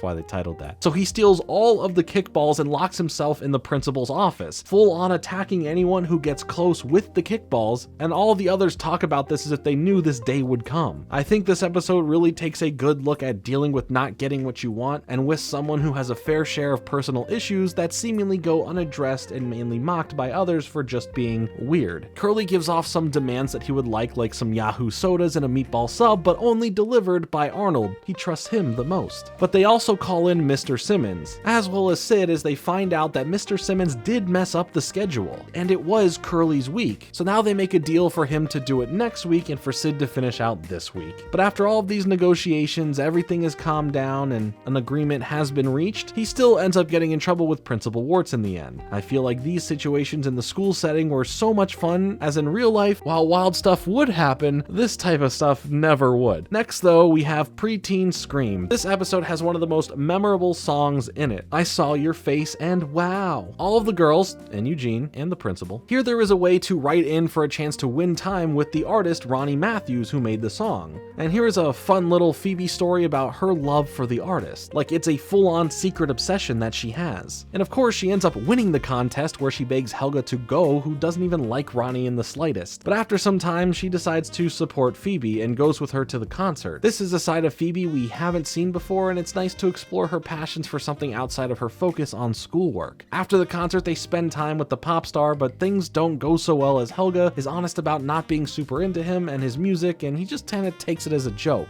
They go out on the town and eat as much as they can, and at the restaurant, Helga and Ronnie really bond over materialistic things, and Phoebe learns that Ronnie Matthews is a complete fake. He doesn't write his own music, it's not even his voice that they're using when he's singing, it's just lip singing. He just provides the face to sell the music to make all the money. Helga loves this, but Phoebe doesn't. Phoebe lets him know how disappointed she is, but it kinda just goes over his head. He doesn't care, he's rich. And Phoebe also lays into Helga about liking him now for all these wrong reasons and not even liking him before in the first place. But after this argument, Helga makes her feel better about even the smartest people like her falling for something so fake and manufactured because of the outer allure it has. And the two friends move on with their life, now with the knowledge of, hey, that guy sucks. Still a great song though. Grandpa's Birthday and Road Trip come up next. Grandpa's Birthday is all about Grandpa Phil turning 81 years old and struggles dealing with his age, as everyone in his family hasn't made it past 81 years old. So he assumes that he is going to die on his birthday, and there's nothing more to it. At the doctor's, which he hasn't been to in a long time, he is told that he is extremely healthy, especially for his age, and that his life should have a lot more time to it, but he still thinks he is dying, even leaving Arnold the car. But he can't drive it yet, but he'll get it now. He reflects on all the great things he got to do in his life throughout the 1900s, and Arnold is stressing about how Grandpa is handling this. So in the spirit of showing him a good time, Arnold takes him out for the day, seeing a movie, going ice skating, going to a baseball game, even spending time at the pier eating corn dogs, and Grandpa really enjoyed it. But no matter what, he still thinks that he's done for, now resting on his deathbed ready to go. The candle blows out, his eyes closed, but he's fine, because Arnold notices that he got the math wrong, and all of his family died at 91 years old, not 81, giving him another decade before having to worry about this again. Happy for him, but a pretty morbid story about taking death not very seriously, but I also really kind of like this approach of how to deal with the concept of death when it comes to older ones that we love. So good on the show for just doing something different with it. After that, we have Road Trip, where we get some important looks into Helga's relationship with her mother, and just finally explore more of Miriam in general. Bob heads out for a work trip, and Helga and Miriam now have to spend time together as they drive to South Dakota to visit Miriam's mother. As the struggle to make small talk happens, just like Helga is with her father, but now to a more distant extent. We also see Miriam obsessed with this one song called We Got Tomorrow that Craig Bartlett helped write. At first, you feel like this is going to be similar to a Bottle episode, because for a good portion, the two characters are just kind of stuck in a car having this back and forth for their trip, which isn't going well. But soon things change after the arguments keep happening. We see that Miriam's an extremely distracted driver, almost killing them and wrecking the car, stranding these two where Helga lays lays into Miriam about being a horrible parent. She can't take care of Helga, and that she knows little about her own daughter. But to pay for the car repairs, Miriam enters a bull riding contest at a bar to win $500, and Helga leaves to just go wait at the bus because she has no faith in her mother to do something right. But when Miriam's actually doing pretty well, Helga comes back to see it and is actually really impressed at her that her mother did something so cool and did it for the sake of them getting back on the road, causing them to start a conversation about the things that they don't know about each other. At least we got to see Miriam try to bond a bit with her daughter and do something for herself, which she hasn't done in a very long time. And to see Helga take an interest in her mother's past, the stories from her youth, it's very heartwarming. Coming up after that is Sid's Revenge and Roller Coaster. In Sid's Revenge, he gets roasted for his shoes by the principal and pinned for a prank that he didn't commit just because he was laughing at it. Warts doesn't believe him when Sid tells him that he didn't do this, but that didn't work. Because of this, he vows to get back at Warts, getting sweet, sweet revenge. Especially when he learns to make a voodoo doll basically out of a bar of soap that looks just like the principal and becomes this instrument to his downfall. Because the next day, the principal doesn't come in, and apparently he's at the hospital. But it was for something small and it's all fine. But Sid mistakes this poor dude as Warts. Finding out that it's not him, however, the doctor says that, oh yeah, Warts, he's checked out, meaning that he just left, but Sid takes this as, oh, he's dead? Which leads to this scene here where Arnold gets pulled aside by Sid as Sid says, I killed Principal Warts. Who the f starts a conversation like that? I just sat down. But all of these signs and clues of him not being around, his name getting scraped off his office, or the parking lot having his name washed off the spot, may all just be coincidences, as Arnold keeps telling him. So when they end up going to the principal's house, which why do they know where he lives, his hospital caretaker who's cutting onions answers the door in tears, mentioning that, oh, he's under the tree in the backyard. But you know, it just means that he's working back there. But when they go and check, he already went back inside, so it literally looks like someone is buried in the backyard. But it's okay, they literally just run into Warts at an ice cream shop, where he explains that, oh, he's just moving offices at the school, he was at the hospital for the small cosmetic thing, and as far as the prank from earlier, he found out the truth that it wasn't Sid, but he did overhear Sid talk about the whole soap thing and still punishes him, resetting Sid to being angry at Warts rather than worried. Sid is such an interesting character, this all-in or all-out switch-on-a-dime attitude that he has carried from previous situations he's been in, specifically with Arnold in the past. I think it's a good character study on him to observe that. Plus, at the end, the soap gets the real revenge and Warts slips on it. Nice. For Roller Coaster, all the kids are at Dino Land figuring out what to ride first, but they know that they can't be on the same ride as Eugene, knowing his luck. Eugene hears this and is sad that he can't enjoy the ride with his friends. But for the new extreme roller coaster ride that was just built, no one will go on it with him but Arnold. He's the only one brave enough to go on the ride with Eugene, once again sticking up for him. All the other kids watch in suspense, of course, as they will not get on the ride and just hope that everything goes well. And of course, partway through the ride, the roller coaster breaks, leaving them stranded, stuck at the top. Guess he truly is a massive jinx. They end up getting stuck for hours as everyone else around them tries to figure out a way to get them unstuck. The ride's not working, they're waiting for a cherry picker to come and save them. But while up there, Eugene and Arnold speak about how everyone views him as this unlucky person, and how he is sad about it, but used to it. But as the hours continue to go by, they finally are going to be rescued. The firefighter's here and his name is Lucky, and his cherry picker breaks just feet away from saving them. But with Lucky's cherry picker arm literally breaking, putting him in more danger than Arnold and Eugene, Arnold trusts Eugene to help Lucky out by casting this rope that they can grab to get him to safety before the cherry picker breaks. And to everyone's surprise, Eugene actually saves someone, and they quickly make their way throughout the rest of the ride and back off. And now we see everyone willing to go on a ride with Eugene, until like usual he falls back onto the same roller coaster, as throughout the credits we see him flying around the track in the background. Yeah,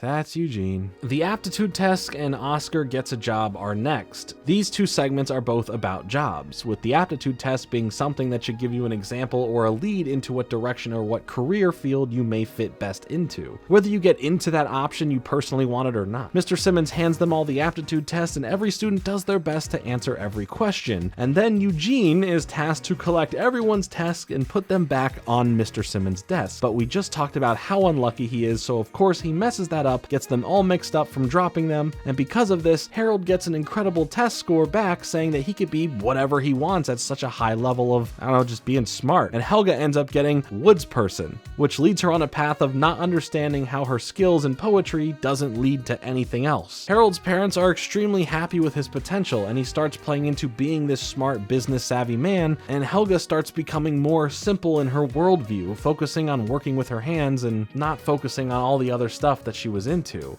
This whole placebo effect is actually working on Harold and starts unlocking his potential to legit apply himself and do great things. But Mr. Simmons is worried about Helga and her not being herself, so he starts looking into the tests, realizing that everything was mixed up, where Helga and Harold's tests were switched. Also, Miriam is in the midst of burning all of Helga's diaries because she started not being into them, which is just scarring to Helga. Like, geez, Miriam. At this rate, her parents will have nothing left to treasure their daughter by the time she's out of the house. Only Olga's trophies, and that's it, I guess. But it's nice to see that Harold was able to start applying himself based on the thought of him being smart. But what happened to his love of being a butcher? He'd be great at it. We then end the episode of Helga alone in her Arnold shrine, frantically rewriting her poetry about her love for him. All in a pursuit to, replace all the stuff that Miriam burned. Not sure if that's romantic, creepy, or just kind of dark. For Oscar Gets a Job, we overhear Oscar getting strong-armed by a shady figure about owing money, then leading to Oscar and Susie fighting like usual, and she's tapped out of money from already overworking herself. He starts going around to the others in the house asking for money, as everyone knows not to trust him with it, landing him with Arnold as a guide to help him find a real job of his own instead of being lazy and sitting around all day living off his wife. All of the jobs aren't working out that he's applying for, but he gets a job as a paper boy. But this means he still has to be responsible, getting up at 4 a.m. to get ready to deliver all of the papers. But the first day, he's late already,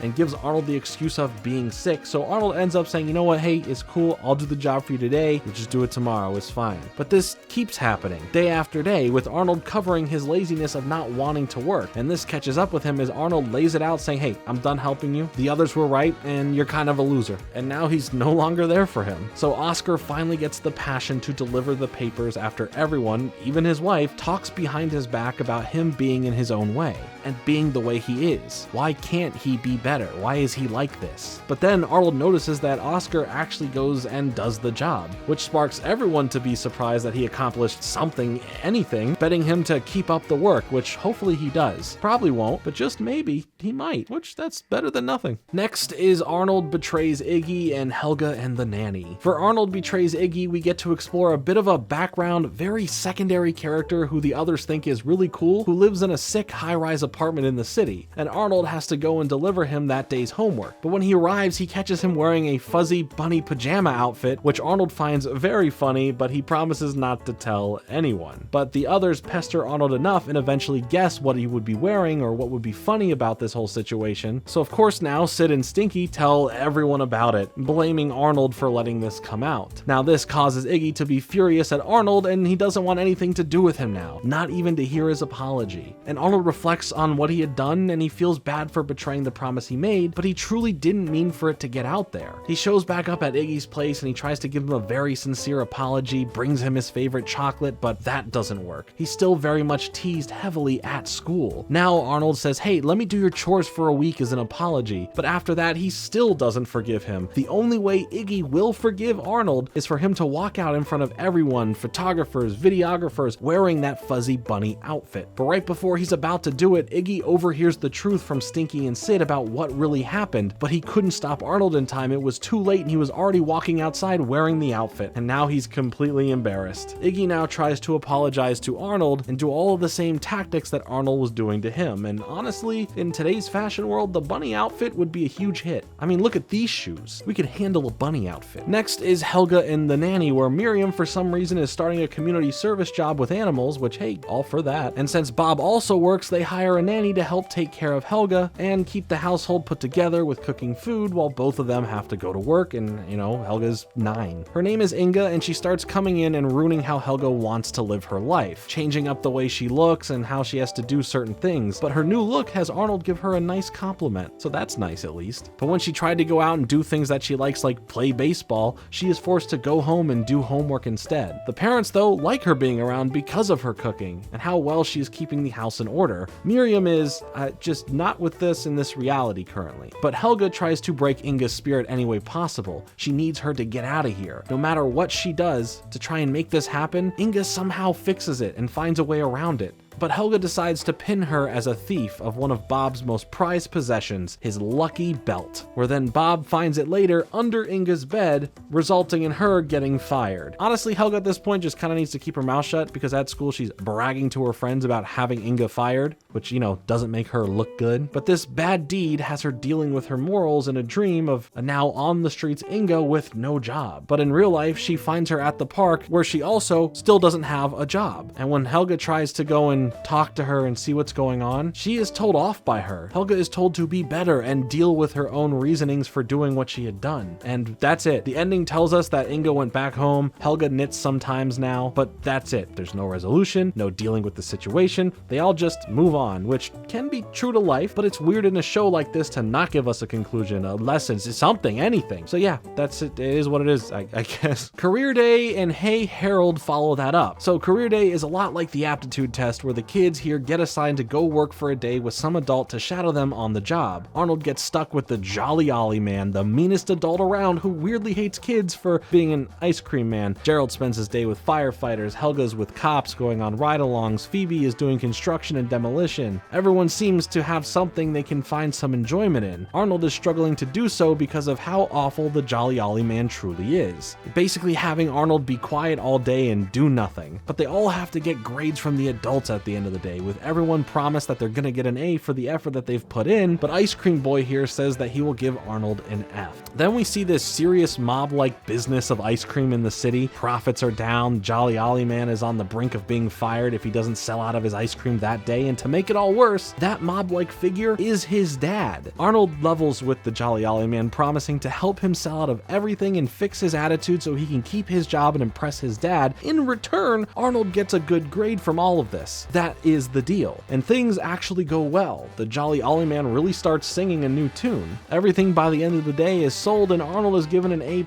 And we get to look into why the Jolly Ollie Man is the way he is. He's a weird, mean guy, but at least we know why, so there's that. For Hey Harold, everyone is invited to a party at Rhonda's, where the big deal is that both girls and boys are invited. And Harold is not wanting to go, but his parents try gassing him up, saying, hey, come on, you go, stud, get over there. But he really looks down on himself and his appearance in fear no girl would want to dance with him. But he says fine, he'll go anyway if that makes them happy. Helga's there trying to figure out how to get a dance with Arnold, but that's not important, and we do not focus on that at all, because the focus here is Harold, who, just like Big Patty, is not being asked to dance by anyone, and both of them find solace in being upset from being alone at the dance, now chatting outside on the patio. Big Patty is shown to be emotional and more complex than just this scary, strong girl as some others see her, and Harold finds this matching energy of being tough on the outside but soft on the inside, spending the whole night bonding with Patty, sparking up what feels like a relationship, continuing that night into a later on date. Stinky and Sid, the rumor spreaders they are, see them out on a date and gets embarrassed by them saying mean things about Patty in front of him. He even tries pushing his parents away, who want to know more about her. The next day at school, the others are making fun of him still, and he stands her up for their planned meeting at lunch, which truly hurts her. He feels bad for doing this, so when Stinky and Sid won't stop making fun of her, he publicly sticks up for her, telling both of them off in her honor, and exclaims not having to abide by their standards of who anyone is, and sits down to have a nice lunch with Big Patty. I like that we got to see this side of both of these characters, especially Harold, who has really become this fourth or fifth string character we follow so deeply.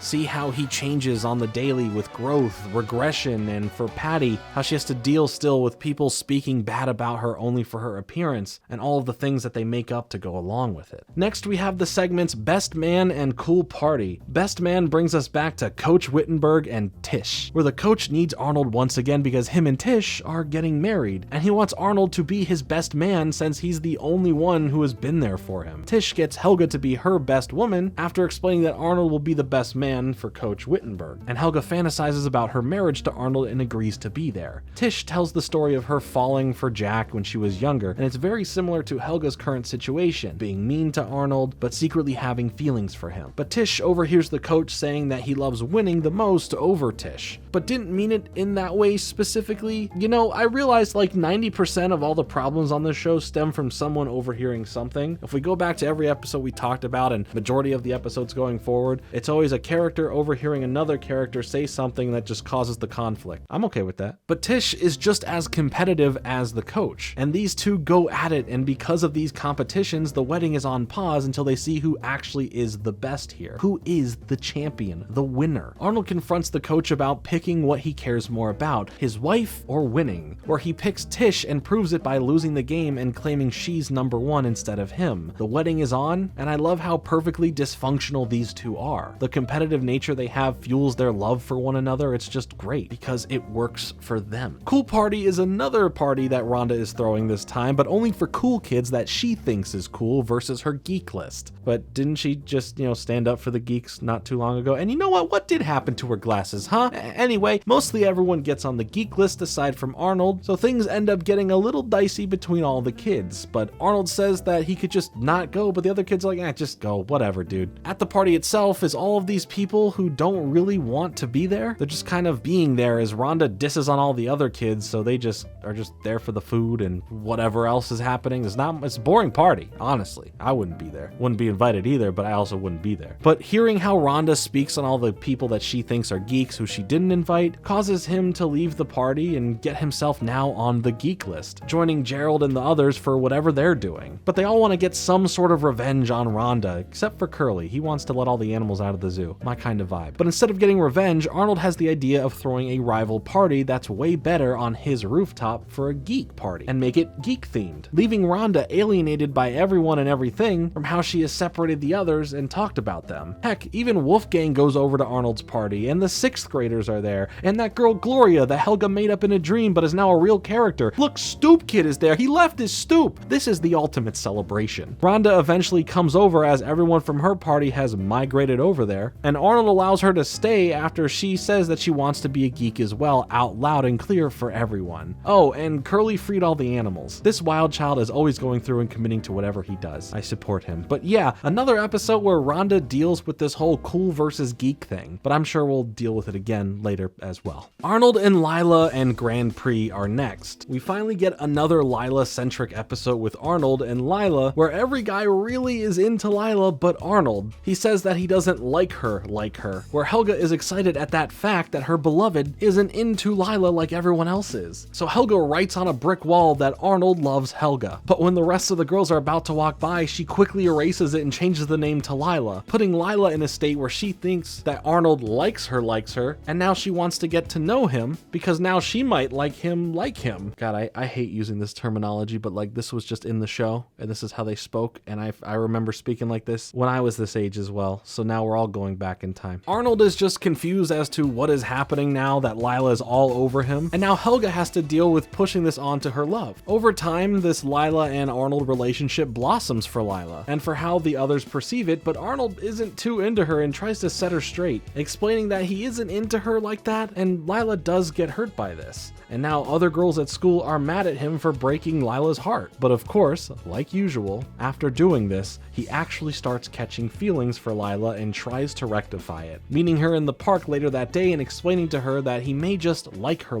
now. But Lila has moved on from Arnold, officially dumping him, as Helga falls out of her eavesdropping spot and actually consoles Arnold about being hurt by Lila, as he explains it's hard when you like someone who doesn't like you back. Wow, that's like it literally fits Helga's description for how she feels. But in the end, Arnold offers Helga for them to walk back home together, which was sweet. They were all alone, no one was around, and Helga let her mask slip a bit here, just kind of being there for Arnold in the moment. Grand Prix is all about this go-kart race, with all of the kids having different named self-made go-karts, and Eugene's here, so you know things are gonna go just so wrong. The race is on until Eugene swerves around and crashes back into Arnold, destroying both of their vehicles. So for them now to compete in the finals officially, they need to rebuild their cars, but now they're going to work together, just build one car and become one giant second team, salvaging parts from both carts. They're able to build a new creation in which they argue over the name of it, ending with a combined name that everyone just doesn't like. Arnold takes the seat as it's race time and it's going full throttle. It's full of the toughest competitors around. Heck, Phoebe even hops in for Helga. And again, I love seeing her just go into fully something random with all of her passion. Phoebe's underrated. For Arnold's team though, Eugene jumps in against everyone's wishes and immediately loses a tire on the cart, but he somehow still ends up crossing the finish line in second place, right behind Phoebe. But at least Wolfgang didn't win, because winning isn't everything. Everyone should be able to have fun with this, and Eugene is still unlucky. Got it. Cool. Now time for another full-length episode segment holiday special, Arnold's Thanksgiving. This is another very special and emotional episode that is just like the Christmas episode. The students are putting on a play at the start about the Europeans and Native Americans, but Arnold isn't excited for the dinner that comes with this holiday based on how bad and hectic it is at his place every year. Helga complains about the same exact thing about her family at her place, with poorly cooked food and little family bonding thanks to football occupying all of Bob's time. The play then goes on to show what Thanksgiving is now in a more modern era, about families getting together and being thankful for each other and the things that they have in life. But now cut to Thanksgiving, Helga starts off the day being nice and trying to be thankful, but Miriam's burning all of the food and Bob dismisses her want for family to be together. And no one cares about her handmade centerpiece for the table thanks to Olga's one, who shows up to actually be home for the holiday. At Arnold's, things aren't going well because it turns into the 4th of July celebration there. Because of Grandma's constant growing oddness of being different people or celebrating the wrong holidays, all in her own mind and world. Arnold can't take it anymore and leaves the boarding house. At the table for Helga's family, they start saying what they're all thankful for, but Helga replies with nothing. She's thankful for nothing, causing her to be dismissed and turned away from the dinner. All she wanted was a normal family to enjoy Thanksgiving with. Outside, she runs into Arnold as they discuss their dysfunctional families for this holiday and just enjoy some time together walking around the city. And as this day goes on, they think about Mr. Simmons, and if anyone is having a good Thanksgiving, it would have to be him, right? When they get to his place, he invites them in to join in on the Thanksgiving celebrations, and we get to see this dysfunctional family as well. Even for someone as happy-go-lucky and as perfect as Mr. Simmons seems to present his life, he struggles with his family. The people at the table are Pearl, Joy, Uncle Chuck, and Peter, which in the play that the students played versions of earlier are now their real versions of them. They aren't these great people, this kind, loving, really nice family. They're anything but that in real life. It's snide remarks, passive-aggressive tones, sarcastic speaking in general, and Mr. Simmons just tries to make what he can out of it. Things just keep getting out of hand. Helga and Arnold speak about this privately in the kitchen, and they start learning to have to love their own families if Mr. Simmons can put up with all of this because he loves them so much and he's thankful for them. So both Arnold and Helga return to their places and learn to enjoy what they care about. Helga enters her home to see a family that is freaking out about missing their daughter, literally calling the police looking for her, getting ready to go out and find her. But when they notice her, they are just thankful that she is there and in their lives for being their daughter, which is truly beautiful for this family specifically, how much they can grow and show some real depth. Heck, they even display Helga's centerpiece over Olga's now. With Arnold outside watching this happen, smiling in joy, saying, "Happy Thanksgiving, Helga," before walking back home, which is very reminiscent of the Christmas episode with Helga outside of the boarding house wishing Arnold a Merry Christmas while she watches in joy for him. Arnold returns home to a surprise Thanksgiving party with an actual traditional Thanksgiving meal this year, still complete with 4th of July fireworks, of course, for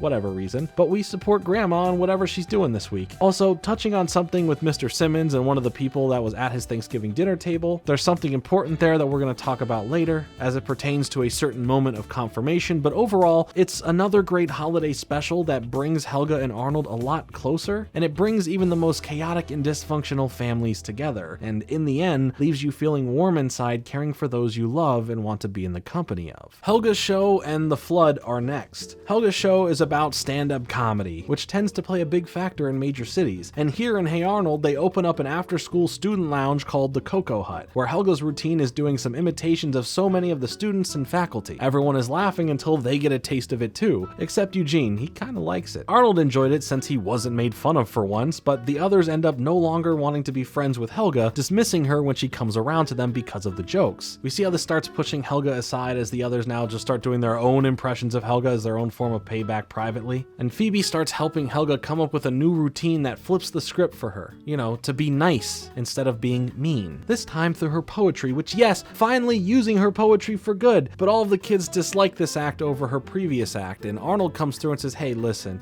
go back to your old stuff. It was a lot funnier, and you should just be yourself. And so when she does, all of a sudden, the kids just start laughing at themselves again, like something just changed, and now they're all thinking, they don't think it's funny, except for Arnold, who catches it the worst from her, and that's what you get for being kind there, football head. But luckily, he starts getting into it, and I think a good lesson here is to be able to laugh at yourself, especially if it's over nothing serious. Take it in stride, laugh about it. The closest of friends roast each other the hardest, so just have fun with it, all right? The flood episode is a bit crazy. We're not talking Halo over here. We're talking Hey Arnold. While the kids are at school waiting for spring break to start, a terrible storm rolls into town, causing an awful flood, and now the kids are forced to stay at the school for their own safety. Oscar and Grandpa start blowing up a raft, but what's weirder is that Oscar is helping do this. We don't know what he wants yet with this, but if he does actually want to help Grandpa go rescue the kids, hey, that's character growth. The floodwaters are rising several stories off of the ground, as the kids have been nothing but rambunctious and going wild. But as the situation at the school starts getting worse and it starts flooding inside, they all have to rally together to stay safe. Oh, and Oscar really wanted the raft just to charge people for safety. See, there's always a hook. But Grandpa stops him from doing this and brings him along to go towards the school. At one point, the students notice that Mr. Simmons has been gone for a while, and when they find him, he is stuck on the side of the building on a ladder that is ripping off, leaving him in danger dangling over the water. So the students put together a makeshift safety rope to reel him back into the school, and Helga falls out, almost being swept away, but yells Arnold's name out as an instinct of if that were to be her last moments. She called out to what made her feel safe, but Mr. Simmons saves her though, and following that, Grandpa comes through with the raft and rescues everyone from the school and paddles away. To where? I don't know, somewhere safer. The whole city is literally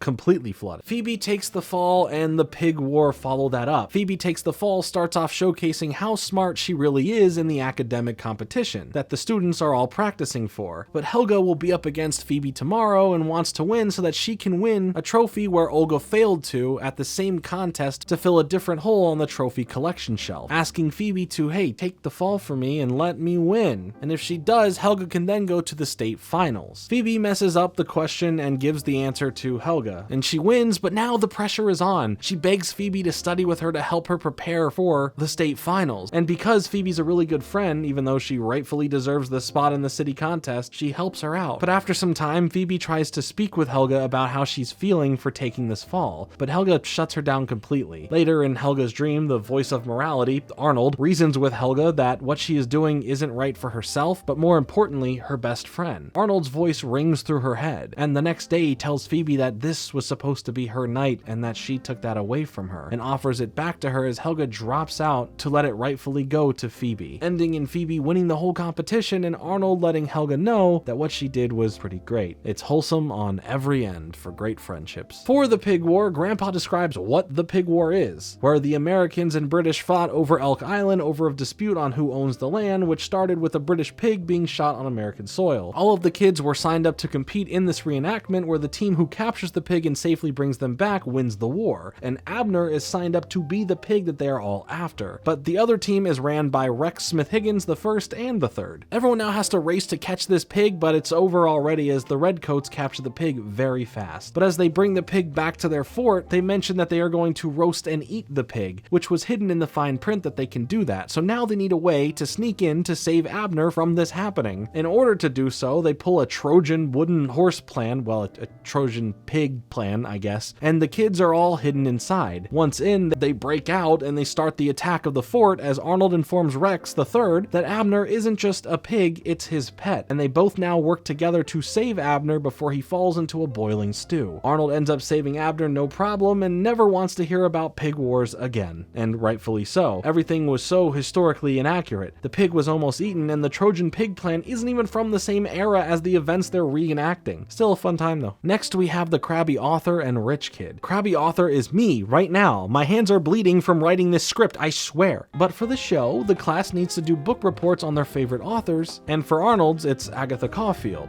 and she hasn't been seen or heard from in over a decade, and now going back to Elk Island apparently, because that's where the author has been hiding out this whole time. Arnold goes up to meet her and it's not what he thought it would be like, as she's a recluse and yells at Arnold to scram and leave her alone, which really upsets Arnold. You know, never meet your heroes. We've heard a lot about that in this show. Unless you're Arnold and you can somehow change them. So Arnold persists to break through her exterior and just waits outside of her place every single day until one of those days she finally gives in and speaks with him. She agrees to answer Arnold's questions so that he can leave her alone. And she clearly dislikes her past, her old work, but Arnold said that he still likes them and claims her to still be his favorite author, which surprises her after how mean she was to him and how she treats her past work. Arnold at school tells the story of who Agatha was, who she became, and why she is still his favorite author. And in the end, some time passes, and at the bookstore, Arnold notices a new book from Agatha that was related to Arnold's journey of helping Agatha get back into writing. You love to see it. It was really cute. Rich Kid follows Lorenzo, who gets introduced to school as a new kid. Hey, wait a minute. We already met Lorenzo. The whole Sid using Arnold's room thing, we already know he's rich. This looks like it's a out of order production episode, I guess. Maybe Hey Arnold works perfect as this random dates on a calendar type of show that they can pick from. It doesn't matter what order you're watching it in, we just enter a random date of the year, and this is the story being told.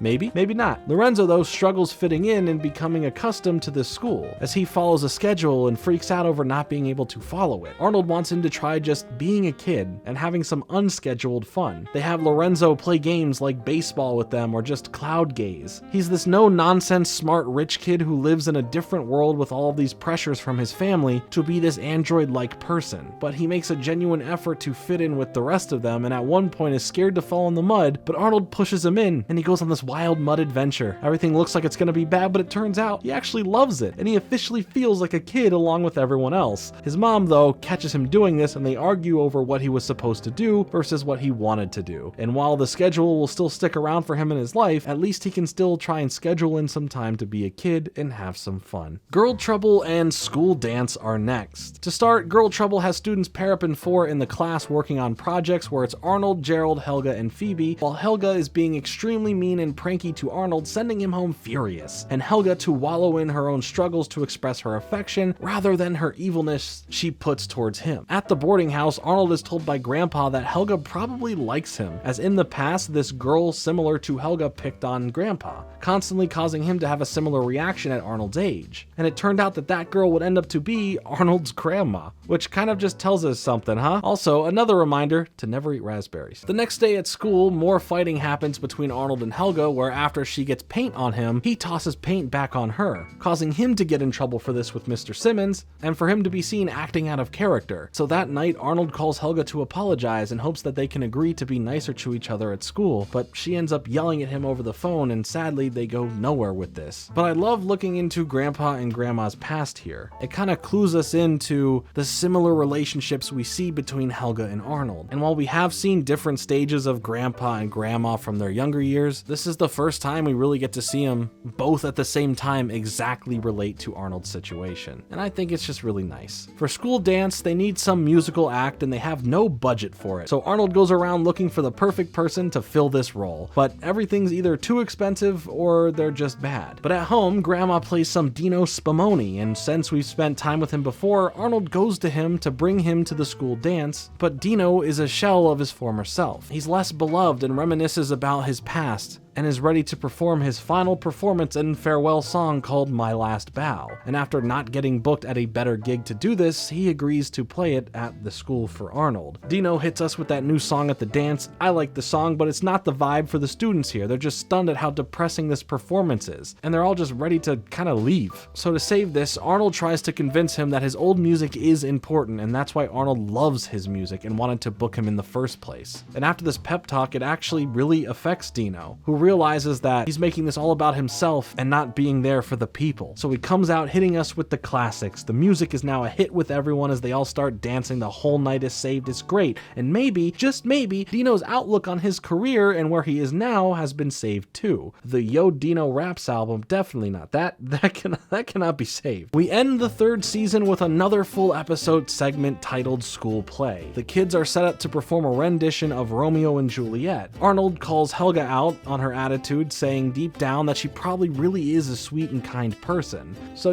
maybe he's right. Maybe there is something there. But as far as this play that's about to happen, Mr. Simmons will be directing it, and all of the kids will get to go and audition for the roles in the play. But Helga, of course, because she couldn't care less. Eugene even almost was cast as Romeo, until he finds out that Romeo has to kiss a girl. So he rejects that, and all the boys just kind of leave the auditions for now. Like, it's gross, get out of here. For casting though, Mr. Simmons begs Arnold to play Romeo since none of the other boys want to take up that responsibility. And now this has Helga jealous of all the other girls going to audition, who can potentially now go and be kissing Arnold. But Helga is the only one here who is really well spoken in Shakespearean, based on how well she writes her poetry. But she doesn't make it in time to show her skills and is given an honorary 4th understudy role if all the other girls drop out of the play. And now she has to create the perfect plan to get each one of them out of the play for different reasons. First, she gets Rhonda out, who was the first, by designing the dress not to Rhonda's liking. And because of bad fashion, Rhonda leaves. Next is Sheena, who Helga makes her get squeamish about the contents of the play, causing her to drop out. Then Phoebe with the fear of stage fright. So that one was easy. It was just her friend. She could have been like, hey, Phoebe, come on, I gotta do this, all right? Leaving the last person left as Lila, the only one in her way of the role of Juliet, and obviously to Arnold. Lila figures out that Helga might want the role if she likes Arnold, and would give it to Helga if she just admits that. So for the first time, Lila becomes the sole keeper of knowing that Helga likes Arnold. She actually admits this to her, but Lila promises to keep it her secret. And that's huge. Like, this is it for Helga. Like, her endgame is to get to Arnold. While it's under the guise of the play here, she full on admitted it to someone. Aside from that dentist. This is what character growth looks like, and we are here for it. Now it's the night of the play. Things are going well. Arnold is pulling off a great Romeo, and Helga knocks it out of the park, adding this level of emotion to the play that wasn't there before. And now it's time for the big scene, where Juliet sees Romeo has died, and goes in to take a final kiss from him. And it's so passionate that even Arnold can't believe it. It goes on for such a long time, and Helga's performance wins over the crowd. Even this performing arts critic who was there the whole time just to pressure Mr. Simmons about this play potentially being bad is won over too. Helga tells Arnold that kiss was gross, and that Arnold questions why she kissed him for so long then, leading us up to the final bow and the credits, wrapping on a great end to a jam-packed season of character growth and wild stories. Now, before we get to season 4, let's take a moment to speak in more detail about the show with its creator, Craig Bartlett. Bring me an extra pair of pants. Done. Arnold will be back in a beat. Where's Arnold? Right here on Nick. I'm in the house, baby. Did you expect the show to go on as long as it did? Because a lot of cartoons kind of had that wall at 65 episodes roughly, and then it kind of wraps up. But Hey Arnold has 100, 30 minutes. It's a lot of episodes. Cool. It's a lot. When you think about that, that's just short of 200 stories, right. If you take the specials into consideration. That's a really great opportunity. What can I say? I was very lucky. I feel like the 90s were a red hot decade where stuff just happened for years and years. And it was a growth industry that finally had, by around 2000, the bubble had to burst. But my timing was perfect. I started making the pilot in 94. I got picked up for series in 95. And for the next 6 or 7 years, I was just straight ahead through the 2 movies. We got the Jungle movie going, but then it got canceled. But, it was 6 or 7 years of steady work, really 8, I think, in that part. Then, way later, I added about 3 more years to make the Jungle movie. But that was a lucky run, man. In today's economy, it would be a lot harder to have the chance that I had. So I will always remember how lucky I was. and it was, some of it was talent, but a lot of it was luck, man. I just was around. I was standing there at Nickelodeon, and they knew who I was. And, in 95, when they picked up the show, I'd done Rugrats with them. And, so we were friends, and it was, as much as you can be friends in a corporate world, we all liked each other. It helped a lot. I feel like rewatching it, I'm hitting all these episodes that I'm like, oh, I love this. Is a great one. This is a classic. This is a classic. And it just doesn't stop. It's like, wait, this all happened in season 1. These are all in season 2. We don't even get to this till season 5. It's just there's so much. Yeah. Well, thank you. That's very nice. Absolutely. This is kind of like another like mini two-parter here. What was your like initial reaction to the reception of the first season, and what's your reaction to Hey Arnold today as the fans have become adults? We spoke about that a little bit, that how cool it is to have adult fans be able to tell you what they think of it, because adults, they write, they create art, they create music, and so their ability to communicate that their love for the show is so strong. So that's been the real benefit of everybody, watching it as kids, growing up, becoming creative adults, and the interaction that you can have in social media is completely satisfying. What was the first half of your question? What was your initial reception post season 1? Yeah. Thank you. It was really solid. Like when it came on TV, it performed for Nickelodeon like they hoped it would. They held on to our first whole season. We had about almost 30 episodes in the can when it finally came out in October, because they had planned ahead, and they were like, hey, we're going to do a primetime initiative on, because imagine that's how long ago it was that Nickelodeon showing cartoons in primetime was, and not reruns of stuff, was a first. And so coming on at 8 o'clock Monday and Wednesday, that was the original run, Monday and Wednesday, and for the next couple years. So imagine, man, kids could tune in at 8 o'clock on Monday and Wednesday and watch a new Hey Arnold. So it was brilliant, man. It was a great plan. Well, I'm glad that worked out. And I think that's partly why Arnold is so well known, was that it was able to make a splash when it came out. And the reception was wonderful, man. I love, my greatest day probably in my career was, I was at Nickelodeon in Times Square in New York, and we had brought the first episode, Downtown is Fruits and Eugene's Bike, and we had it on tape, and it was a Friday night, and they played it in this kind of big living room space in the big building on Times Square.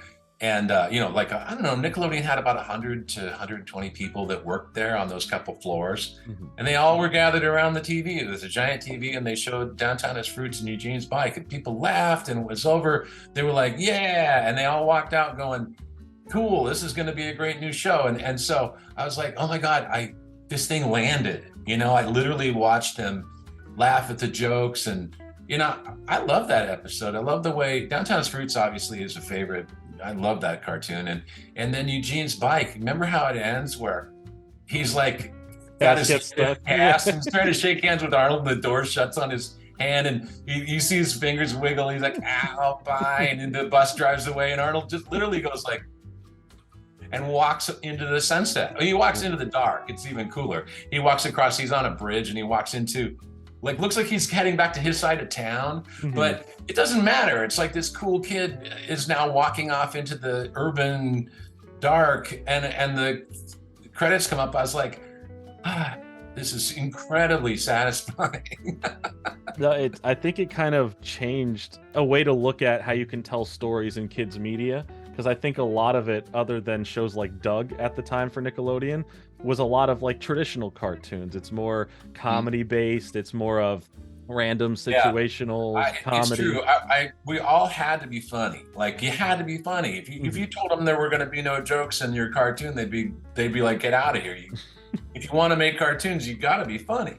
But I was spending at least as much time being sad and fucked up, because that's what I thought was cool. I thought that was, kids would find that super relatable. Childhood is a kind of a veil of tears, really. If you love beauty and you can find beauty, and there's lots of great things you can do to make it not a veil of tears, but that's kind of what you're presented with, in my opinion. And I love that idea. It was very empowering. Arnold walks off like, well, I tried, It's like, whatever. He's just bad luck. I can't fix this. I tried my best. Whatever. And we literally did that. My favorite Arnold cartoons end like that. Like Stoop Kid, when Harold is getting chased off, Stoop Kid's going to chase him down and beat him up.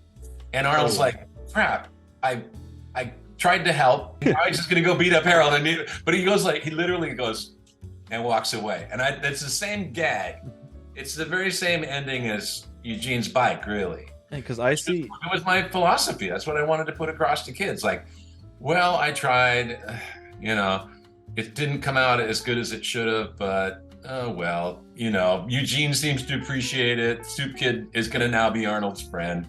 So it's it's a happy ending in a very silly way, I think it's how I like to view the show is with Arnold. Like, while we do get a lot of stories that are about Arnold and what he's going through, he really becomes, throughout season 1 and then beyond, you see him start becoming just this vessel to bring you into this world where he may only interact in the episode once or twice with 1 or 2 lines, but it's Helga's story, it's Gerald's story, it's Phoebe's story, it's Eugene's story, Sid's story, and we start, all of these other characters, their family life, what they're internalizing, their struggles, and that's my favorite thing about the show, is these characters, their individual lives, and how well in detail, which I do have a question that goes into that. Arnold, he just, it's almost like how like someone would watch like a Mad Max movie, right?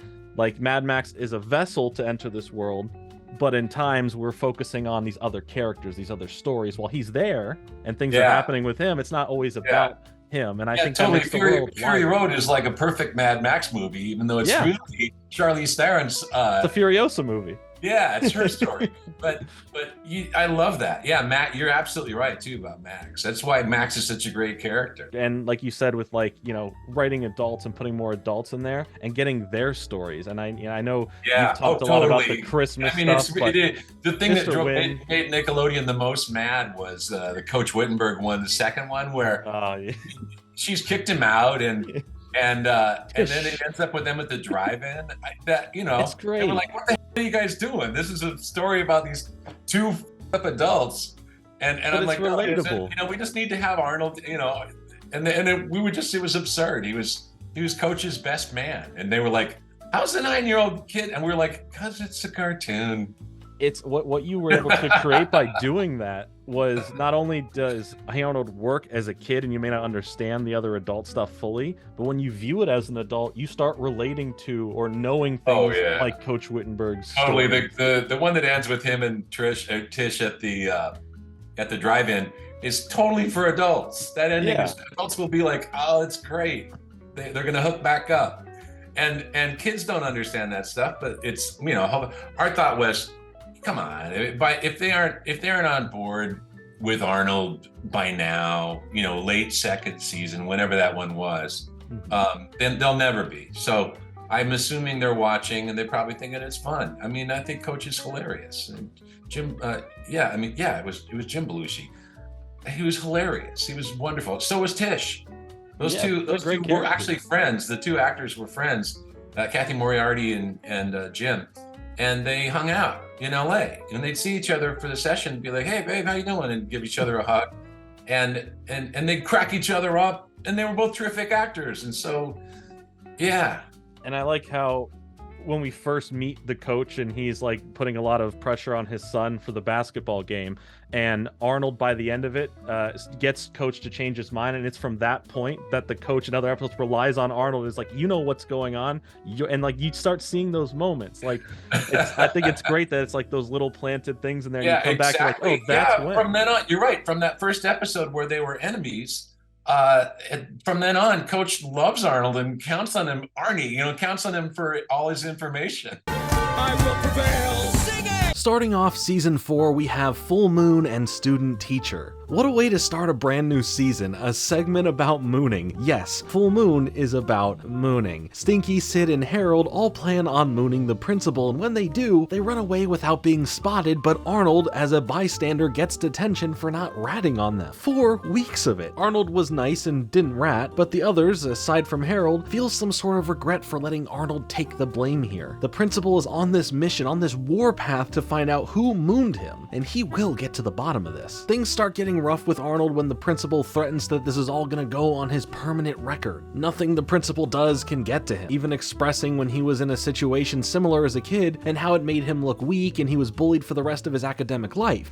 which doesn't help the case, and Arnold stays silent. And right before his permanent record is marked, the 3 of them bust into the room and take the blame, like they should have done at the beginning. Harold in this episode resorts more to his fight or flight, and has been threatening Arnold throughout to make sure that he isn't going to tell on him. Arnold, however, was never fazed by it, as he was never going to be a snitch in the first place. For student teacher, Olga comes back to town and is here to become a lot closer to Helga and has started at PS 118 as a student teacher to be in her class. Helga is nervous about this and wants to get some personal boundaries straight with Olga, but she says that, hey, there's nothing to worry about, baby sister. Although Olga in class is a nightmare, from exposing embarrassing things about Helga in her childhood to giving Helga detention, and on top of that is spending time tutoring Arnold, bringing him into her space at home. Helga uses Arnold's advice to speak with her about this, but rather than do it in a way where they can find some sort of common ground here and make things work, Helga just basically ends up getting her to go away, specifically to Alaska to go teach there. Literally, they parody Casablanca of her getting onto a plane. And now they keep in touch through writing, and what's weird about this in general is the way that Helga actually takes advice from Arnold, and how she handles speaking with her sister. She speaks here with a level of maturity, vulnerability, and honesty that is rare to see from Helga here, especially continuing on throughout the whole segment. She's not over the top mad and yelling, she's more calm in her approach to how she speaks, both to Arnold earlier and to her sister, even if it results in her just throwing her sister to Alaska. Now we have Big Gino and Jamie-O in love. Remember I commented a while back of Big Gino being mentioned but never shown? Well, now we get a look at him actually being a real character now, fitting that same description. Apparently Big Gino is looking for Sid, who is hiding from him. The whole operation here acts as a criminal activity where Sid would get candy on loan from Gino, sell it, make more money than it would be worth, and bring back Gino the money to repay the loan price. Arnold helps strike a deal with Gino over Sid working odd jobs for him for up to 2 weeks to pay back the money that he owed him. Over time, Sid starts becoming a made man, working directly with Gino, as Gino starts really taking a liking to Sid and he becomes more involved, no longer listening to what Arnold has to say. Lots of mafia tropes, mainly references to The Godfather thrown in this episode for good luck, but he starts doing the shakedowns, leading him to needing a photo of him giving Arnold a swirly, all because Arnold just wanted to make sure Sid wasn't getting mixed up with the wrong crowd. But when push comes to shove, Sid finally stands up for Arnold and speaks up to Gino as they now both get swirlies and photos taken of them. Really fun episode, super happy that the Big Gino character lived up to the hype from all those episodes ago, and it's this kind of forward thinking or reverse engineering here that they did with a character like Big Gino to make this universe, this world feel so real. Jamie-O in Love gives us a new look into Gerald's household, specifically with his older brother now, who constantly bullies Gerald and by proximity Arnold as well. But one day he's nice to them and had done all of Gerald's chores. But when they go and follow him to see what's going on, why is he acting this way, they see him on a date with a girl and he's in a really good mood thanks to this. And things are great at home between Gerald and Jamie-O. But back to the overhearing things trope, the boys hear Jamie-O's new girlfriend using Jamie-O, like for materialistic purposes and not really being into him, but they decide not to tell Jamie-O because, one, having all the benefits of a nice older brother now, and two,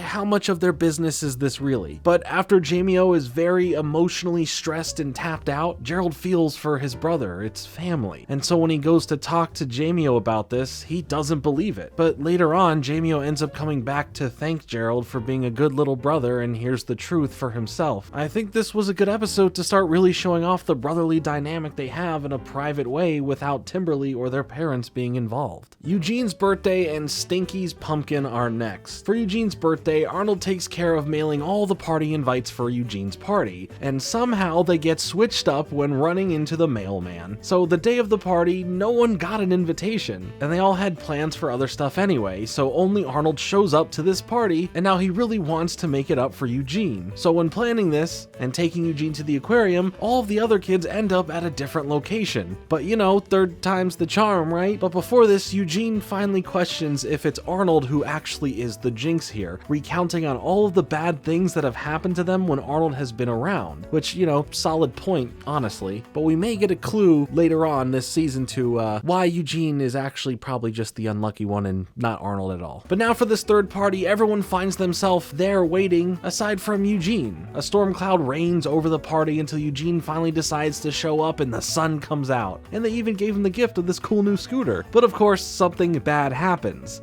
And honestly, it's just some water this time, so nothing too bad, and Eugene ended up enjoying the party for what it was, and just accepts this is who he really is, or his relationship with Arnold is being. He also then falls in a hole, so yeah. We have another Stinky story though with Stinky's pumpkin, where he's back on his whole he's nothing special thing, but we learn about his family lineage, which is pretty cool. And there's this upcoming farming contest that really sits with him, something that he has interest in, especially based on his family's past. Coming to him in his own dream sequence, which is cool to see. There's a moment that parodies Field of Dreams, saying if you plant them, they will grow. So the next day, he starts getting to work on a garden in the front yard of the house where nothing has been able to grow in that soil. His dad isn't supporting him here thanks to that, thinking that he's a fool for trying to grow on this land. But after some time, he at least gives him some pumpkin seeds to start growing if there is any chance or any life in them for him to grow. And before you know it, something starts growing. Something that hasn't happened on this land in a very long time, if ever, and his father starts becoming real proud and supportive of him and ends up growing this massive, nearly unmovable pumpkin. And then at the last second, they're able to enter the contest, winning first place, and just being a nice little wholesome story about Stinky finding something he's special at, and showing love to Arnold, who encouraged him to at least try it. Following that, we have the Beeper Queen and Oscar Can't Read. For the Beeper Queen, we see Miriam dealing with not being seen as useful as she doesn't make Helga's lunch, forcing her to make her own. And then when Bob ends up hurting his back, Miriam claims that she can help him with his business and handle this important meeting that's coming up, which no one believes that she could do. But after being trusted and going to this meeting, Miriam comes home showing how much better at the job she is, making the deals Bob would have made but so much better and bigger. And we start seeing both Bob and Miriam swap roles here. She's become this hard-working and focused businesswoman who even takes care of things like packing Helga's lunch now, and Bob turned into a soap opera watching couch potato. Helga starts spending a lot of time with her mom, who is actually being a literal breath of fresh air. Her life has this new purpose and she's enjoying it, but this joy turns to sadness for Helga, as after she starts really looking up to her and connecting with her mom, Miriam starts quickly only becoming into her work and no longer into her home life, fully escaping her daughter and her husband. When Helga tries to speak to her about this and just misses her, she snaps on Helga about not having time for her. But of course, after realizing what she had done, she decides to give all that up for the sake of her daughter, sending Bob back to work, but at least it seems like Miriam found this groove she hasn't had in a very long time. Oscar Can't Read is about Oscar not knowing how to read and not hiding it too well from the others. But we do find out that he's still a paper boy, meaning that he's actually kept that job as far as this little mention goes. But the others in the boarding house overhear him not being able to read and bet money on him reading, with Arnold helping him through this. And the challenge here is to read the first page of the book A Tale of Two Cities. In fact, this episode inspired 50 Cent to call out Floyd Mayweather to read a book for a charity donation. That's not true, but I like to think it is. But rather than actually learn and end up reading this page, he bribes Chocolate Boy to read it to him so he can memorize it. But this backfires as Ernie switches to a different book that ends up being War and Peace, proving that Oscar cheated to everyone. And of course, with everyone disappointed at him, this weighs on Oscar, coming back to Arnold on his own this time in the middle of the night, pleading for genuine help now how to read. Things start going well, and to truly test him, Arnold drops him off at a random part of the city and gives him some basic directions to get back home. So everyone waits diligently to see if he does make his way back or gets lost and needs help. But Oscar ends up believing in himself, making his way back to the house, and everyone is happy for him. And no one teases him about his reading level. It's a nice little episode dealing with more of Oscar wanting to be better, and mainly in the end, for himself, not for others. Maybe there is hope for him yet. Dinner for Four and Phoebe Skips are next. Dinner for Four starts us with Arnold still being into Lila, and Helga is sitting there mad, but like,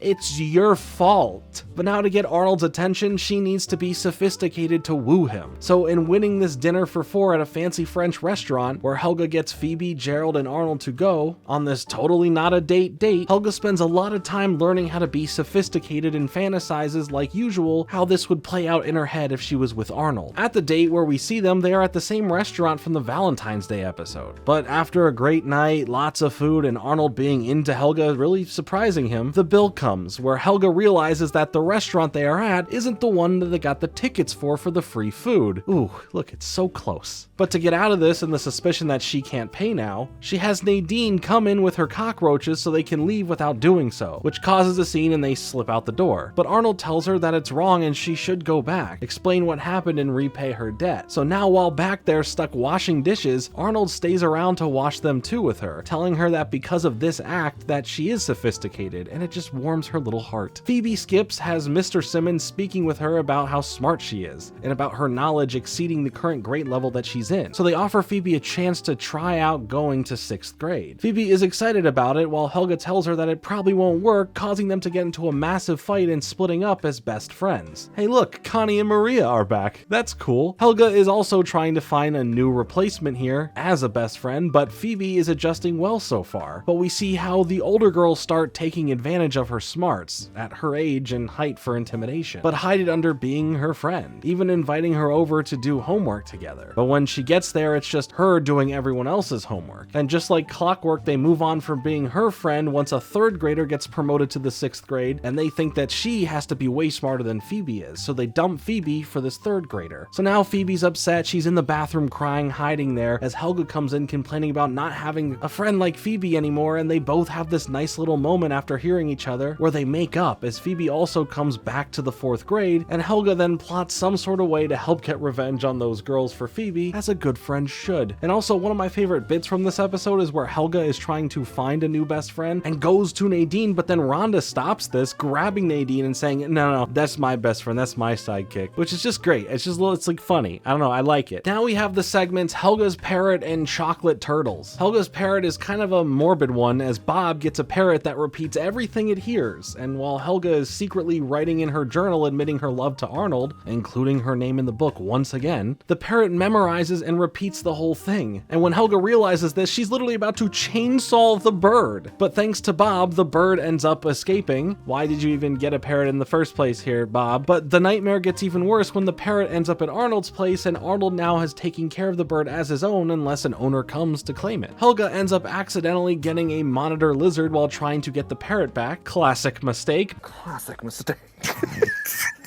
But puts Phoebe in charge of taking care of the monitor lizard, especially now while Helga gets stuck at the boarding house once again for the night. Helga's really into some voyeuristic things here, I guess. Alright. But the next morning, for show and tell, Arnold brings in the parrot, which starts spilling out the whole poem that Helga was saying, in front of the whole class. And now Helga is here, on a straight mission, walking right up to the bird, literally about to slay it, similar to her going and ripping the page out of the book with her name on it way earlier. But then all of a sudden, the monitor lizard comes in, escaping from Phoebe, and eats the parrot, literally, while Helga now really thinks she'll bond with the lizard, who just, had her back. It's a little morbid, kinda sad, but at least Helga's true feelings are still kept a secret, so good for her, or I'm sorry for her. Take your pick. Chocolate Turtles is all about the turtle-shaped chocolate that makes the world go round in the show, as Gerald signs him and Arnold up to be in the Campfire Lasses. Lassies? I don't know. It's just like the Girl Scouts. But in doing so, they get a nice deal on the chocolate turtles to sell for being a part of the Lass, meaning that they can sell them at the higher price and make a better profit than Dip from being in this group. But Timberly gets into the chocolate turtles delivery, eating them all, forcing them with only one way to get more chocolate turtles to sell before the Campfire Lass come back for their portion of the money, and that is to make their own homemade version. But Timberly messes this up by adding salt to the batch, so then now they have to bring her around to apologize to the people who are waiting on their promised boxes, and this apology works, causing people to still pay for those boxes they aren't getting, and then even tip a little bit extra. In the end, they made the money to pay back the Campfire Lass, and Arnold tells them that they aren't really joining, which is sad because the leader here was so excited to have them a part of the Lass, even bringing them their own nice new outfits. But after hearing this news, she angrily takes the money, literally all of it, because their discount fee for being a Lass was revoked. It's a fair ending that way, and Timberly still got to eat all of the really good chocolate turtles at least. So there's someone who came out on top of all of this. Love and Cheese and Weighing Harold are next.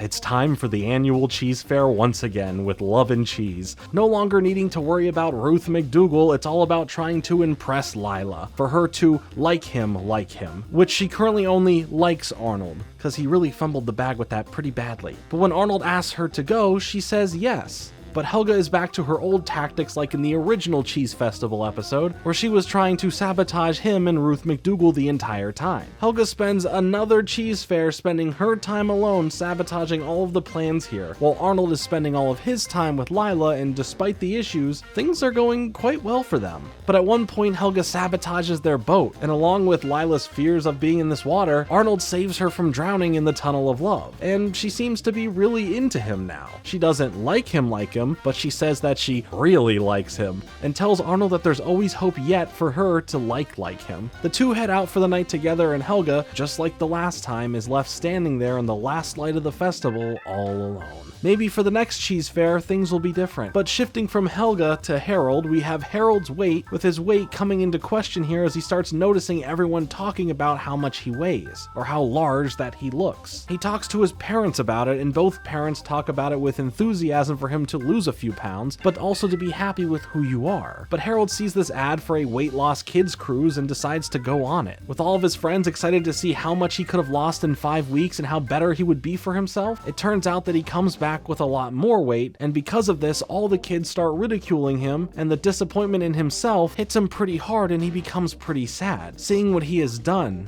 now having no motivation to literally do anything but wallow alone in his room. But of course, Arnold does his best to help Harold find a way to lose the weight. Not to become skinny, but to the weight he was before the cruise at least, because he liked the way he looked at that weight, regardless of how people saw him. After a bunch of exercise and motivation, Harold returns back to his original size, and people support him for losing the weight and just him being happy in general. Weight and weight loss mixed in with how you view yourself are some pretty nuanced topics to hit, especially when dealing with them at a young age where there are going to be others that make fun of you or make it harder for your mental health. But in the end, Harold loves the way he is, and that is great. Now we have Back to School and Egg Story. For Back to School, we have Grandpa, who isn't great at helping Arnold with math as he never went past the 4th grade. So now he has no diploma and holds on to this dream of getting a diploma at some point. So Arnold convinces him to come back to school, and so he starts going through the years, easily passing the grades, and everyone just kind of likes him, to the point where he reaches the long division phase in 6th grade. But he wants to fit in with the tough crowd here. He's donning a new greaser-esque look, sneaking into PG-13 movies with 6th grade girls, that's creepy, but because of his new bad attitude, he's super close to being kicked out of school. Arnold finds out that Grandpa was just scared and was being rebellious to hide that fact, so he helps him prepare and gives him the confidence he needs to sit down with the principal and prove he's smart enough for a diploma. And he does it, but he will not go further on to get diplomas from junior high or high school. He's content right here. Good for him for accomplishing what he always wanted to by settling for just that with no more ambition. Egg Story is that classic pairing of students to practice being functional together and responsible for looking after a baby. That happens here to just be an egg. We mainly focus on 2 couples here from the class, Arnold and Helga, as well as Harold and Rhonda, which is a nice callback to the original Cheese Fair episode. Heck, they even bring it up here, and that's why I love the writing on this show. That's all the way back in season 1. So both couples are shown how they have to take care of their respective eggs. Helga is excited about this and willing to be nice to Arnold, but Arnold lays down to Helga that he really doesn't want to be a partner with her, but is willing to do the best he can as long as she won't be a jerk to him, he won't be combative against her. But the whole time, Helga's trying to be like, no, I'm trying to be good, I'm trying to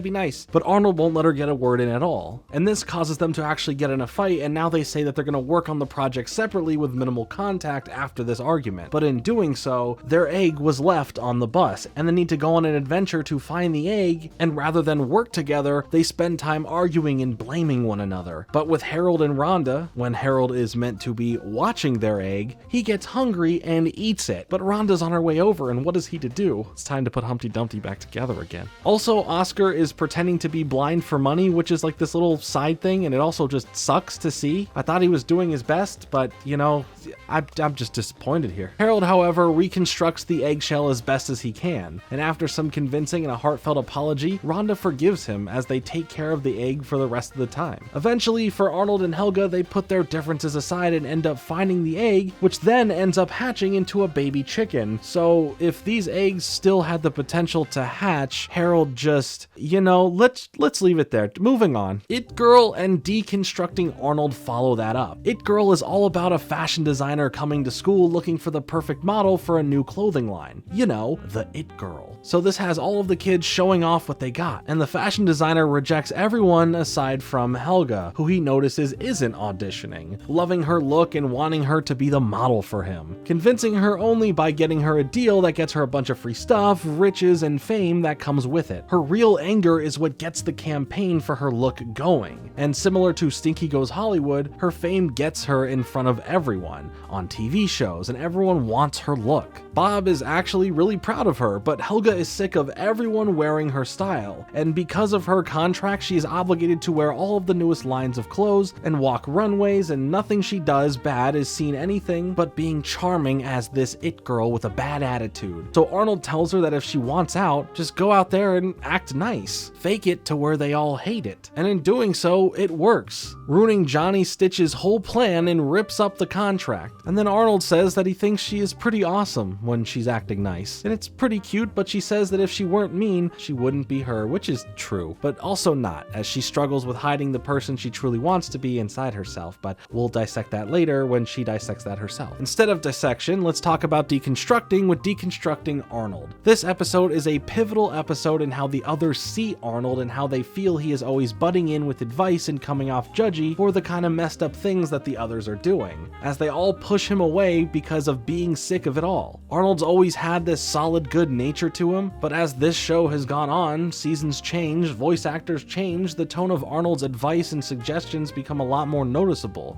And now when they actually need some help out of these situations they put themselves in, they try and handle it on their own thanks to Helga's advice when Arnold was not around. Arnold still debates with helping out, but Gerald convinces him, saying that, hey, they don't even want your advice, don't even worry about it. No point in giving it any attention. But Helga realizes that nothing here is working, so she ends up going to Arnold about that they do truly need his advice, and of course, he spends time helping them start to fix their respective issues here. It's just funny to see something this show is so known for be called out in such a way as it became a lot more prominent. Next, we have Grudge Match and Polishing Rhonda. For Grudge Match, Grandpa and Bob get into a fender bender and blame each other for it, and the only way to settle who pays for the other's car is by playing a round of golf. Helga and Arnold are going to be the caddies here, and Grandpa gets totally confused between what tennis and golf is, having no idea how to play golf, but does know how to play tennis thanks to his days playing with Jimmy Kafka, another mention there. Grandpa's practicing ends up going not great, and even at one point Grandpa tries to sneak out of the house to just run away and not go face Bob. But Arnold convinces him to at least try. It's still worth it to lose just as long as you try. And Grandpa ends up doing pretty well thanks to last night falling asleep to the How to Golf tape, and the techniques get wired into his brain.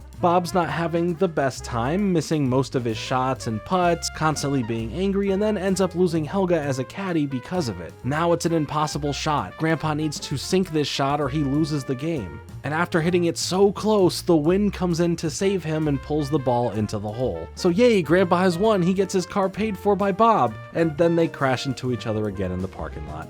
It just never ends. For Polishing Rhonda, Rhonda gets into an argument with Big Patty, causing an altercation in school, resulting in both of their families sending them to this sophisticated fancy after-school program, where Rhonda, who is used to this type of life, is just a jerk there, and Big Patty, who isn't used to this, is nothing but kind. Rhonda isn't doing well here, while Big Patty is, based on the reports that they get back. So as to not disgrace her family's reputation here and do well, Rhonda ends up trying to befriend Patty for help in hopes of her being better at being nice, as well as being kind and caring towards others in general, rather than being self-absorbed like usual. Patty agrees and starts helping her, and then ends up starting to enjoy spending time with Rhonda, but Rhonda only sees this as using her for a cheat sheet of how to be nice. And later on, when Patty invites her to a sleepover, Rhonda rejects her, saying that she doesn't really want to be friends, which is sad. It really crushes Patty. She helped her graduate top of the class with her teachings, all to just be pushed aside in the end. But Rhonda quickly realizes that she should be better to her, especially when the same situation at school happens between Patty and another student, mirroring what happened at the start of the episode. Rhonda jumps in to call her a friend, stick up for her, and even discuss going to that sleepover. It's nice to see that every once in a while, Rhonda does care for something or someone other than herself and her material possessions.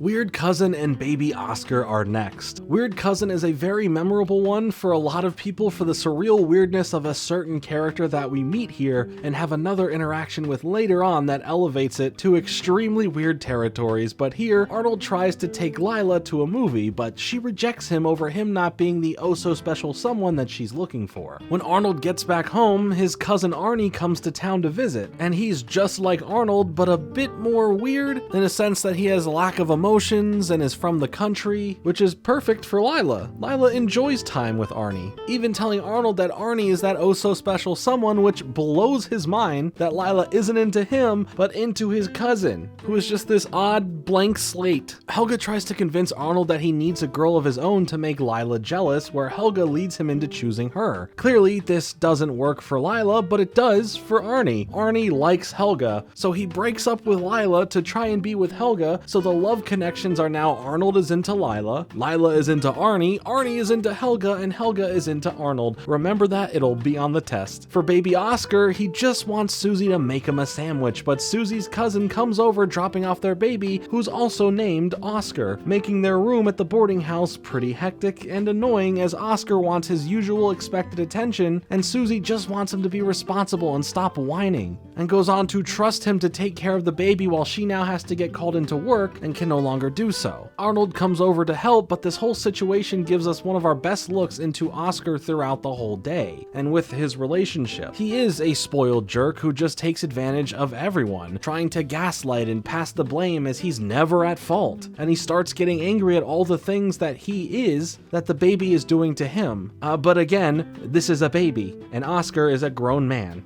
At one point when the baby starts choking, Oscar panics, and with no one around to help him, he runs across the city to a hospital, and he starts promising to be better, well, somewhat better, if the baby's okay, which he was. He just had a case of the hiccups. He even grows attached to the baby once he ends up getting picked up, and on one hand, dope, he was genuinely concerned and did a good thing, but on the other hand, he is insufferable this episode, more so than usual. I can't even say he learned to be responsible because of how many times we have seen him being taught the same thing over and over again, only for him to do one selfless thing out of a last option circumstance. I feel that the more time we spend with Oscar, the less redeeming he seems. After that, we have Grandpa's sister and synchronized swimming. For Grandpa's sister, we have another relative come to town, with Mitzi showing up, Phil's older sister who he hasn't spoken to in over 70 years. Grandpa hates this and ends up sleeping in Arnold's room as Mitzi takes his room. He tries whatever he can to convince her to leave and not stay at the boarding house, but she combats him in every single step of the way. Rather than sit down and communicate with his sister, get to the root of why they stopped talking, he's too obsessed with keeping her away. At the same time, Arnold finds some old pictures from their past that starts putting together a story for him, where it revolves around a dog that they had as kids named Pooter. Confronting both of them, Grandpa and Mitzi start reminiscing over Pooter and tell the tale of how their dog ended up being hit by a car, and the fight between them started over who let there be a hole under the fence for Pooter to get out. Arnold helps them realize that it was neither of their faults, and in the end, they do make up. It's sweet, it's also heartbreaking. For synchronized swimming, Coach Wittenberg is back and needs all the kids to join a swim team to compete in a synchronized swimming tournament. Tish riles him up, which causes him to become ultra competitive like usual, as they have to learn all this delicate water dancing movements. Coach Wittenberg tells the students about this emotional movie moment from his childhood that makes him cry, but it's the music here that adds to the level of it all that really cements this, just like here in the show with Jim Lang, which I'll talk about later. So the kids go out to perform their synchronized swimming routine to the theme of this specific movie and the soundtrack from it. If you've ever wanted to see a Western synchronized swimming performance, then here it is for you. And they end up winning. And then we also get another ending featuring the coach and Tish alone as they go meet under the water for, a next episode. Helga Sleepwalks and Fighting Families are next. Helga Sleepwalks is one I'll never forget, because now whenever I see pork rinds, I always think of this episode specifically. At school, they learn how different foods alter the chemicals in their bodies, and affect everyone differently. Back at Helga's house, there is nothing to eat besides pork rinds thanks to Miriam leaving the groceries on the roof of the car, Helga ends up starting to sleepwalk at night, finding herself waking up knocking on Arnold's door, similar to her daydreams of confessing her love to him. To combat this, she starts setting up traps at night to stop her from doing doing so.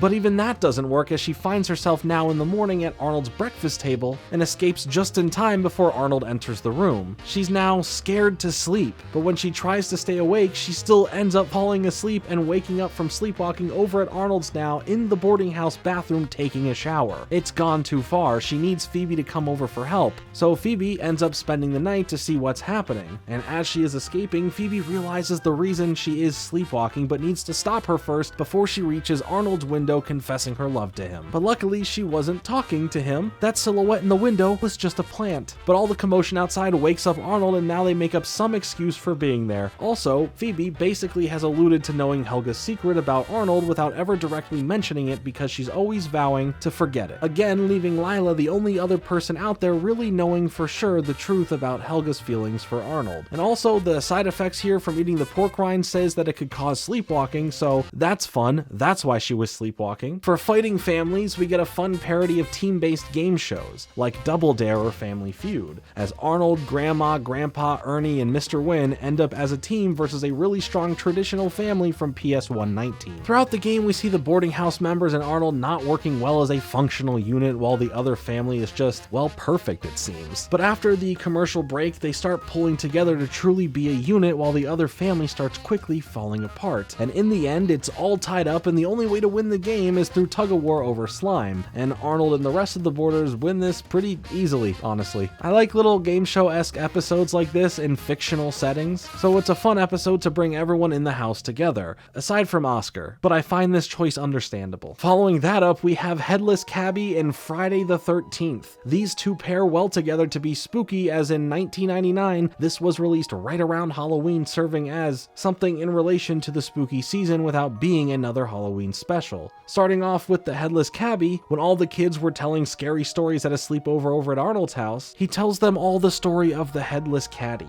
where a horse carriage cabby ends up bringing a lady through the park at night as they look for her dog. But the lady turns out to be this evil witch-like character, and there's this golden hook hand guy, but those aren't even the scary parts, because the cabby only loses his head thanks to his scarf being caught up in a tree branch, and the horse doesn't stop, having his head ripped clean off. But after the story, all the kids go to the park to test the tale, as tonight is a foggy night, perfect to run into the Headless Cabby. But throughout their journey into the park, parts of the story start seemingly coming true, freaking out everyone besides Arnold, and before you know it, a cabby ends up rolling up, but it just turns out to be Ernie, who is the cabby, and he's just bringing along Mr. Wynn. And nothing at all was ever real or scary. Harold's still pretty scared though, but later that night, a mysterious lady ends up getting a ride from Ernie in his carriage and heads into the park, and I guess he just dies, maybe. Now for the back half with Friday the 13th, everyone around Arnold seems to be pretty superstitious, but he does not believe in that. So Wolfgang challenges him to break all of the superstitions to prove that he isn't worried about it at all. Gerald kind of gets tagged along in this, but the more that happens, the more he's reluctant to do so, because he is a little bit superstitious, you know? And the rest of the students think that both Arnold and Gerald are cursed because of this and want nothing to do with them. And it starts seeming like they end up getting a lot of bad luck. Arnold says no, this has nothing to do with them, and he ends up being right. It's not because of a curse, it's just because Wolfgang is making it seem like it is a curse, being the reason for all of these things happening to them after doing those challenges. And here we actually learn that Eugene was born on Friday the 13th, which goes back to earlier saying that this is why he's always having so much bad luck. It's never been Arnold, it's always been Eugene. The argument is settled. It gives us everything we've ever needed to know about him. But before Arnold and Gerald realize that all the bad luck they're going through is because of Wolfgang, they try to get rid of this curse that they start believing in having by going and getting some remedies to help them. And it turns out to be from that same fake love potion lady. But of course, nothing ever works here up until Arnold fully understands what's going on. He knows that they're not unlucky. They then go on their suspicion that it was Wolfgang behind all of this, who he is superstitious for real. And as Arnold corners him, Grandma is there with her legion of black cats and sends them in to attack Wolfgang after Gerald dumps some fish heads on him. Karma is cruel, but payback is much sweeter.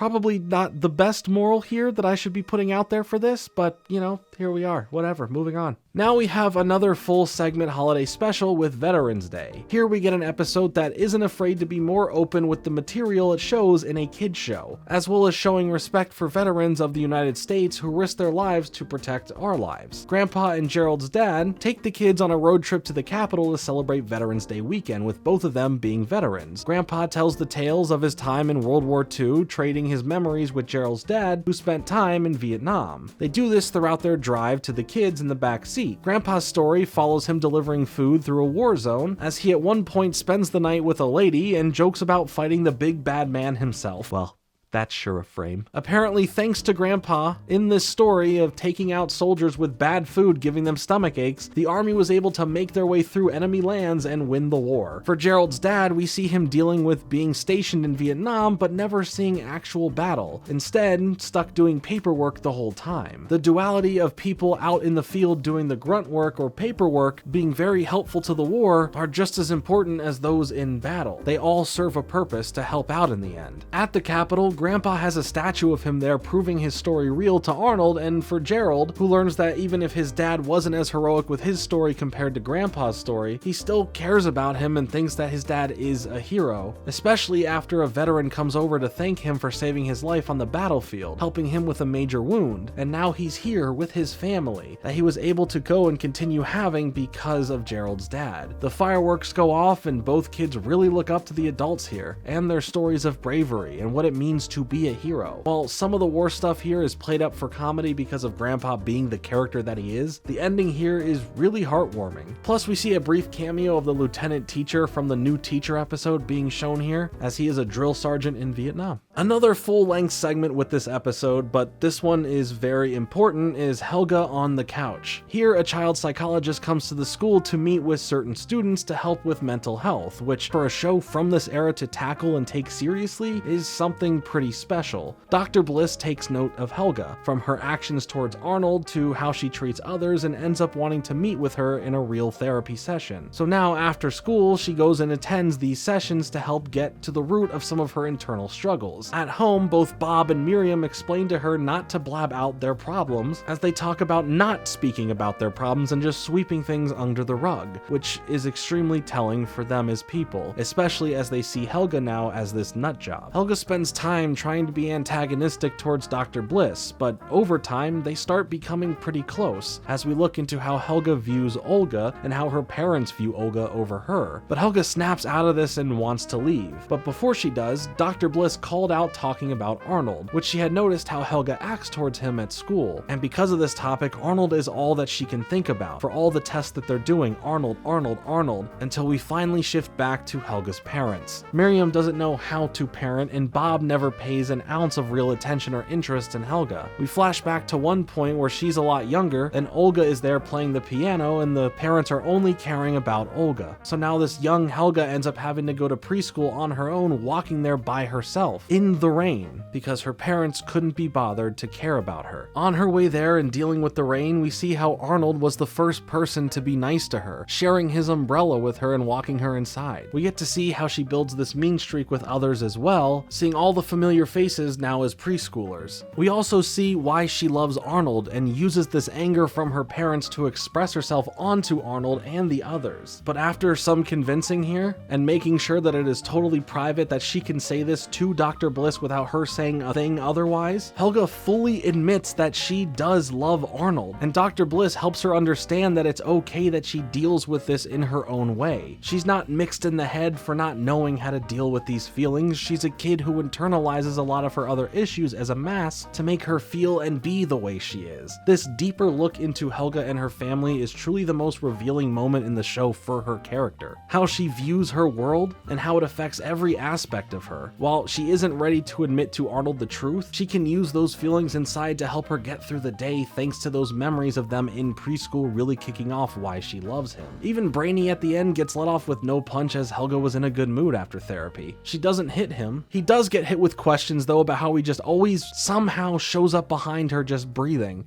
But Helga doesn't bother waiting for an answer and just goes on to live life a bit better today from getting to talk to someone about how they feel. Whether you need to talk to someone or therapy being a great option inspiration for you, I highly recommend you find whatever does work for you. Also, fun fact, Craig Bartlett's daughter, Katie, voiced the young version of Helga we see here, so that's really cool. To end the season, we get another full-length segment episode focusing on Dino Spumoni titled Dino Checks Out, where he apparently fell overboard on a boat, and there is no news or updates just yet of him being alive or dead. And the news goes on about his life and career like a YouTube Rise and Fall video. We also see that his writing partner hates him again for some reason, but just at the end, breaking news does come through on the broadcast saying that they do pronounce him officially dead, left with a note that truly was pretty depressing about his career continuing off of the school dance episode and how he was feeling there. In Dino Spumoni's will, he leaves Arnold with a lot of his personal possessions, stuff like clothes and personal knickknacks, all aside from the money which goes to his multiple ex-wives. This somber episode turns around when Dino speaks with Arnold. He's alive, he faked his own death, and thanks to the theory of musicians being bigger after they die, he gave Arnold all of his stuff to hold on for him to get back when he comes around, and uses Arnold to earn the checks from all the new sales, and just gives Arnold a little piece of it. But it's not long before the others in the house actually catch Dino there, and they just think he's a ghost because, of course they do. They love ghost hunting, remember?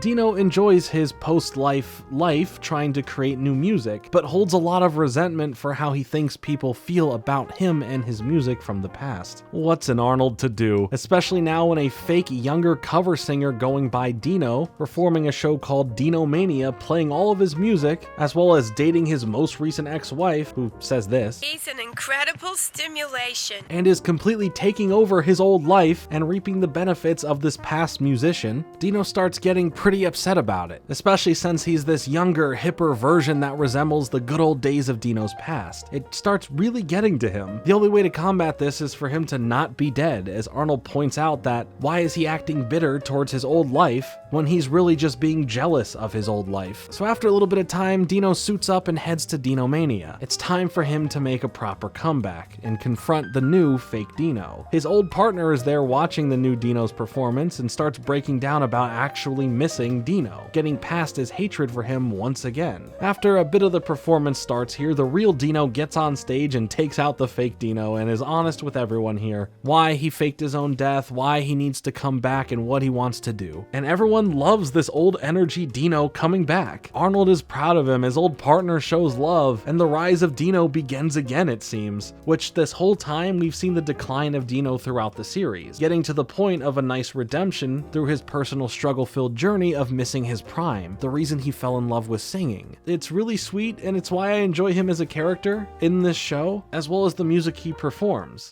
Come on, boys. Nick on CBS will be right back with more Hey Arnold. And now, more Hey Arnold on Nick on CBS. I created Arnold about 10 years ago. I made 3 little short films starring Arnold, and he never says a word. He hears things in daydreams. He started as a clay character, and he was flat. And I made that football shape for his head, and that was fine. To start off, the first episode of the final season of the show is Monkey Man, and buses, bikes, and subways. Now, for Monkey Man, this is a character we have seen randomly throughout the series run by in the streets, so it's cool that we actually look into this, rather than it just being some random thing that happens in the city with no context. Similar to the Pigeon Man stuff, with this being considered a freak of nature by the general public, the episode starts with the Monkey Man saving Arnold from being mugged, but no one really believes Arnold at first. But Gerald tells the tale of Monkey Man, all the rumors about him and how others view him. Arnold wants to find Monkey Man to thank him for saving him and follows the leads to find him in the middle of the night near the docks. Eventually, he does find him and he invites the Monkey Man to dinner with him at the boarding house. At dinner, we learn about how he became the Monkey Man and how he was bullied for looking up to the monkeys at the zoo, but thanks to Arnold showing Monkey Man a world away from the streets, the man behind the Monkey Man starts turning into a snobby, rich acting man who looks like Willy Wonka for some reason. But now the streets aren't safe with Monkey Man no longer protecting them. After Sid gets mugged, Monkey Man leaves the snobby look and by extension also wants to leave behind the superheroing. Arnold tells him that the city needs him, and then just like that he returns to duty to save the city once more. So it's a quick one, but hey, at least we get to look into who the Monkey Man is. Now for a play on the whole movie titled Planes, Trains, and Automobiles, we have Buses, Bikes, and Subways, where we find all of the students going on a field trip to the Yahoo factory that's also full of chocolate, where Chocolate Boy sneaks into it, and this is what they use the Willy Wonka reference for? Not the other segment where you have a guy just dress exactly like Willy Wonka for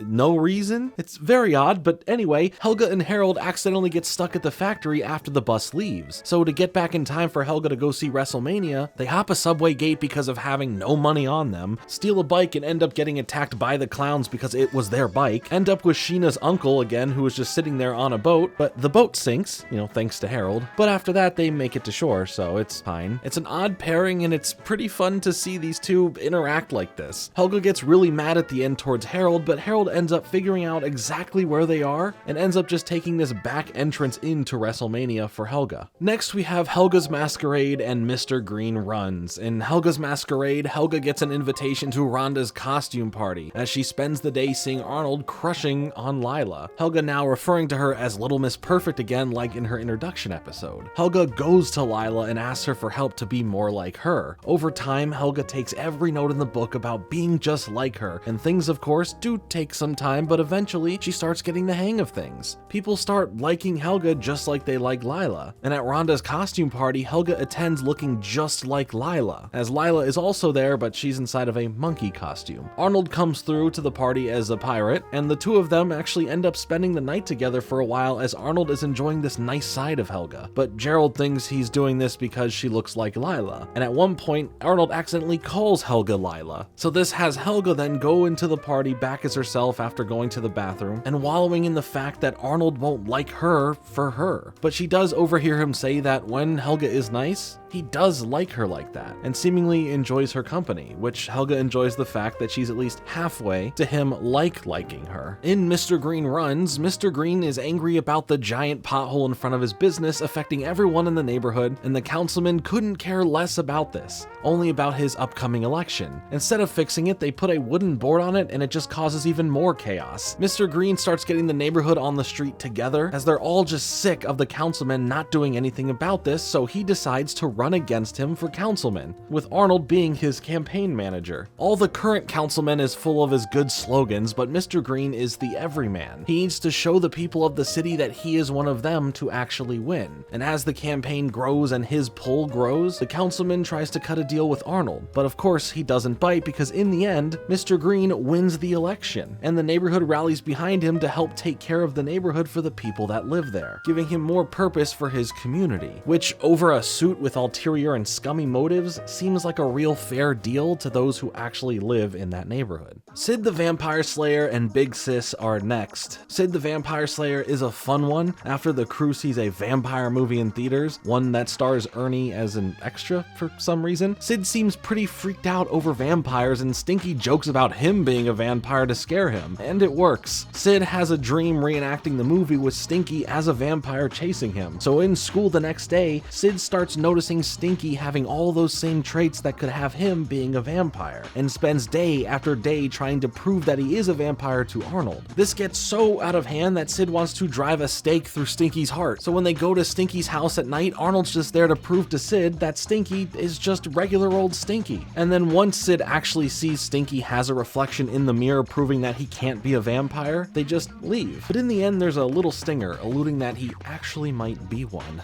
Nice. For Big Sis, Olga is coming back home, specifically to volunteer for the Big Sis Little Sis program, where she acts as a surrogate older sister for an only child. This only child happens to be Lila, and Helga starts getting jealous of Olga that she is bonding with Lila so much, especially when Olga really enjoys having Lila as a little sister over Helga, or so it seems that way to her. She tries to sabotage everything that they do, but in Helga fashion, nothing she does actually results in the bad thing really being that bad. It finally gets to Helga enough where she admits to Olga how she feels, and Olga reassures her that Lila will never replace her. But then when tagging along to spend more time with both of them, Helga can't stand it and leaves them as they sing Moonlight Bay while in a boat and a giant moon in the sky is behind them. Well, behind her, she's swimming away. Following that up, we have Bag of Money and Principal Simmons. Bag of Money has Arnold, Gerald, and Sid finding a bag of money that has a lot of money in it, and Arnold, voting for rather than them just keeping the money, convinces them that they should take it to the police in the morning and turn it in. But when trusting Arnold to watch the money overnight, the next morning on the bus where Arnold has his bag swapped with a lady with with pink hair, a peg leg, and one eyebrow, people start not believing Arnold and his story about this. I mean, it does sound ridiculous, but they start then thinking that he stole the full amount of money rather than him actually being the honest person that he is. Heck, even Gerald is kind of shaken by this. And now, alienated by every kid at school, the kids rally to corner him to force him to admit it. But then Gerald sticks up for him during this, until the pink-haired, peg-legged, one-eyebrowed lady comes to school saying that she took the full bag of money by mistake and already brought it to the police, making it known that Arnold was never a liar in the first place, and Sid is just the worst when it comes to his paranoia. But also, if no one comes into the station to claim the money within 90 days, the kids can officially have it as their own to split again. So that's nice. For Principal Simmons, Mr. Simmons realizes how over-the-top Principal Warts has been on all of the students more so than usual. The superintendent visits the school and tells Warts that he's a little too much, and he takes this as an attack from him and Mr. Simmons together, and ends up quitting, leaving Mr. Simmons as the school's new principal. The new rules that Principal Simmons is making up turns the school into this easygoing place that feels more like a free-for-all zone with zero structure or discipline, backfiring against Mr. Simmons' original plans. Mr. Warts, while coping with his lack of being the principal, kills it at karaoke, but he ends up missing being principal, and Mr. Simmons truly needs the help here. So Arnold and Mr. Simmons head over to Principal Warts' house, and they say that they need him to come back, and they kind of work things out. They discuss how he can be a bit too strict and just plain mean sometimes, but there still needs to be some decent structure here. It can't be as lax as Mr. Simmons runs the school. What this has proven is he's really not that authoritative and can't control the situation. And now it's a nice partnership between these two at the school, as Principal Warts runs it one way and Simmons helps runs it another way, finding that nice even balance of not being too strict but not being too loose. And heck, they even do karaoke with each other in the end, and that's just iconic. While the kids in the background are the setup for the action in an episode like this, it's about the adults, how the stress of a job can affect them. I think it's pretty cool and bold for a show to constantly shift its direction like that, while all still feeling cohesive. New Bully on the Block and Phoebe Breaks a Leg come next. New Bully on the Block gives us someone to take on the likes of Wolfgang. His name is Ludwig, and no, this isn't who I'm talking about. That's Ludwig. This is Ludwig. There's a difference. The kids are playing football at the Vacant Lot, or Gerald's Field, but Wolfgang comes and ruins their game by stealing their ball, as Ludwig shows up, who claims that it was his lot before back in the day. Arnold tries to make a deal with both bullies, but they just beat him up. So Arnold comes up with a way to have the two of them face off against each other in a football game to decide who gets the lot. But this backfires as they end up as just coaches to the team and have the fourth graders play against each other for them. But by the end, Wolfgang and Ludwig begin forming a friendship that results in the end of the game not mattering, and the kids just get bullied by them both and lose the Vacant Lot. So nice job, Arnold. Things are worse now. For Phoebe Breaks a Leg, Helga has Phoebe overloaded with stuff to do for her, and all she asks for her is to hold the bus for just one moment while she finishes running an errand for her and is a second late. At this point, she starts realizing how much she does for her and how Helga never does anything for her back. But while Phoebe still helps, she ends up getting hit by a car and brought to the hospital as she breaks a leg and is given a wheelchair. Helga is really stressed over the thought that all of this being her fault in the first place, and now the rules are reversed. And Phoebe likes this nice servant-like treatment that she used to give for her. But quickly she finds out that her leg is healed and she no longer needs the cast on. But Phoebe does something pretty devious. She fakes still wearing a cast to get the treatment from Helga, but then starts feeling this judgment from Arnold as he catches her faking it at one point, where Phoebe finally has more than her old broken leg. She now has her spirit broken. But now, as another car was going to hit Helga this time, Phoebe runs out of her cast and pushes Helga straight out of the way, leaving Helga now with a broken leg, and the rules are now reversed back to normal, but at least Phoebe opened up to Helga about feeling taken advantage of, kindness-wise, for all that she does for her. Another full-length episode segment comes up next with Parents' Day. This one is very crucial to the lore and backstory of Arnold and the mysteries we have all had about his parents' past. We start off with a man and a lady being chased in some jungle as they barely escape in time, as we transition to Grandpa telling the story of Arnold's parents helping a village dealing with a sleeping sickness. For school though, it's Parents' Day, where his grandma and grandpa help compete against all of the other kids and their parents. These games get intense because of Big Bob Butthead saying he isn't going to lose to some orphan boy, and it's enough to send Arnold home sad for the day. Helga tries to check in on him, and she can't believe her dad would say something like that. The tournament is going to continue on the next day, but he tells his grandparents that he doesn't want to compete anymore. That night, Grandpa tells him more stories about his parents on one of their adventures, specifically from the start where they first met, fell in love, and how they continued traveling the world on their adventures together. We fast forward to them in the city after having Arnold, but then they are begged to help on one last mission that is a big ask to save a lot of people's lives, where they tell Arnold that they love him and hand him to Grandpa and Grandma, taking off on this adventure but never returning, with no trace of where they went, giving Arnold the thought of them still being out there. We flash back to Arnold as a baby after they left him and how his grandparents acted as parents for him,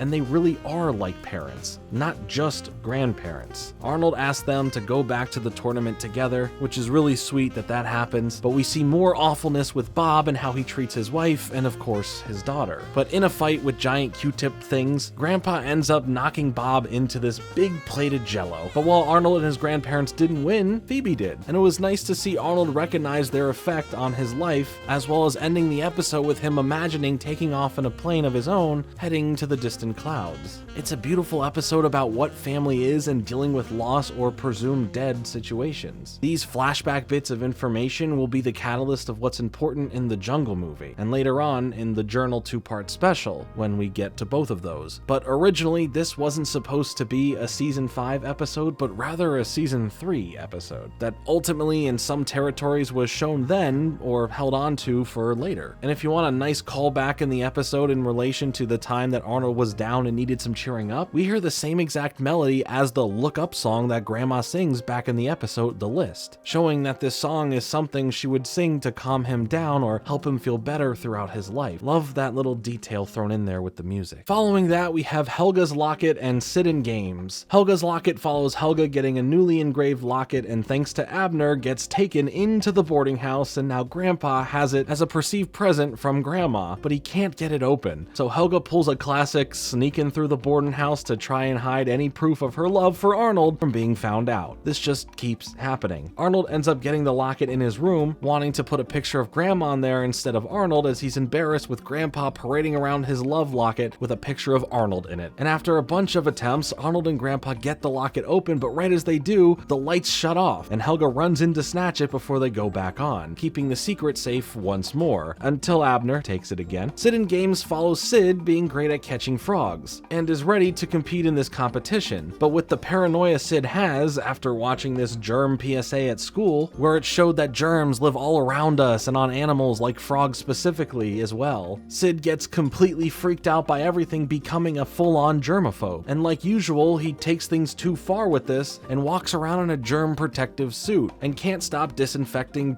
everything. Also, he's no longer able to compete in the catching frog contest, but in a dream sequence that he has, Sid faces the grossest of germs and bugs and literally breaks the strings that are controlling his fear of this. So when he wakes up, he realizes that he's been taking things too far, showing up at the competition at the last minute, winning it for the team. I hate germs just as much as the next guy, but I think exploring how paranoia can exacerbate something like being cleanly to being scared of germs is an interesting and realistic avenue for the show to explore. Suspended and Ernie in Love are next. In Suspended, Harold ends up getting suspended from school after copying Wolfgang to find a way to get suspended for a week, all because he's just tired of being at school. Which works, and after his parents leave for work, he gets to spend his time doing whatever he wants at home, but without having food, anything fun on TV, and no one to play sports with. Harold quickly finds out that being suspended sucks, and now wants to figure out a way back into the school, but all that his attempts do is lead him to being caught by the principal and given a longer suspension. It keeps racking up to the point where he now has over a month-long suspension. Arnold tries to get the principal to see that Harold just really wants to come back, but Arnold then gets suspended himself as well because of this, but only for 2 days. The two of them work together and find a rule that allows them to come to school that they go and find from the public library. He can appeal it if there are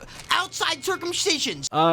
yeah, Harold, I don't think that's correct. But Principal Warts has an updated list of the rules that state the opposite of what they found. And Harold just pleads with Principal Warts that he needs to come back to school. And after seeing how emotionally charged he is about this, both of their suspensions are revoked and they are allowed back into school. Ernie in Love follows Ernie stalking some woman he has a crush on, and he tells Arnold all about her, but he is scared to talk to her as she's this tall, popular fashion model, and he's this short little twerp with a rough and tough job, his words. But Arnold gasses him up and gives him the confidence to say hi to her and spark a conversation, and he even gets the courage to ask her out on a date. To his surprise, she says yes, and Arnold spends time helping him be prepared for this date and will monitor everything from afar since she's nervous. The date is going well though, and they are genuinely adorable together, and when he asks her out on a second date, she rejects him, all because he is short and she's so tall, regardless of how great the date went. But then Ernie says, "You know what, I'm standing up for myself," and he stands up for who he is and how he looks. Ernie does the best he can to get over Lola here, but later on she comes and finds him, asking him for another chance and a possible date sometime, which is a sweet way to end it. Ernie found the love for himself and helped someone see past judgment for others. Following that, we have another full-length segment episode titled Summer Love. It's time for a week break from school as everyone at the boarding house heads to the beach,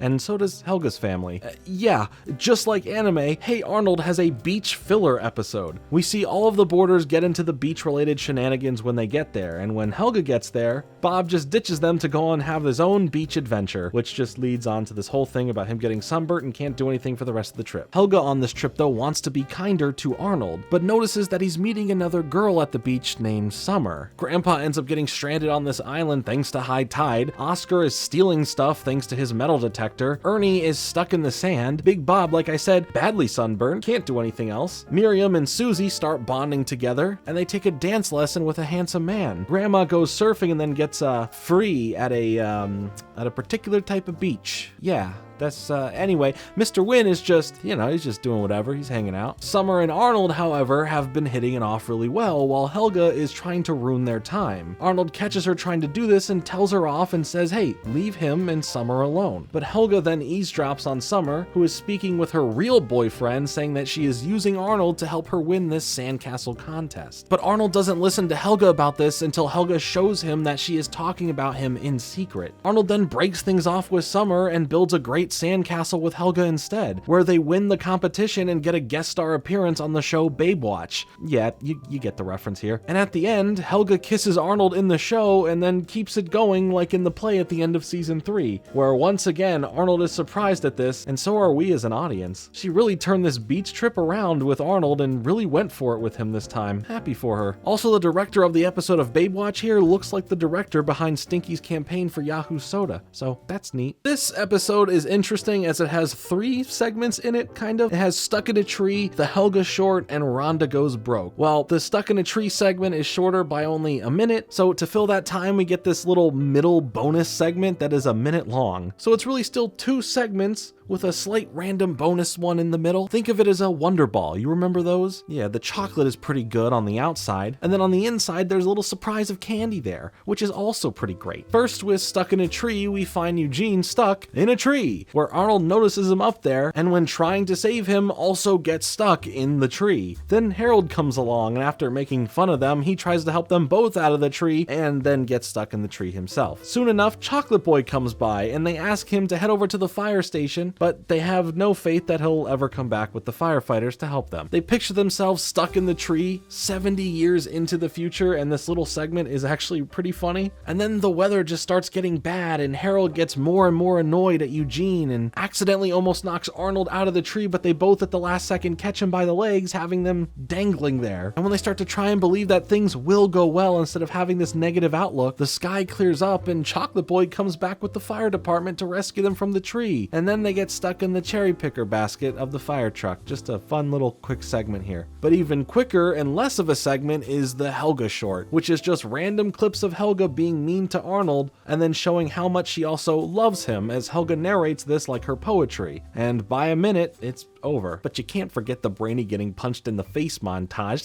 That's nice. He's always just breathing. The back half segment, Rhonda Goes Broke, focuses on Rhonda being extra snobby, and as she gets home from that day of school, her parents tell her that they are broke and now have to move into the boarding house. Arnold is asked by Rhonda to not tell anyone at school about her financial situation and that she is living at the boarding house. After a day, Rhonda is miserable as the others at school start figuring out the truth, and now she fully breaks down in front of them all. Arnold, of course, then goes to speak to Rhonda about making the best out of this situation and not focus on this whole being broke as your only character trait thing. And now when she finally starts getting things together for herself and starts feeling in some fresh spirits, starts changing up her life to fit this new version of her life, her parents are rich again thanks to their stocks bouncing back up, and Rhonda thanks Arnold, tips him some money, and then heads to Aspen. But I love how Arnold here just says, whatever, hides the money under his hat, and then just walks away. Whether he made a real difference in her life or not, it's no longer his concern. After that, we have Bean and Old Iron Man. In Bean, during another classic baseball game, Arnold's curse of others getting hit by the ball when he hits it still happens. This time, he hits Helga, knocking her out, and when she wakes up, her memory is completely gone, and Arnold helps her home and takes care of her because of this. Miriam checks on Helga the next morning when she wakes up and explains that she had amnesia. But Helga decides that she's going to keep up the facade of having amnesia to spend more time with Arnold, and also a way to kind of be nice to him without the real Helga having to be nice to him. This is just like Phoebe and the whole broken leg cast thing we just talked about. As this goes on, the other students aren't liking what they are seeing as Arnold is neglecting all of them for Helga. But Helga starts feeling bad and she's ruining his plans of the stuff that he really wanted to go do. So in a selfless act to counter her selfish act, she fakes hitting her head again and returns to normal, as then Arnold wants to walk her back home still. Not because he has to at this point, but legit because he wants to. So it ends in a pretty sweet way. But you know what else is pretty sweet? Getting a massive payoff. The episode Old Iron Man brings in Grandpa's old friend turned rival slash still friend kind of, Jimmy Kafka. Their competitiveness with each other for who is the best at whatever took over their friendship, as they are pretty petty towards each other, but it comes in and out throughout conversation.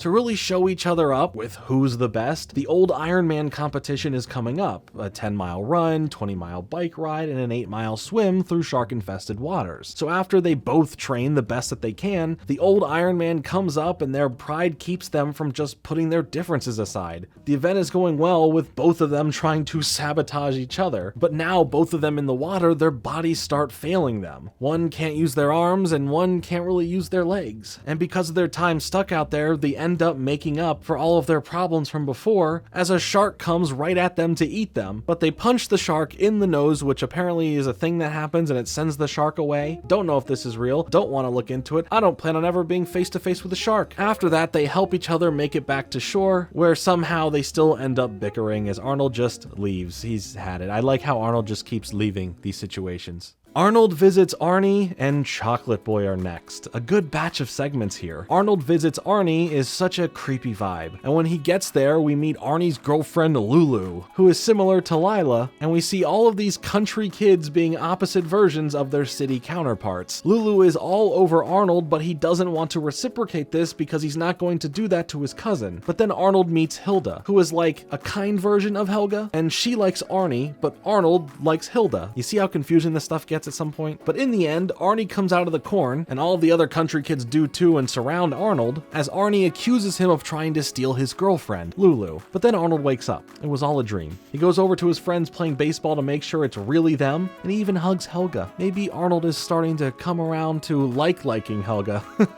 Who knows? Probably not, but who knows? We also get a random "all right" from Harold right at the end of the episode for no reason. I just always find that so cheery. Now, after all of these teases and mentions, it's finally time for the Chocolate Boy episode, where we look into the kid addicted to chocolate consumption. At school, Wolfgang makes a bet with Chocolate Boy that if he goes 2 weeks without eating chocolate, he'll give him 10 pounds worth of chocolate in return. So in doing so, Mickey the Weasel is sent to follow him and make sure that he holds true to the bet of no chocolate. This, for some reason, leads Chocolate Boy to Arnold, asking him for help, and everyone says you can't help him do this, it's impossible. So Arnold takes that challenge. He wants to do do this to make Chocolate Boy better for himself. Chocolate Boy deserves to be better for himself. So Arnold starts having him give up all of his chocolate. And as the days start going, 2 weeks passes and before you know it, he does it. And then Wolfgang gives him a 10-pound bag of chocolate. But Arnold's just upset at this because he was under the guise of really trying to help Chocolate Boy here from his addiction to chocolate. Not to aid him in this bet so he can get more chocolate, but then after eating this whole bag and dancing for chocolate for Wolfgang and then digging through the trash for more, he sees himself in a mirror, completely lost of dignity. And he comes back to Arnold for real help this time. So between some intense health slides from the bad side of chocolate, helping him find better replacements for chocolate, things might actually end up going well this time. Arnold helps break down the start of Chocolate Boy's eating of chocolate as it stems from his nanny leaving, where it implies in the show that maybe she left because she actually passed away. And she's the one that introduced him to chocolate in the first place, and to keep eating chocolate helps him cope with the loss of his nanny, and to stay in a constant state of bliss from the candy. Luckily, the new replacement for chocolate is radishes, for whatever reason, but it seems here that he is off chocolate for good, which technically isn't true. I'm gonna spoil that right now. You'll notice in the Jungle movie that he has chocolate on his face, but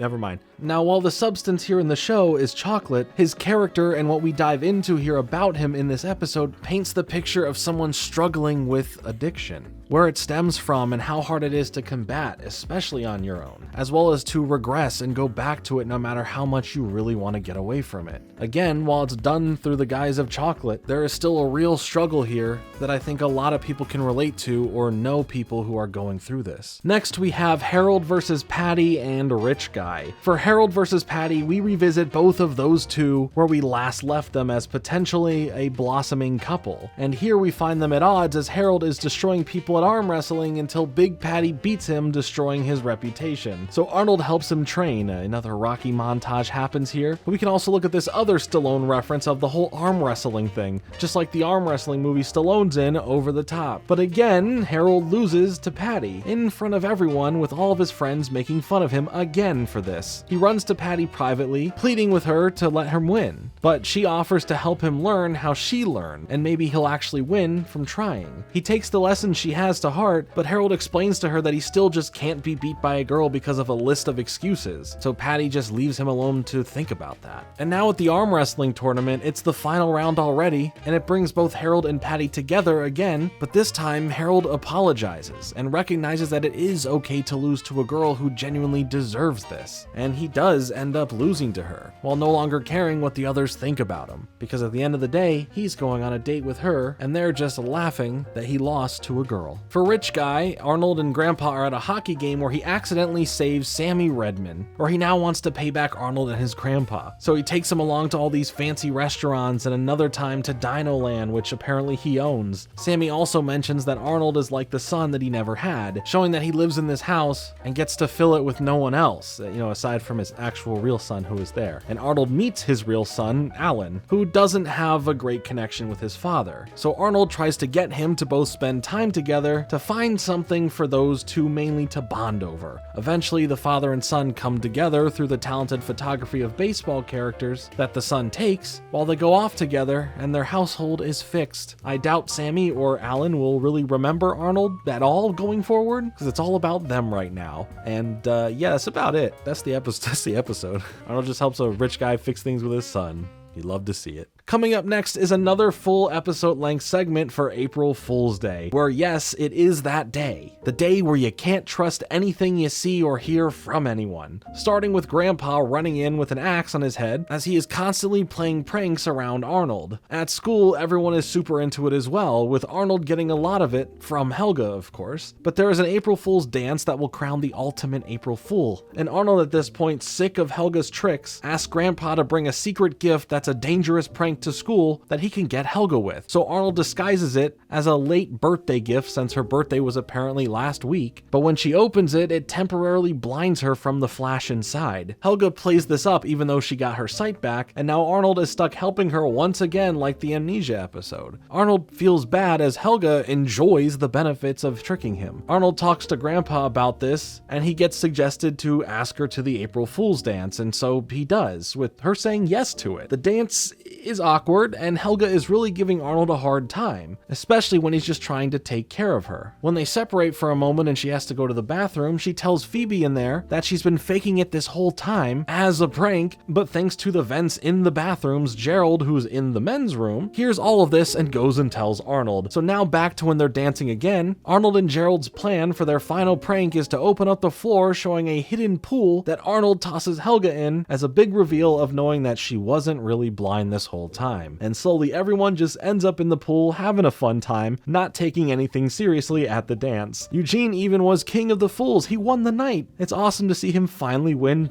something. Also, since when were April Fool's dances ever thought of to be a good idea? You're just asking for someone to pull a Carrie at this point. Next is Gerald's game and fishing trip. For Gerald's game, remember when I mentioned really early on about how Gerald originally viewed geeks or dorks? Well, here he clearly is hiding something from Arnold and constantly being later and later for different plans that he has with him. One day, Arnold sees him go into an alley with a different type of crowd. So Arnold tails him and finds this secret shed where they all play a Dungeons and Dragons mixed with a trading card-like game, where he is the king of all the people in there, as he does this all in hiding rather than being open about it. So Arnold comes up with a plan, learning the game and setting up a secret challenge for the king to do, which ends up Arnold going in face to face to battle against him in this game, while Gerald is literally the best player there. And as the battle gets intense, Gerald, considering what to do with Arnold in this situation, forfeits and leaves the hobby behind, which I don't think is the best message to take away from this to give to the fans here, especially of similar games like this, and for the people who are really into them. But at least Arnold and Gerald are still friends at the end of all of this. I mean, you could still just let Gerald go and enjoy playing a game like this. But either way, for fishing trip, a bunch of the kids and some parents head to the great wilderness for fishing and camping in the woods, while we see across the lake this incredible camp that looks like a fantastic time and everyone is just jealous of. In the wild, their food stock was raided by a bear and all the guys do at night is just fart. Both the kids and the adults are trying to tough it out for each other, with both really wanting to go home, or at least go to the other camp. The parents are ready to go home but don't want to hurt the kids having a good time, and vice versa. They all want to go, but they're both faking it. Eventually, they all realize that they were all miserable and end up just going over to the cool camp across the street. Guess all those roughing it lessons from Grandpa weren't needed after all. Another full segment-length episode comes up titled Married. Rhonda at school has this origami marriage predictor and she is matching everyone to their perfect significant other. Rhonda tries to get Arnold to do the origami predictor, and every time he gets Helga. And of course, she overhears this. Again and again and again, every time he tries it with Rhonda, it always ends up with Helga being the option. He's shocked about this and isn't too happy, but Helga is though. They both fall asleep at night and end up in their own versions of picturing their marriages in their dream. Where in Arnold's dream, it's really a nightmare, and for Helga, it's this beautiful dream about their wedding where everyone is happy. Until Lila shows up in her dream, and Arnold just disses her though and sends her away. So she enjoys that within her dream. But in Arnold's nightmare, life is dreary, being forced to work under Bob at his emporium and Helga to stay at home and be like Miriam. And after a bad day at work, the storks bring them the most terrifying children I have ever seen. And I've seen this. And this. Helga's dream gets pretty intense as Helga is now the president and Arnold is kidnapped, and she goes full Kim Possible here. You see what I did there? Whatever. I thought it was Clover since she's totally a spy here.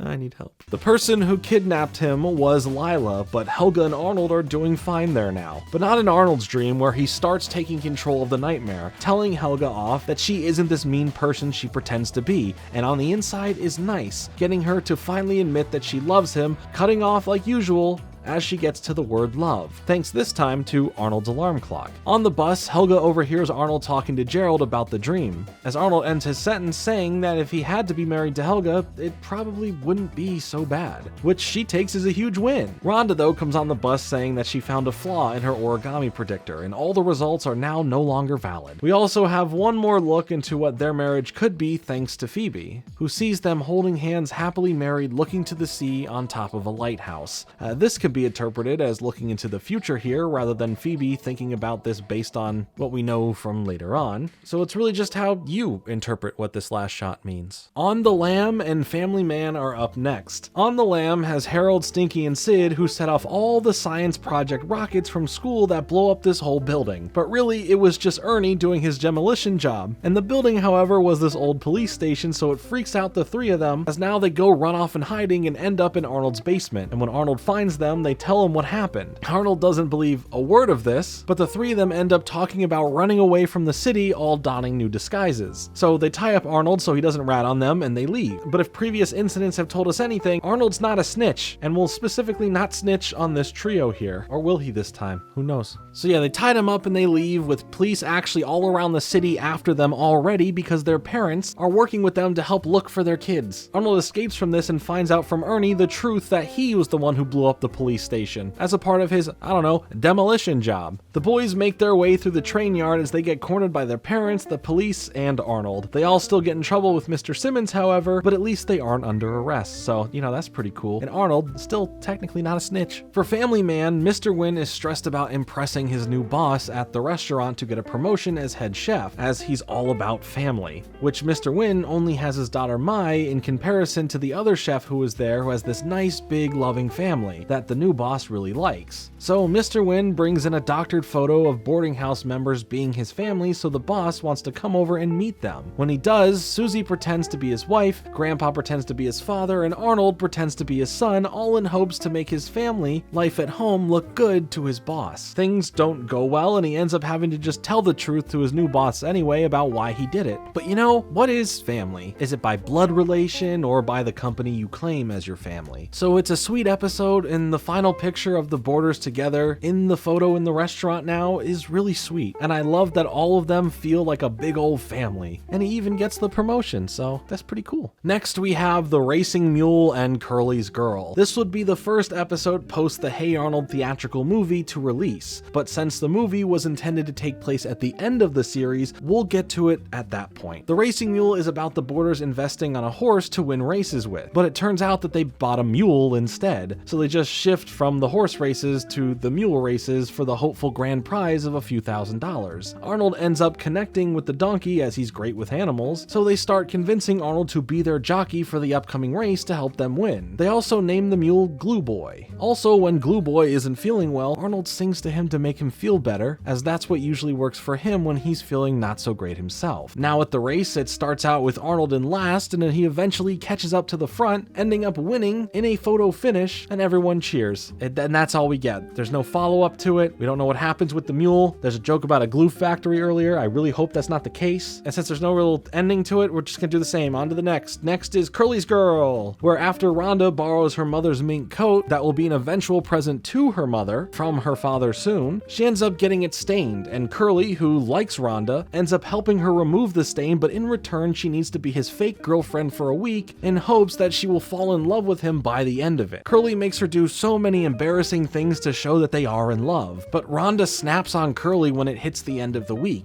breaking Curly's heart in front of everyone, so now people feel bad for him and are mean to Rhonda for being this heartbreaker. She confronts him about this, and to fix this reputation, Rhonda has Curly be her fake boyfriend, and Curly overhears Rhonda truly not being into him, so in a selfless act, breaks up with her pretty harshly in front of everyone else, fixing how Rhonda is seen by her peers and no longer has to deal with being in a relationship with him. I don't know, is it sweet? Is it not? Rhonda just kind of sucks most of the episode because she stole the jacket and she's just really mean to Curly, but then Curly is forcing someone to be in a fake relationship with them in hopes that it will turn them into liking them. I don't know. Either way.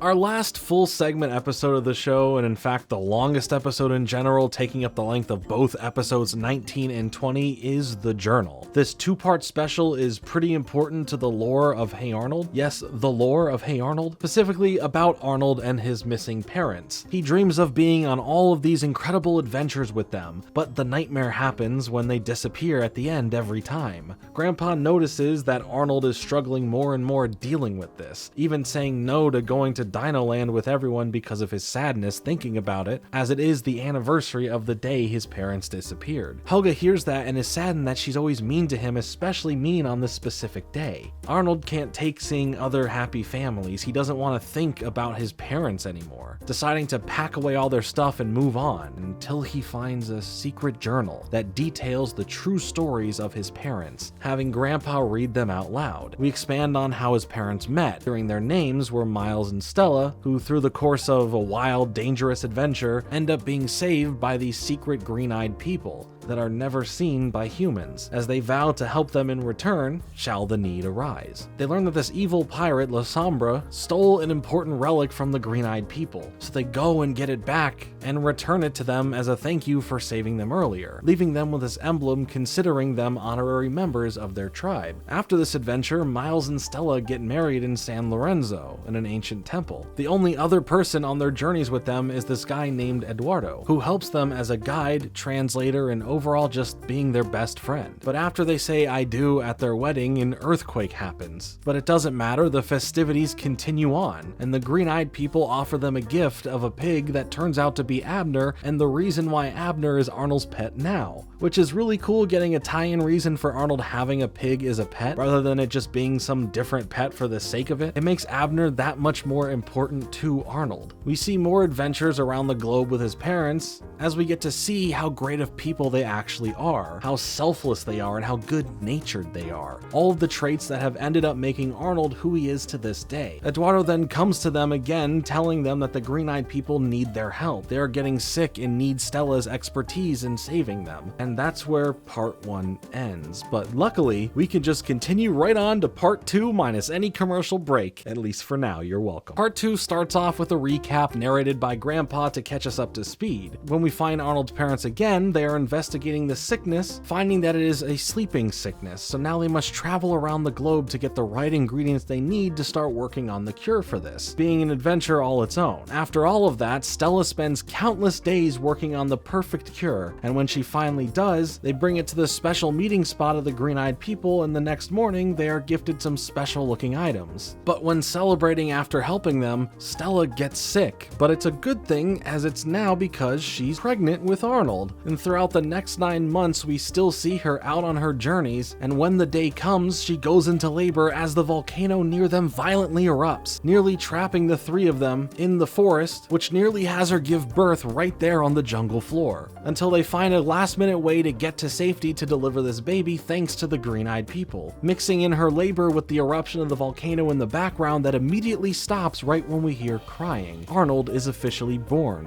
named after Stella's dad, as we hear the secret green-eyed people repeat the name Arnold. They do their best to take care of Arnold within this jungle setting, but with things getting too hard to do so, they head back home to the boarding house to raise Arnold like a proper family, not going and doing their dangerous adventures anymore. Grandma and Grandpa are so happy to spend time with Arnold, and Miles is enjoying spending time at home with his dad as well. We see the story of how Arnold got the hat fully, where they purchase Arnold this little blue hat as they play with him at the park. They even make a promise to him to always be there, and that he was their life now. And for a little while, life was great, but then we get to the last page of the journal. The tone changes, but Arnold wants to hear it again. Eduardo shows up to the city, asking them to go and help the Green Eyes one more time with this sleeping sickness as it's getting worse and more deadly. They don't want to leave Arnold, but the Green Eyes are like family to them, so they feel a responsibility to do so, as they have helped them so much in return. Ending the journal saying that they plan to be back for Arnold very soon. But from there, we know that they've never returned from this. Arnold enjoyed learning all of this, and he comes to terms with why they left, no longer questioning and wondering, but fully embracing the story and the tales of their past. Later that night, while on the stoop, he sits there looking through the journal some more, but he ends up finding a map of the jungle left inside as a clue, thinking it might be exactly where his parents went and disappeared to. These episodes right here are super important as they lead up to the events of the second Hey Arnold movie, The Jungle movie, which we will touch back upon in just a bit here in the video. But I love this episode. The lore that it brings, it's so touching and it feels so rewarding. While the mystery has never been the main focal point of the series, it has been this little bit of an interesting thread hanging above Arnold as a character that I am glad does become the focus in the end for Arnold's character. After the whole series has shown us, Arnold, just like his parents, puts everyone else over himself. And now this is finally a chance for him to help himself. But again, we have to touch back on this in just a bit. Timberly loves Arnold and Eugene are next. Timberly Loves Arnold is all about Gerald's little sister having a crush on Arnold and being overly annoying towards him. She likes him because Arnold is a nice guy who always convinces Gerald to let his sister tag along when Gerald doesn't let her. This starts going too far when Timberly thinks that Arnold is her boyfriend. She sits outside in front of his house, selling Arnold-based lemonade, telling others that he's her boyfriend, and Gerald tells Arnold to just break her heart so that they can go play baseball or something. Arnold, to impress Lila though, keeps Timberly strung along with her crush on him. And after the game, Gerald tells Arnold that his plan of having Timberly gas him up to Lila won't make her like him, which is true. So Arnold finally breaks it to Timberly and is honest with her, but it doesn't break her heart. It's all fine. She just goes inside, says, alright, see you later. But Lila does overhear this, and things are a little awkward there. And in the end, the cycle continues anew, as now Sid sticks up for Timberly, and now she has this crush on Sid. But whatever, it's time for a little musical number with Eugene. There's a play of that same name that Eugene is pretty excited about, because of, well, obvious reasons. The students try out for it and we see the return of the performance arts critic who is now in charge of this musical. Eugene gets the role of Eugene. Lila gets the main love interest, and hey, Arnold gets to play the villain, who in this script, where it was changed based on the director's personal experience about nice guys finishing last, has the bad guy end up with the main girl. And Eugene is pretty bummed about this. And Arnold kind of wants to quit the play because of the mean spirit of the whole thing. But the play is tomorrow, so what can they do? Well, they decide to revert to the original ending where Eugene is okay. He doesn't end up getting hit by this bus and just dying right there. He gets the girl as Arnold sacrifices a kiss with Lila in favor of Eugene having this big moment with this play, and it works in the favor of the audience too, as they love it. So that's all well and good. Again, the music here in the show is top notch. Michelle Lamoureux, Craig Bartlett, and Jim Lang here in this episode did a great job creating the sounds and lyrics that filled the music. Coming after that, we have Ghost Bride and Gerald versus Jamie-O. Ghost Bride is notorious as the episode claimed to be the scariest of Hey Arnold episodes by the majority of fans. For me, it's always the Haunted Train episode, but this episode is something spectacular. At a graveyard, Gerald starts telling the tale of the Ghost Bride. Curly really wanted to tell it and is mad that he couldn't, but Gerald continues anyway, where this woman was stood up at her own wedding, only to find her man falling in love with her sister, and she goes in and takes an axe to both of them when they were sleeping, and ends up jumping out of a window to her end. And now that it's the anniversary of that, the rumor is that her ghost comes to haunt this cemetery. The boys tell Helga that she can't come because girls get scared, even though Harold here is really the scaredy cat of the group, and now she plans on pranking them while they're in the cemetery. Also, Curly is still pretty pissed about being dismissed earlier and doesn't join them at night. Then, Helga, dressed as the bride holding an axe, scares the boys, using her setup pranks to completely freak them out. And this goes on all throughout the cemetery that they are now locked in.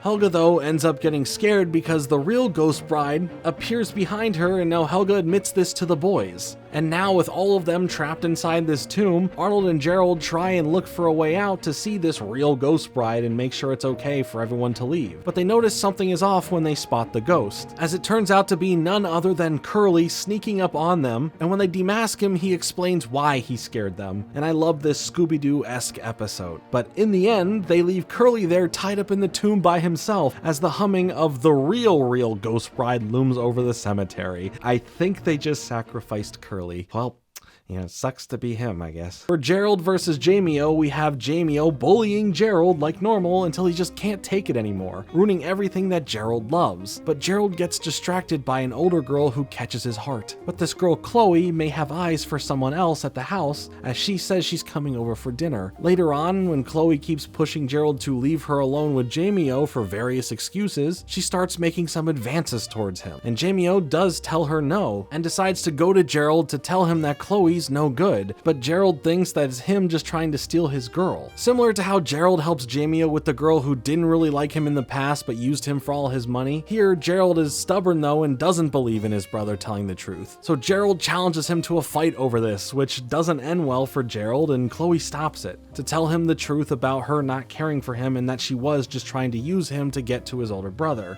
But at the end, it all wraps up nicely with a heart-to-heart between brothers and looking out for each other, while still having that occasional big brother, little brother teasing. It's nice that we got to have a few more moments in the last season here with Gerald's family. Now we have A Day in the Life of a Classroom and Big Bob's Crisis. A Day in the Life of a Classroom has a camera crew following the students in Mr. Simmons' class around for the day, after he wins a citywide Teacher of the Year award. The students are excited, but Mr. Simmons is a bit nervous, as he has to be the best. He makes a suggestion script for all of them to be ready on these cues rather than natural in the documentary, and with them not being able to learn the script well, Mr. Simmons isn't really being himself. He's stressed, and this is causing him to be a little bit more meaner to students, which he never is. The crew shows up and just starts rolling, and things are very awkward at first. Because of this specific script, it feels so manufactured. Even Mr. Wart's cameos in the documentary, because why not make it worse for Mr. Simmons? Everything hits a boiling point where Mr. Simmons breaks down and leaves the class, where Arnold helps him realize what made his teaching so great and special in the first place. The full documentary premieres later on, and it ends up going over pretty well, capturing the making of his teaching and why the students in the class succeed. But now for Big Bob's Crisis, we take a look at Helga's dad and his beeper empire more in depth here. Being stressed with work and being overly mean to kind people and his own workers, he ends up having what looks like a heart attack at dinner, where he starts getting to see how terrible of a person he is and has been to others, finally realizing that he can be a monster. But he wakes up in the hospital as the problem wasn't his heart, it was built up gas. Either way, he has a life-changing experience that has him making some real-life changes, becoming more spiritual and meditative, as he wants to get rid of everything that they own as a family and live in a commune in Oregon. But this life isn't for the rest of the family. Maybe Olga, because, well,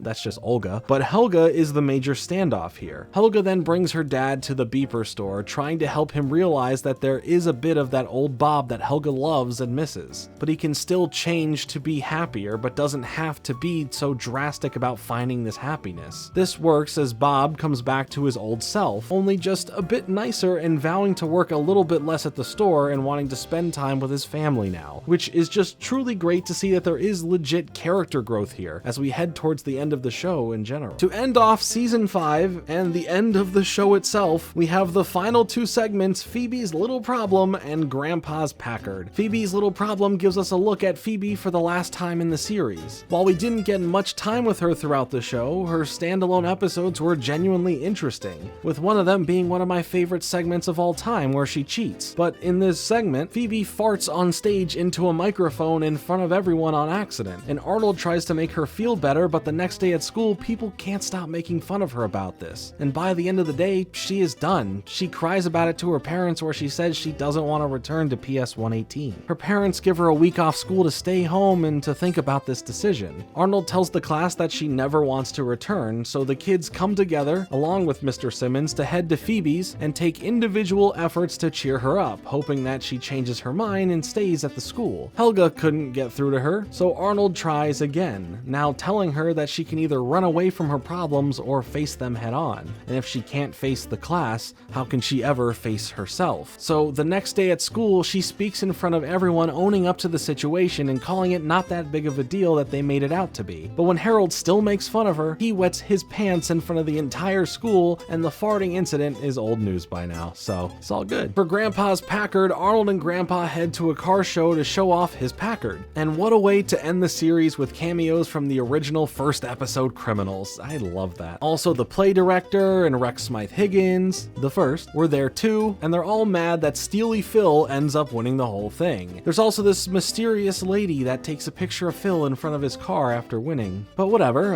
in the morning, his car was stolen right out of the garage, and he is completely torn up about this as the police aren't going to be able to find it, or just not willing to go find it. So Arnold and Grandma, who is acting like a classic detective here, start questioning the rest of the people from the car show about information leading to where the car went. When the focus shifts to the mysterious lady named Ivana, they find a different color painted Packard that Arnold is able to prove being Grandpa's, just repainted. But under this old lady disguise, disguise was just the jolly Ollie man who Grandpa earlier ran off the road at the start of the episode, and he just finally snapped. He had a really stressful day and this was it. But rather than press charges, Grandpa just makes him repaint the car to its original color. But after all of that, we have the biggest event at the time for Arnold. As partway through the final season of the series, the full theatrical Hey Arnold movie was released in theaters. Originally intended and developed to be the final 3 episodes of the show put together as a special, Craig was given the green light to make 2 feature-length films, with the first of the 2 serving as an end of the series and the other one as a theatrical release that focuses on Arnold's parents. While the Jungle movie would have been the original release for theaters, the network's parent company was seeing great success with the Rugrats movie in theaters and its sequel film, and they wanted more out faster to keep this going. Looking now to Craig and having them refocus the TV movie into a theatrical one, and then we'll worry about the Jungle one later. They wanted to see that same success for all of their properties, so just like how Hey Arnold started out with the pilot in front of Harriet the Spy, the first trailer for the Hey Arnold movie released in theaters in December of 2001 in front of Jimmy Neutron Boy Genius. But would this idea work? Was taking something made for TV rather than waiting for the one that would be made for theaters a big mistake? We shall find out, but let's see what happened within the movie itself. Hey Arnold the movie, aka Arnold Saves the Neighborhood. We enter in on a peaceful city. The kids are all playing baseball, the adults are doing all their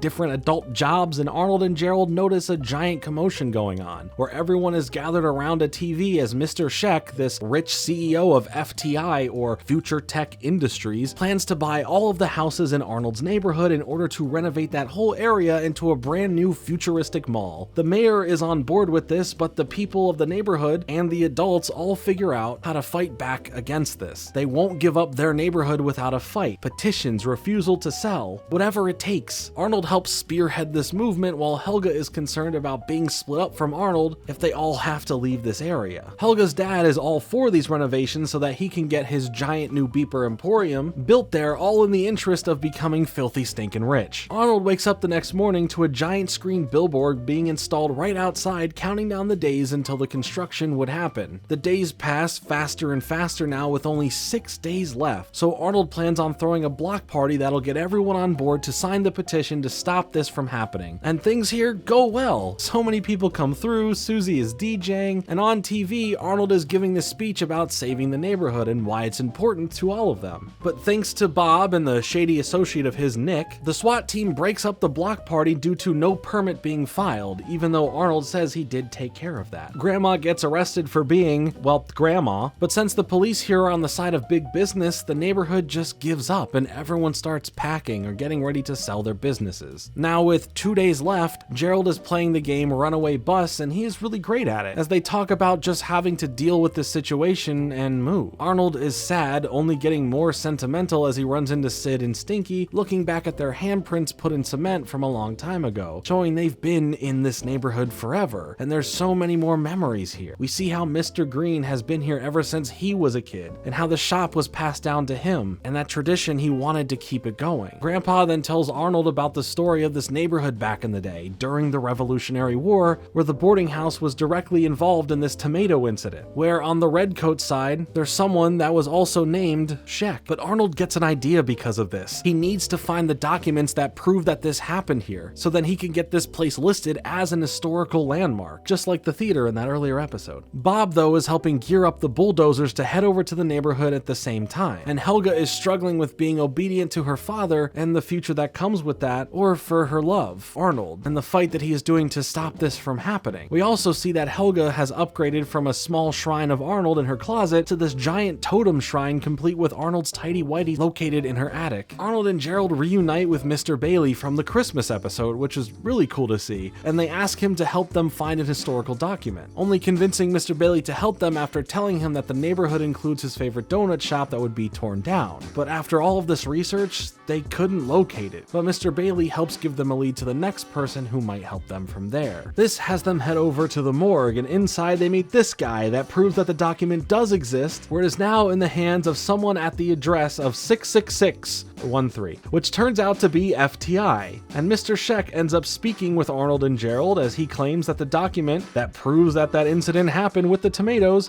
doesn't exist. But we find out that it actually does exist, and the first step to getting it is through that Nick dude. Shortly after, a shady figure calls Arnold to give this information, and then disappears. So now they must tail Nick all around about how to get in possession of this paper. But they need some gadgets for the job. Heading over to meet Bridget the next day, a person that Gerald knows of. And she turns out to be this super secret agent character that hides herself and this whole agency, similar to Men in Black, in plain sight. They now get outfitted and ready for the fight to save the city by any means necessary. They see Nick and start following him around, sneaking into a bar after him. It even has that fake Dino Spumoni guy performing there. Arnold and Gerald notice that the key is around his neck that they need, but now Nick is kind of onto them. Back with Grandpa now as he tries to figure out with the boarders how to help stop and stall the bulldozers, we end up finding out about a secret underground tunnel system that goes under houses, under buildings, and under streets. And they think that they can use Ernie to help blow up an area of the road to stop the bulldozers as they come through. Arnold and Gerald spy on Nick at his home now, trying to Mission Impossible the key from him, just barely being able to do it and escape. Afterwards, the mysterious deep voice calls them again to say that the key works to get into where the document is hidden, which is in Scheck's office, meaning that they have to sneak into his office and get it. Should be easy, right? Well, it's the middle of the night and the bulldozers will be hitting the street to start their job at 7 a.m., so time is running out. Throughout the movie, we meet this bus driver character named Murray who isn't too happy in life, who has happened to be the same bus driver they keep getting. He'll be important soon, but now in Scheck's office, which was pretty easy to sneak into this time, they start their search for the file. Bob shows up at Nick's place, where he is pissed because in the contract he signed for his new beeper emporium, they snuck a clause in there that gives Scheck 51% of Bob's beeper company, meaning Bob would no longer technically be the owner of his own company. So he's furious and fights Nick at his own place. He even goes full Hulk at him, but he ends up losing because Nick is a sleazy little cockroach. But then Nick also notices that his key is missing, calling Scheck immediately saying that it's gone. So now back at the office, and when they find the right box where the document is, it's not there, and Scheck catches them, going over his ancestry back in the war, and specifically that tomato incident that his family was a part of and lost. And now it's personal as he wants that neighborhood back and with his name on it. He burns the real document in front of the kids, and now they have to make an escape from the building without getting captured. But thanks to the help of the mysterious voice, Arnold needs to go and get the security footage of the document being burned to prove that it was real in the first place and what Scheck did to it. After he does get his hands on the tape, ending up on the roof of the building with only 24 minutes until the bulldozers show up to knock down the neighborhood. Arnold finds and confronts Deep Voice, who turns out to be Helga. Arnold questions why she would do this, and after all this time, 5 full seasons, Helga finally admits to Arnold that she is madly in love with him, and that's why she helped him and ends up giving him a big old passionate kiss that kind of freaks out Arnold at first, but he needs to focus on saving the neighborhood, so before thinking of all that, we just, move on. But this moment was everything. We have waited so long for Helga, under no other circumstances aside from her own intuition, to admit to Arnold that she loves him. It was totally worth the buildup, as you can see that there was no more hiding it for her. It was now or never, and it was the highlight of her character growth from the start of the show to now, seeing how far she had been able to come and no longer feel held down by her own thoughts towards him. Now on the same bus with Murray heading back to the neighborhood, Scheck sends everything he has at them, which leads to the best and most fun sequence in the movie, where this countdown chase back to Uptown results in the bus driver getting knocked out and Gerald having to be forced to drive the bus back because he's great at that one video game from earlier called Runaway Bus. How convenient. But Scheck has Nick illegally blow up the overpass, the same one that the bus is on, putting Arnold, Gerald, Helga, and the knocked out bus driver in danger now. Like life-threatening danger, even more so than before. Everyone in the neighborhood, though, looks in fear as the timer hits 0 and the bulldozers are coming. And before Grandpa hits the button to set off the explosives to stop them, Bob comes over and offers to help them fight back. And you know what? Good for him. I like seeing him be a better person. Now that the bus is almost to the missing part of the overpass, Arnold tells him to use the bed of the truck to jump the gap, just like a video game. And they somehow survive this. And at the same time, his grandma also has escaped from jail and starts clearing out the bulldozers herself, so now they don't even have to blow up the street anymore. And then then Gerald does his maneuver and the bus crashes and, you know, they're fine. They're not harmed at all. That's cool. Pretty dangerous, but they're good. Then giving Bridget the tape to the show so she can put it up on the big screen for everyone to see what Shek has done. And now with the video playing, the mayor declares this area an historical landmark. Shek ends up getting arrested, and then Harold accidentally sits on and detonates Grandpa's explosives, which weren't under the street, but under the building with the screen on it across the street. And as that crumbles down and the TV glitches playing on loop, we hear Shek saying, "Change is good." The constant saying we hear throughout the movie, now with the change being no change at all. Even the bus driver, Murray, gets some happiness as the only reason he joined in on helping them get back there in time was that his ex-girlfriend, who he misses, lived in that neighborhood. And in the end, he reunites with her and they get back together. That's so sweet. We love a side character mini arc. Arnold and Helga finally get to talk about what happened on the roof earlier, and Helga has the chance to say that she meant what she said up there, but Arnold kind of helps lead her back to being regular old Helga, retracting the love statement, but deep down they both know it was real. Then we see Helga skipping with joy throughout the streets, all for everything that has happened, as we then hear Little Romeo's version of It Takes Two play over the credits. What a nice movie that pays off the whole Helga and Arnold relationship a bit and gives us a story about the neighborhood, a reason to have there be some action, but still be grounded in what made the show special. It may not have given us a lot of answers for other things from the world of Hey Arnold, but it has a lot of fun within it overall, and hey, at least it was released on Blu-ray after all these years. Literally like a year ago from this video releasing, celebrating the 20th anniversary. I just aged myself so much while saying that. But hopefully we eventually get the full series and the Jungle movie released on Blu-ray as well at one point, but for now I am happy with these releases of those here. Now, after this, at least for the next 15 years, was it for Hey Arnold. The movie itself didn't do overall that great in theaters, at least not to the projections Nickelodeon would have wanted, because they lost money. It still grossed $15 million plus on a $3 to $4 million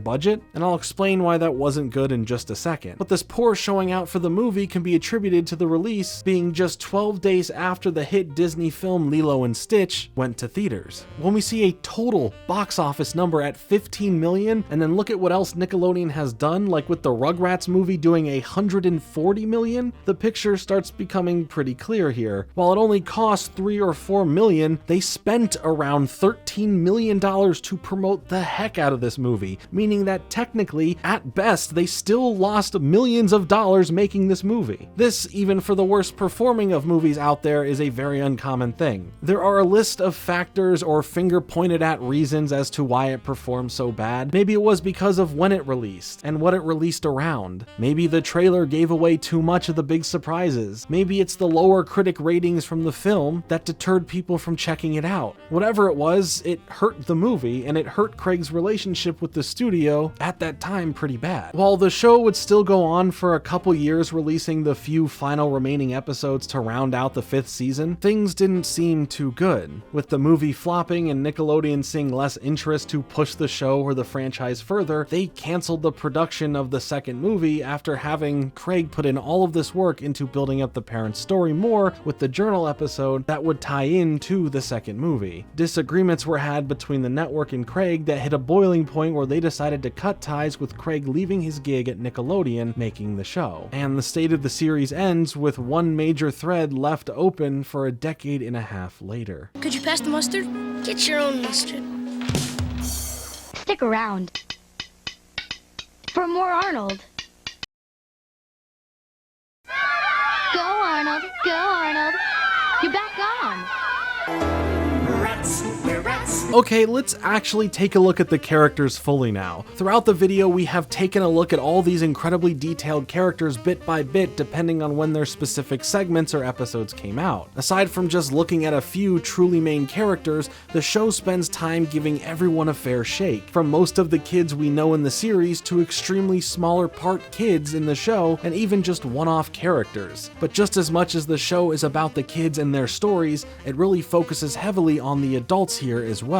The boarders in the boarding house, different shop and store owners, the school faculty, and of course the parents of all the kids, letting us really know how they live at home and how at their age, their parents shape them and pass down their worldview. I feel what gave this show its humanity was by being raw with its characters. They aren't perfect. Even characters like Phoebe, who feels she needs to be perfect, has her pretty tough struggles sometimes. It works because it is so real. You can relate to it, whether it pertains to you or the people you know in life or knew growing up. I feel a lot of the kids could see their parents at some point in this show, whether you had strict parents, materialistic parents, struggling parents, single parents, parents affected by substance abuse, parents who aren't invested in their kid or family, or just in general, no parents at all. Arnold himself being the titular character here is the moral compass center of everything. We spend the series focusing mainly on him, but he becomes this vessel into the world to lead us in the direction of these other characters and their stories. When we do focus on him, he's pretty much just your average kid, more of a big heart compared to most kids, but he deals with the usual stuff mainly, having crushes on girls that don't feel the same way, does the best job he can at school, and is pretty much a friend to everyone. But what separates his character from the others is his extremely good nature in the way he always lends a helping hand to those in need, whether or not they truly deserve it. No matter what, Arnold has always been a kind and supportive friend whose worst quality may be butting into others' lives, but he's always doing so with the best intentions in mind and usually helps to the best of his ability no matter what. He is kind, compassionate, and always trying to look on the bright side, because someone has to. But this high-spirited mindset isn't without its faults, having moments of other emotions and thoughts taking over him. While he will every time snap out of it, he's not this person without personal struggle. He constantly deals with putting himself second for others, and only at his lowest points ends up feeling like he needs to change. Like during the karate episode after he was mugged. He's a hopeless romantic that falls for girls who have no romantic interest in him, and can't see the other one who does like him right in front of him until way later on. Well, there is good reason for that. But he is a daydreamer, and his brain takes him on some wild adventures, all the way back to the original claymation shorts to now. Arnold on many occasions needs to be snapped out of a daydream, rather being somewhere else or letting his brain reshape the world he's in and distract him. Which this is probably the best depiction I've seen of someone who struggles to be present 24/7 and can drift off into the wonders of your own mind. On top of all of this, we start off with a boy who lives at this chaotic boarding house with his grandparents, and through the course of the show all the way to the Jungle movie, we learn about how his parents are no longer in his life during the show, and how he got his iconic hat, pet pig, and much more. While there is a happy ending in the end, this sprinkling of Arnold's past drove a lot of the mystery for Arnold's home life. Sure, we see him have his grandparents and the others at the boarding house to fill in a lot of that home life, but when looking into the other characters and their direct mother and or father, Arnold still has this specific void there. And while he is a friend to all, his biggest and most fleshed out friendship is his connection with Gerald. Gerald is the perfect best friend, despite him and Arnold having their moments of arguing and getting into some spats with one another. But there is nothing greater in the world that Gerald cherishes over his brotherly relationship with Arnold. Whether it being Gerald being there to help Arnold out on his dates, be by his side during some intense or even scary adventures, to being there during the more emotional and weaker moments for Arnold. Arnold has always done the same for him as well, and if Arnold is the vessel into this world, Gerald is the backbone, the structural support that adds so much to the show, giving us a pretty detailed look into being a middle child who receives the most responsibilities and least amount of slack from his parents. Also getting to see how his other relationships blossom, like him and Phoebe having a flirtatious side thing throughout the series, where we can heavily infer that something has been building up there, which later we see does. Another thing when it comes to Gerald is how good of a storyteller he is, always being looked at to tell the tales of urban legends, traditions, and more, giving so much to not only the other characters and how they take in the stories,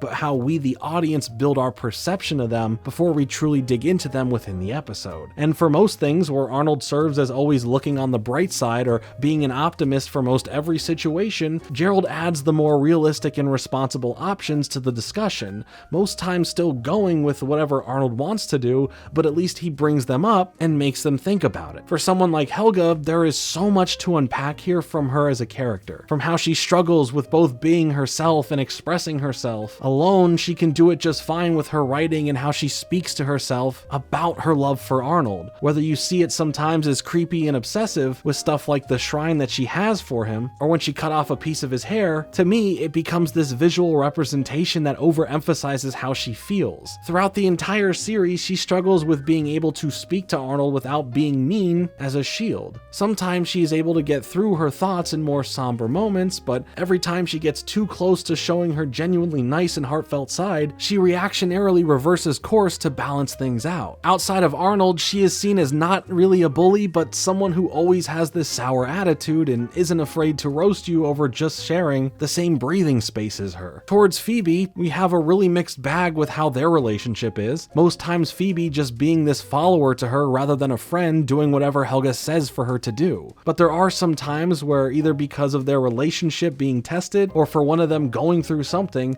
that we genuinely see their best friendship shine through. But true to real life, and it goes for all of the kids in the series as well, they are all this way because of their environment that they grow up in, stemming mainly from their parents, and Helga has the biggest parental dynamics in the show. While her mother clearly struggles from so many choices in her past that she regrets, and for the most part is the least involved coherently in the family, she ends up having more self-redeeming arcs towards the later half of the show. But most times we see her as this distant mother, not being the mom someone like Helga needs. And when we do get to see these breakthroughs, we see how excited and happy Helga gets over that. And when it comes to her father, Bob is not great at this, constantly only worrying about his business and the things in his world that he's into, which doesn't include Helga, and in most cases doesn't include his wife. A lot of Helga's anger and attitude comes from her father. We can see these similarities in how they speak in general conversations, always feeling annoyed when spoken to, as well as easy to anger or respond in sarcastic tones. The one time we see them truly do bond is when they're both at a musical that they don't like, making fun of it and bullying those who do. Olga really is this split difference for Helga, having not the greatest of relationships with her sister,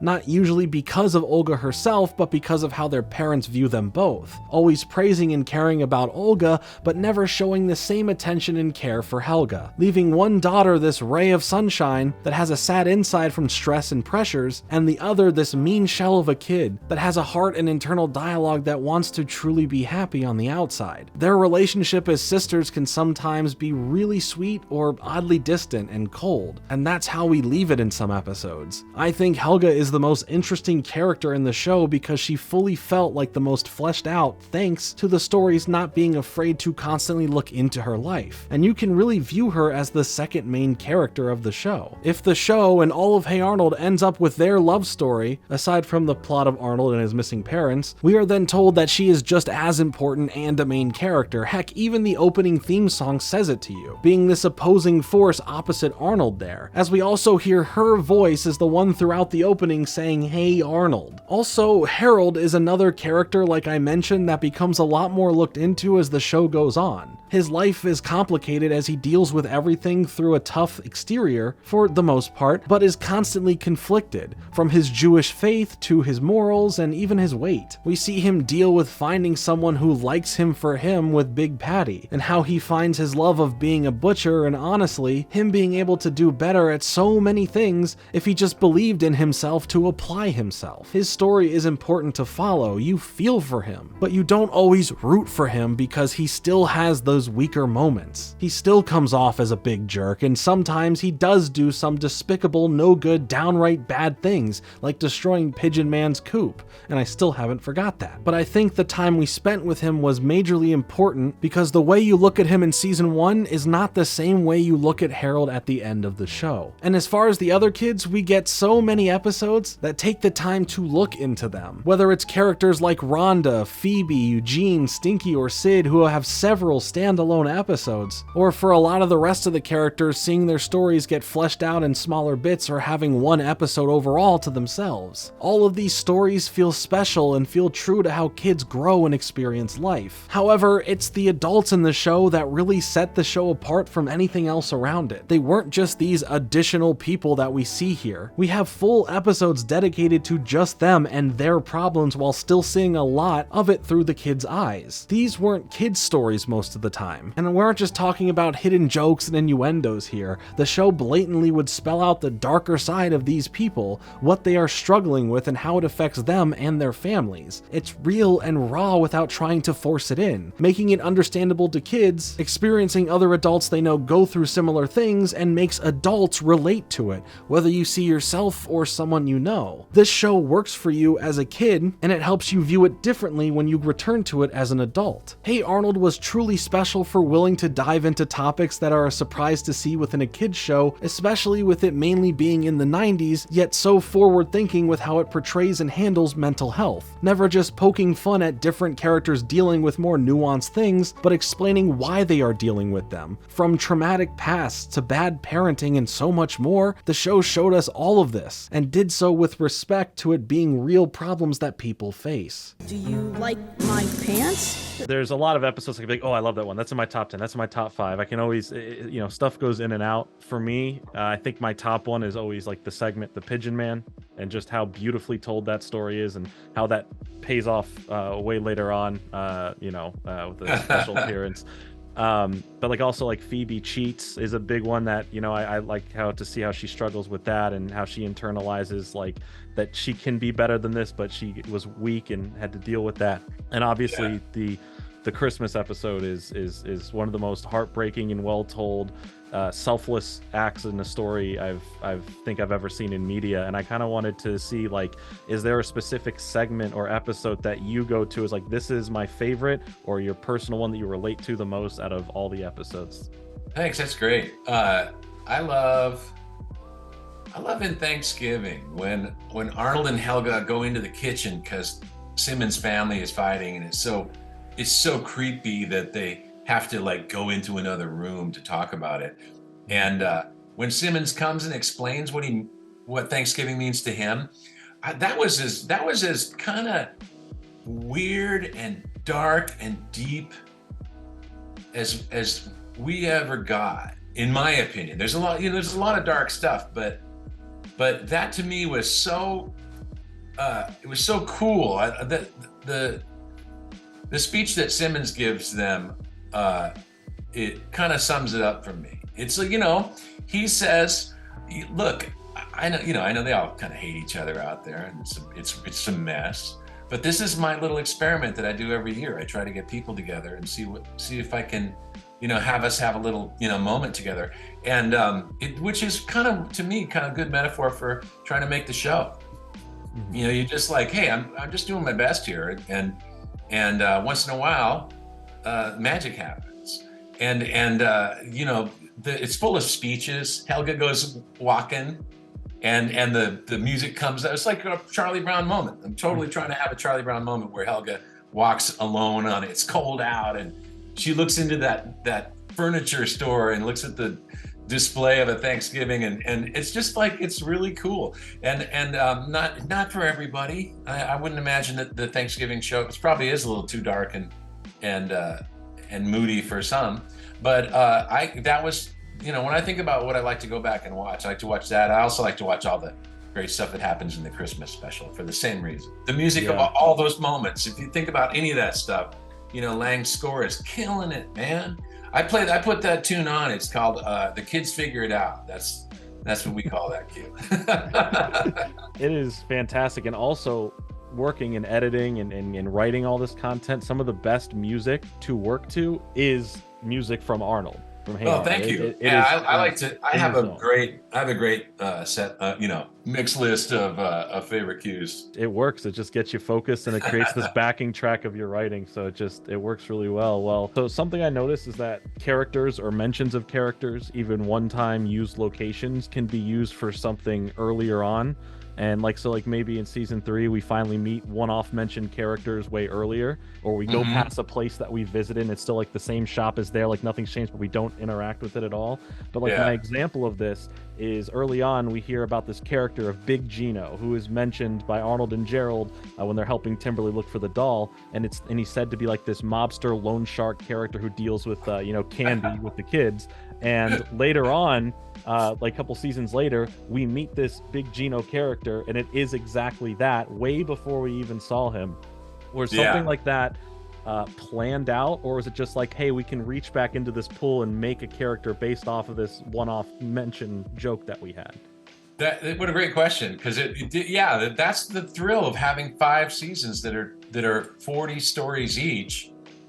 So you have 200 stories, and you can be dozens of stories away from the original joke and go, hey, remember we talked about the kid? It would be a kid. We're like, Big Gino, he'd be really short, and it'll be the reveal. He'll be behind a desk, and then he'll step down and walk around to Sid, and he's a little bit shorter than Sid, and we didn't get to that until it was time for the Big Gino, the one which is a great episode, the one where Sid becomes a made man. Yeah. And late, I think that's even 5th season, isn't it? Or maybe it's 4th. That's 4th. I think. Yeah, and but yeah, so we that was the joy of having a series. You know, it gave you time to do what you were talking about, to bring out all the other characters and meet their families and find out what they're really about. And there must be 5 good Sid stories. There must be 5 Stinky stories, probably 5 Phoebe stories. Eugene, these are all characters that we love, and when they get their own story, the way I felt was like, I'm going to give them at least 12, more like 20 kid characters that they can, each kid can pick out their avatar. Like, I'm kind of a Harold, or I'm kind of a Phoebe, and they'll all end up with 5. We could make it. Back in the days, we'd make a VHS tape. We could have been like the Harold stories, But yeah, that was why. It was the fun was that we had 200 stories to make, and surely we'll get around to let's do that Big Gino story we wanted to do. At what point was there a shift in development, or was the focus put on, or maybe it was there the whole time when you were working on Arnold, where you decided to start focusing on individual stories like that, going into the kids, going into the adults and their lives and whatever they have going on, and really kind of setting some pretty dark tones sometimes, and like actual conversation pieces that like realistically portrayed people's families, whether it's you see it in your own, or someone who goes through this, and it shows the lives of, like, you don't know what someone's going through, because all of these kids had individual parents that were equally having their own stories being told that affected the kids that you see throughout the show. Helga the most, I think, with all the time spent on her throughout the series. That's right. We started to explore all the other characters in their home lives with Helga. First you met Arnold, and obviously the boarding house is the setting of the show. Grandma and Grandpa and the boarders and Arnold. But as soon as we made the first Helga, it was Arnold's hat. That's episode 3A. We went home with Helga. We found her shrine in the closet, and Miriam the drunk threw it out, and and then we met Big Bob shortly after that. Olga comes home is about 17 half hours in, so that's pretty late in season 1. But by the time Olga comes home, we knew this Pataki family is such rich material. Of course we want to do a bunch of Helga stories. Francesca will crush it.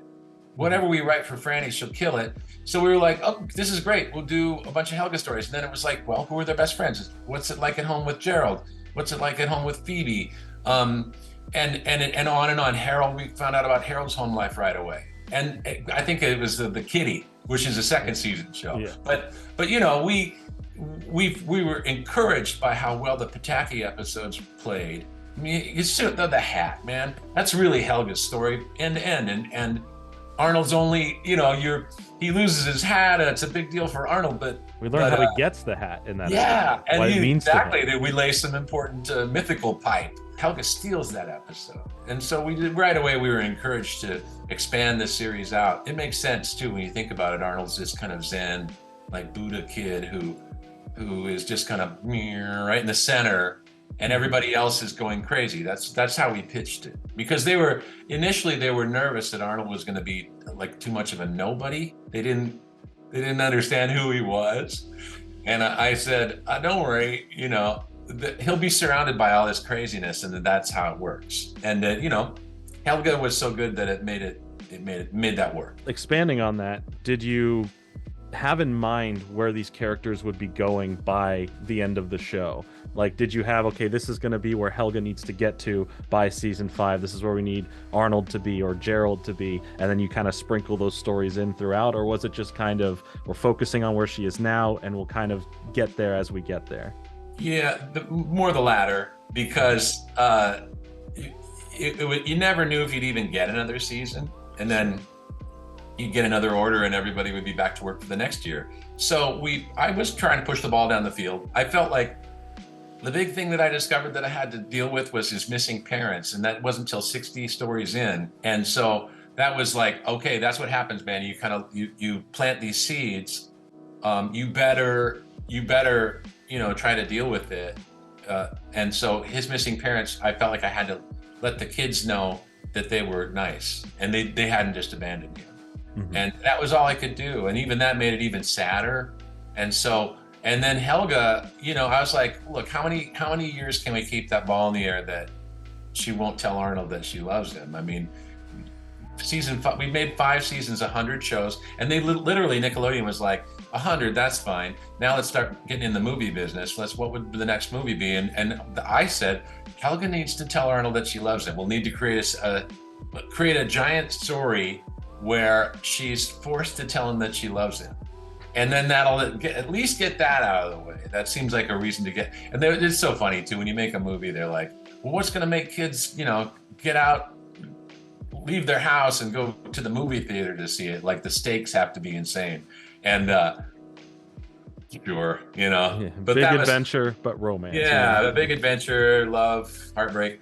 And so that was the pitch. And mostly we were dancing as fast as we could. We really didn't know what was going to happen next. And I felt really like I'd painted myself in a corner and was in a jam I had to get out of with the parents. And so, yeah, in future stuff, I was like, I need to have more of a plan when I sit out. It's fair, but luckily, you were able to really get to flesh out these characters. Yeah, think about that. They go to the jungle and fall asleep for 10 years, and he even gets to bring him home. So in a way, everything came out fine. For coming back to Hey Arnold, what was that like for you? Like the excitement, like what was going through your mind when you got to go back to make the the Hey Arnold jungle movie? It was so great. When they called me to come back in there, so much time had gone by, and I'd completely made peace with the fact that I'd probably not do this. And I reached out to Russell Hicks came in very briefly, ran the animation studio for a while. And in his time, he was a huge maker. He came in and just got a bunch of going. And one of the things he did was, I reached out to him. As soon as I found out he got the job, I emailed him. And like an hour later, he emailed me back and said, dude, get in here. Let's start this back up. So that was the energy that made that possible. So I was very happy, of course. I was thrilled. I mean, I really wanted to tell the story. I wanted to resolve all of Arnold's loose ends. And this looked like, as soon as we started talking, I was like, wow, I actually get to do it. I couldn't believe it. It was wonderful. It's one thing I love about the movie is it did feel like, after 15 years, it was just getting some certain answers. There's a certain amount of joy there. Yeah. Wow, we're actually doing this. And same for the crew. Well, that's good to hear. I'm glad everyone was excited to be a part of it, because it was such a, I feel like that show was such like a labor of love. Just to make, because of the themes that it dealt with. Holy cannoli, short man, you're right. More Arnold, very soon. They're on CBS.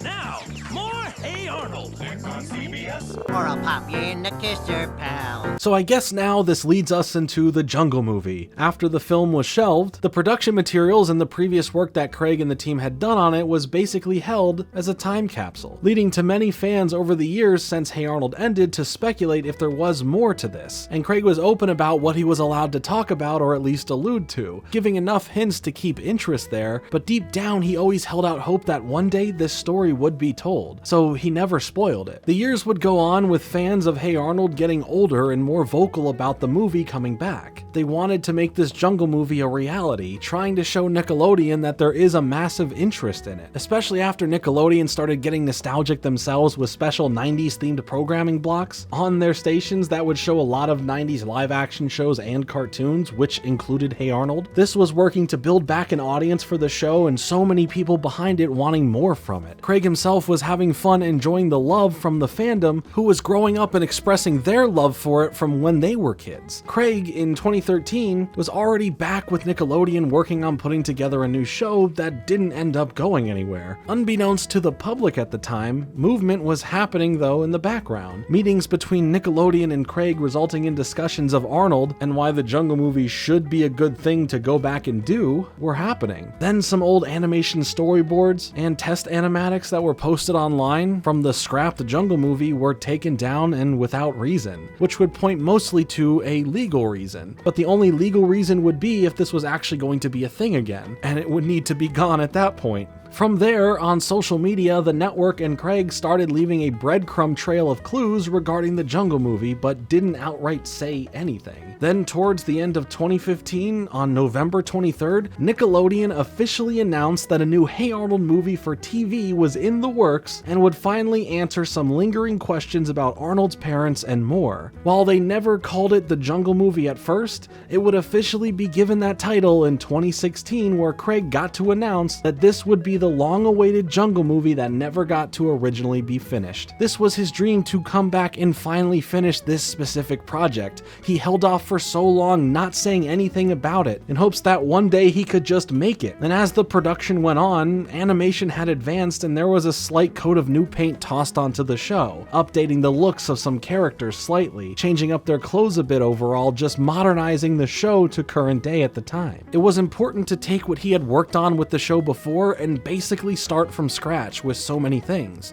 but still keeping the core of what the story would be the same. And finally, 15 years since the last movie and 13 years from the final episode premiering, the Jungle Movie would continue off the episodes The Journal Part 1 and Part 2 on November 24th, 2017. So what happens in the movie? We start back continuing right where we left off from the Journal episode, where Arnold is dreaming about flying to where the map in the journal he found is taking him. But before figuring out the truth, we fast forward and he just wakes up from this dream. Now it's the last day of school, and we see that some time has passed as it's now the end of 5th grade. And for this last day of school, he meets up with Gerald and heads there, as we also see from Helga's perspective where Bob is trying to clear out his beeper emporium as cell phones are now the rage and beepers are out. In class, Mr. Simmons talks about this humanitarian charity who will sponsor a class of students for a free school trip to San Lorenzo based on which class submits a video of them doing nice humanitarian efforts in their own town. The charity that is sponsoring it is the one that Arnold's parents were a part of, and San Lorenzo is where they went before they disappeared, so Arnold does whatever he can with Gerald to win this free trip. The efforts to do this don't go so well when he tried to help build a nice place for Monkey Man, but Helga runs into Arnold, at first just to tease him, but Arnold is pretty sad and he tells her that he just wants to see his family again, and she almost asks him to open up to her about his feelings, but alas, it doesn't work and he goes on his way. But in a selfless act, Helga apparently has been spying on him for everything he has ever done good, compiling everything from helping the turtle to tutoring Torvald. Helga, Gerald, and Phoebe stay up all that night putting together an incredible video where everyone surprises Arnold on the roof of the boarding house to show the tape called The Legend of Arnold, treating him as this urban legend told by Gerald. We now see these reanimated versions of classic episodes where Arnold did all these amazing things. Even people like Stoop Kid, Dino Spumoni, and even Pigeon Man give testimonials about how great he is. It's so beautiful and emotional, and I am legit tearing up again just thinking about it. This video entry won, and now they're all going to San Lorenzo. Arnold gives a big thanks to Helga after he finds out that she was the one who started this whole thing, but then we get a tease of something nefarious afoot. I guess we'll find out soon enough. We also get the visual confirmation that Arnold's last name is Shortman. We've literally heard it since the beginning of the series as a nickname that Grandpa calls him. But let me bring up Mr. Simmons and this character here real quick. We see Mr. Simmons say goodbye to Peter, who was with him at the table in the Thanksgiving episode, confirming that here in the movie, what originally was thought of in that Thanksgiving episode, that this character is Mr. Simmons' partner, which was always thought of in the original show itself, but in more recent years confirmed by the creator and from Nickelodeon themselves. And as far as the trip, they all make it get to San Lorenzo no problem. Olga's even there to help out. Arnold has his own journey to go on to find Eduardo, his parents' best friend that worked with him. But when they get to his place, his house is pretty destroyed. Abner came to San Lorenzo too, but he is pretty scared in this house for some reason. Anyway, on the boat ride that they end up taking, Eduardo is the boat driver, funny enough. He doesn't have all the answers about what has happened to his parents, but he has some fun stories to tell Arnold about from their previous adventures. He ends up giving Arnold a special necklace from the green-eyed people themselves that starts glowing once Arnold touches it. He is chosen for something, claiming that the volcano only stopped once he was born. It wasn't just for the sake of comedy for that edit, it actually happened like that. Arnold and Gerald get into a little fight over Arnold not being able to tell him about what him and Eduardo were talking about, leaving Gerald upset and Arnold pretty sad. Helga comes and talks to him, and Arnold talks about having a hole in his heart, but meaning this about his parents as Helga asks, what about her? Why doesn't he like her back? She did everything for him to get him here, and when she can't get her full sentiments out, as Arnold just leaves, she is heartbroken over this. She ends up going to the back of the boat where she rips up her picture of Arnold that she has in her locket, throwing it overboard, and then we see Brainy in the background, as when no one is looking, he secretly jumps in after them. On the ship, however, the evil pirate La Sombra from Arnold's parents' tales is after them and Eduardo, and so the pirates end up attacking the ship as Eduardo tries to help the ship get out of there and escape with all the kids safe. But this ends up leaving the ship wrecked and Abner running away. But he ran away from something else. I wonder what that is. Now to get to safety, they have a long and perilous walk ahead of them. Eduardo explains to the group what happened about this pirate who's after Arnold, but won't tell them why. And now the kids won't really speak with him as they all are in this situation because of Arnold, which is now a sadder sight compared to them just back at the rooftop earlier. After a long and tiring walk, they finally make it back to the habitat for some safety, have a hot meal, and just relax for a moment until they get inside, where Eduardo reveals that he is secretly La Sombra and traps them all in this fake habitat. He planned this whole fake contest and trip to curate it perfect for Arnold to get to San Lorenzo so he can use Arnold to get back the precious Corazon treasure he tried to steal back then that his parents foiled and brought back to the green-eyed people. And now they are all trapped unless Arnold helps him find where this treasure is now, but he also explains to the rest of Arnold's friends that they were already planning to work together and look for the green-eyed people in hopes of finding his parents, twisting what the situation really was to make him look bad in front of his friends. The green-eyed people are waiting for a child of the volcano to rescue them from their sleep sickness, and Arnold is that child. And now with all the kids in cages with Arnold separated from the rest of the group, Helga's love for him comes back as she notices him from afar having this breakdown. But not having her locket anymore, she starts to freak out until Brainy appears with it all put back together because he knows what that locket and that picture mean to her. And instead of hitting him for once, Helga gives him a kiss right on the lips, which he goes cuckoo for Cocoa Puffs for. Gerald and Helga plan on breaking Arnold out to help him, and Phoebe kisses Gerald on the cheek, saying, "See you later, handsome," and I love that. After all these little moments alluding to it, they start showing some real signs of affection towards each other. Once they escape with Arnold, the three of them head deep into the jungle to try and find the green-eyed people on their own, and Arnold and Gerald have a moment where they make up as friends again. Arnold then starts following the map from his dad's journal to find the green-eyed people, but Eduardo wanted him to escape in the first place because he knew he wouldn't outright help him, so sending him off to do this on his own with a tracking device seemed like a solid plan. Phoebe leads the rest of the trapped kids to send out a signal that they are trapped to Bob using beeper technology, so I guess they came in handy anyway, and Bob and Miriam receive this signal. Also, Abner makes it back to the boarding house and tells this whole story of how he did it to Grandma because she can understand him, and also there's this snake that's just been following. He's not an evil snake or anything, he's just one of those random animals that runs in and out of the boarding house now, along with a monkey that somehow comes back with them later on too. Bob and Miriam team up with Grandma and Grandpa as they take flight on this kind of rusted out old plane, heading now to San Lorenzo to save the children. Back with Arnold, his necklace is glowing, leading them to where the green-eyed people's secret entrance is. The necklace helps decode the secrets of how to get past all of the traps in their way, so they can make it through the passage safely. La Sombra is hot on their tail though, literally risking every one of his man's lives to get past the traps, and it's pretty violent. But once past them all, Arnold and crew make contact with the children of the green-eyed people. But the kids back at the prison all plan a crazy escape where, yes, Curly frees all the animals like the perfect wild child he is. But now, with the rest of the henchmen trying to fight back, Bob, Miriam, Grandma, and Grandpa come flying in to fight for them and rescue them all, and it works.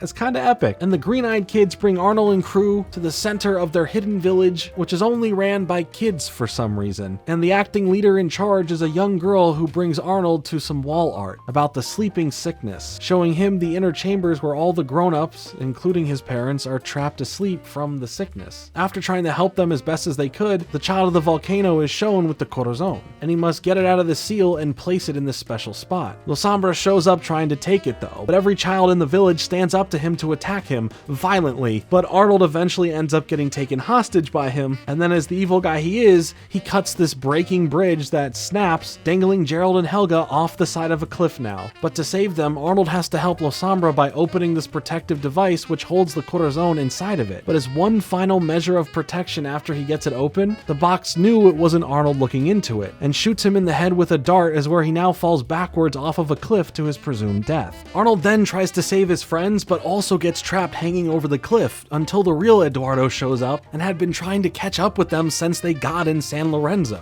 explaining why his house was ransacked and that the pirate ship attack earlier was really Eduardo trying to get to him to save him. Oh, and then this dude somehow survives, but the real Eduardo, with help from the kids, end up defeating him because at the end, before he dangles Arnold over a cliff, the poison fully takes effect and kills him as he then falls back over. Yeah, this is kind of violent, but also the corazon fell down there as well. What do they do now? When they get back, Arnold is first brought to see where his parents are in the flesh, as they are asleep from the disease. But the only way to get the cure to work was using the corazon. That's when Helga dips out to look at the spot where the golden heart would need to go, in order to spray the cure that is sitting right there in front of them to the whole city at once. But then Helga hands Arnold her heart locket that is gold-plated, as then Arnold gives Helga credit for having a pure heart herself. And surprisingly, the locket works. The cure can be spread to everyone, waking up the adult green-eyed people and even Arnold's parents. Jim Lang's music here hits just at the right time, building up to Arnold running into seeing his parents in the room, and as they see him for the first time since he was a baby, they both say, "Hey, Arnold." Also, more crying. Why does this movie hit you with all the feels so much like this? Helga goes back for her locket as Arnold catches her, and they share a real heart-to-heart moment about their whole relationship, and Arnold expresses to her that he thinks she does love him, and that he finally understands that, and sees how much she does care about him. And then Arnold goes in for the kiss this time, and we have this magical moment where they share a real, genuine kiss of love from both sides. But then we hard cut back to Arnold in bed, making it seem like the whole adventure never happened, until he runs downstairs to see that his parents come walking out of the kitchen and it was all real. He's so happy to have them back as he now heads back to school after the summer for the first day of 6th grade. Yeah, you heard that right. Everything is all good in the end as we close in on a smile from Arnold to his parents. See, where the original movie feels more in line with the spirit of the show over the past 5 seasons, here it is more open and action-oriented, which the show rarely would venture into, leading this and the original movie to both feel completely different in the best ways possible. To see all these characters, even the redesigns, in full HD along with the setting and environments, it's so beautiful to see. The animation quality overall is genuinely fantastic. That alone makes me want to tear up again. The movie itself is a lot of fun. It's nice to explore Arnold's want to find his parents, and how the other characters develop beyond where they were in the original series. While the voice acting may be different for a majority of the cast here, Hey Arnold is a show full of many characters changing their voices throughout the series, so it's fine once you get used to it. After the movie came out, it was clear that these redesigns and slight changes were made to refresh the property and give it a chance in case after the movie Nickelodeon wanted to come back to the series and greenlight a new season from here with the new look of the show, giving this open door in case that ever does happen, which currently has not led into anything since. My biggest memory with the promotion for this film though was the Helga locket pin that was given out during San Diego Comic-Con in 2017 by people dressed up as Helga handing them out. The fans loved this movie, if not fully for what happened in it, just for the fact that it got to happen at all and give us some major answers and reveals reveals for the series that we've been waiting for. But for the most part, the ratings were extremely high, and it felt like an event for a TV movie, which gave myself and so many others the classic feeling of TV movie premiere nights, especially from back in the early to mid 2000s. But as far as the Hey Arnold media, that's where our story with the short man and friends comes to an end for now in the animation space. Also, Jim Lang came back to do the music here like I mentioned in this film, which was truly amazing to make the movie as special as the show it was. And speaking of Jim Lang, for me, one of the most important things about Hey Arnold overall in general is the music. The way it captures a specific feeling, a mood, a moment. It never ceases to find just the right sound to enhance the moment and be a part of the storytelling in its own right. Little music cues that seem whimsical to elevate actions on screen to full-out written music with Dino Spumoni. Hey Arnold set the bar for how to enhance storytelling with music and how to dress a scene with tonality through music. It's not just an additive, it's baked into the DNA of what makes Hey Arnold special. How did you and Jim kind of come up with the sounds and like these jazzy undertones of the show? And was this sound like always in mind when working on it, or was it something that kind of came naturally as you were making the show? I'd worked with Jim for years on other projects before Hey Arnold, and we hit it off, and we just loved doing the stuff together. And so when we got the chance to make the Arnold pilot, we were just really excited about the opportunity and talked about making something where there was cool jazzy music playing. And we talked about what that was. I mean, I was listening to a lot of, well, obviously Charlie Brown, Vince Guaraldi trio, the piano, drums, and bass jazz of the 60s was a huge touchstone for me, especially, but I know Jim loved Vince Guaraldi too. And we, and in the 90s, I was just listening. I was very retro. I always listened to old music. I was listening to Louis Armstrong and Miles Davis. And I was like, could we have jazz that is like, makes you think of how melancholy and beautiful Charlie Brown's music was, but doesn't sound like we're just ripping it off? And he's like, jazz, absolutely. And let's talk about the acid jazz that they're playing on KCRW in LA right then, in the mid 90s. And when you think about the hip hop scene and how they were overlapping with jazz in the 90s and the manufactured hip hop beats that had traditional jazz instruments on top, saxophones and muted trumpets, and I was like, let's do that. And it was, once we decided to do it, it was easy peasy from then on. Just like that was the kind of the root of what was going on. That gave you the clues that Arnold's world was kind of sad and beautiful and melancholy and urban. And I got to tell you too, Beck, Odelay was a late 90s album. And let's see, Mellow Gold was literally when I was starting to make Hey Arnold, I was listening to Mellow Gold. Loser was on the radio. And I was like, I love this guy. He's an LA boy. He grew up here in LA, and he's talking about the way it sounds in the parking lot of the 7-Eleven, where there's really funny, south of the border music playing out of one car, and then there's a big hip hop doing as somebody goes by, and he's like that kind of like very present urban sound.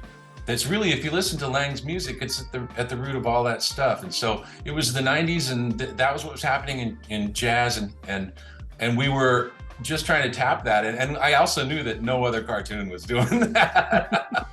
I knew if we do this, we'll create an ambient. Also think about the backgrounds of the show, the soundscape.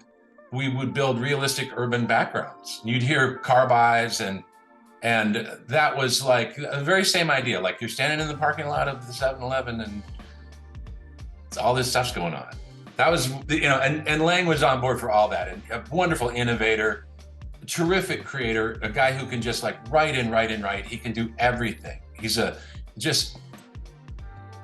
my secret weapon always. Not so secret weapon.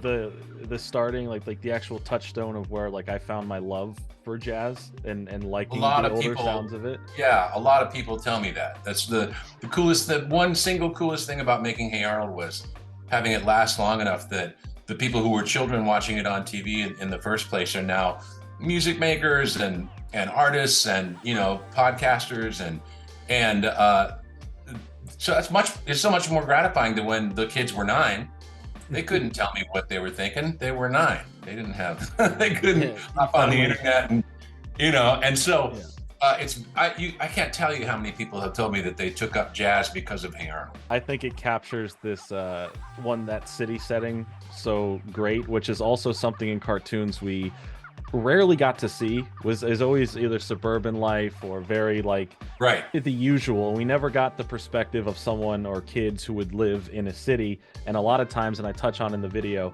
a lot of times inner city life is always portrayed as scary and there's bad things going on. And while we do see in Hey Arnold a couple things that could allude to that, he gets mugged, there's bad people doing bad things sometimes, but it still never shies away from showing the beauty of the city, which I always think is important, and how Arnold and the other kids view the city. And in touching back with the music in it, not only is it just the soundscape that sounds realistic and makes you feel like you're in the city, and the beautiful music that accompanies it, but it's also the little music tones. The thing that's wonderful about cartoon making compared to live action making is that you have control over those kind of things. You can say, let's have the lights do this, and it's a very direct kind of world building, and the music, the opportunity for the music and the picture to sync up and tell the story together. Therefore, the sum being greater than the parts. That's why I love to make cartoons. Cartoons are a really direct way to do that kind of communicating. Also, I loved the detail that went into the other music that's in the show. The ones that would have the Dino Spumoni stuff and actual songs that were written for it. It never felt like, we just have to have some sort of random song set here so we don't have to put much time into it. The whole the way you built Dino as being this Frank Sinatra-esque character, and the sounds that brings, or even I noticed the original Arnold comic, or the comic where he's getting threatened and he does "Hello My Baby" is changed into a James Brown-esque song. I'm crazy, and I hear all these the different music stuff that I now as an adult enjoy, and it's all sprinkled into every little layer of Hey Arnold at some point. And I think that it's wonderful. So I love the Dino Spumoni stuff specifically. I love listening to them on the record. Yeah, the Dino stuff was so funny, and almost one of the only notes left at Nickelodeon where that they would give us is God, please, not so many adults. There's so much adult stuff going on. It's supposed to be a kid show, and we just go, I don't know. That's what the writers like, and so we, Steve Vixton and I really love Frank Sinatra, and we would play Frank Sinatra and laugh about what he's kind of a goon too, he says he was a very provocative, controversial character, and it's famous, hilarious non sequitur quotes and stuff that he would say. And so we thought, let's make a low rent Sinatra, and then we can do all that stuff. We were always like, Arnold, you crazy nut. We were always kind of swinging, baby. And so it just seemed like it would be so fun to have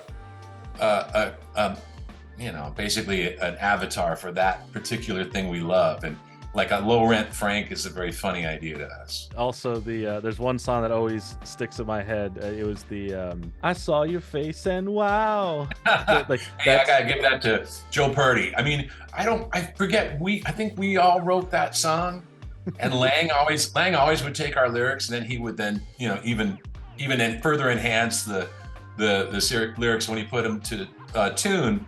So that was probably written by the bunch of us, but Purdy, I Saw Your Face and Wow was his idea. What if that was the hit song, I Saw Your Face and Wow, which I think is that's half of that one. It's just so funny. And it's a great song, and it was super fun to record. The music is something to me that means a lot from this show, and it's sprinkled across every little aspect of it, whether it's the score, the soundscape, or the actual written out with lyrics, which were more rare. After I did 100 episodes or 100 half hours of Hey Arnold, I spent the next decade doing 100 dinosaur trains, and that's for preschoolers. And so I'd say, there's a song almost every episode, and they were always great. At Nickelodeon, it was harder. There were a lot of, you kind of had to pitch it and go here's the reason I want to do the opera, and that was a big deal. You could only do one of those once in a while because it kind of was too complicated, and it kind of hung up the schedule. So the songs were kind of more special on Hey Arnold. You had to have a real good reason to have one, and the Dino ones, and specific stories preteen scream where there's going to be a Phoebe crush, which was, really out from left field. No, I think it was great, and I'm glad that you were able to get as many in there as you were able to, especially with all the restrictions that would be put on stuff like that. Not only was this felt by me, but clearly it was a more universal feeling. Jazz music is such an important genre of music. It's free, it's expressive, and it can build upon itself and can be played in any sort of way to match any tone you're looking for. But for a lot of people like me, Hey Arnold was the moment jazz music was introduced into my life, opening my worldview to the start of jazz and how it's evolved over the years. Jim Lang was an incredible composer, always finding just the right sounds, building perfect structures to place and match the scene. And he worked alongside Craig to understand and develop a sound wholly unique to Hey Arnold, as Craig gave him the thought process for the show of when writing the music, saying, do it so from the perspective of the character, through their eyes. The audience then feels it through that character, and without dialogue, the music tells what the words don't. Two of my favorite examples from the show, with how the music and sound builds more to the scene to add that layer of tension or layer of hopefulness, are one, the Sally's Comets segment, where they wait to see if their ask of a lot of people to turn off their lights worked, and starting off quiet, we build up this layer of mystery and anxiousness. Then it rises to feel a sense of wonder as one by one the lights turn out at these different residences, hitting a beat in music every time it happens, and then adding this moment of whimsy at the end that fills us with pure joy when Grandpa points out seeing the comet in the sky. Tension-wise, the episode where Arnold has to pick up the watch for his grandpa, and then after he get it, we feel Arnold's anxiousness rise with the tension, feeling like this is a life or death situation. Nothing can get in his way. He's alert. These moments are elevated so much more thanks to how well the music guides us through the mind of the character, how they are feeling in these moments. Thanks to this music, it has become a part of the way I can view music in other shows and movies, how it can be a character all on its own, what the sounds convey and how it adds to or builds/dresses up a scene. For me, while editing, the Hey Arnold soundtrack works incredible to help me focus on the projects, and this Volume 1 vinyl they put out on July 3rd, 2020 was the icing on the cake to have this on constant spin as I use it as my reliable secret weapon to get stuff done. Do you know how many times this was played throughout while making this video? Yeah, it was a lot, and I'll spin it again right now if I have to. I should have grabbed that out as well. I have like the Volume 1 record. Waiting for Volume 2. Another labor of love. Volume 2 anytime, I'm down. Yeah, that would be great. Jim and I are always up for more Arnold music too. And same with the folks at the record company. The people that make the vinyl, Enjoy the Ride Records. They'd love to do more too. They said it just hung up. It's sitting on a desk at Nickelodeon waiting for them to approve it. Sounds about right.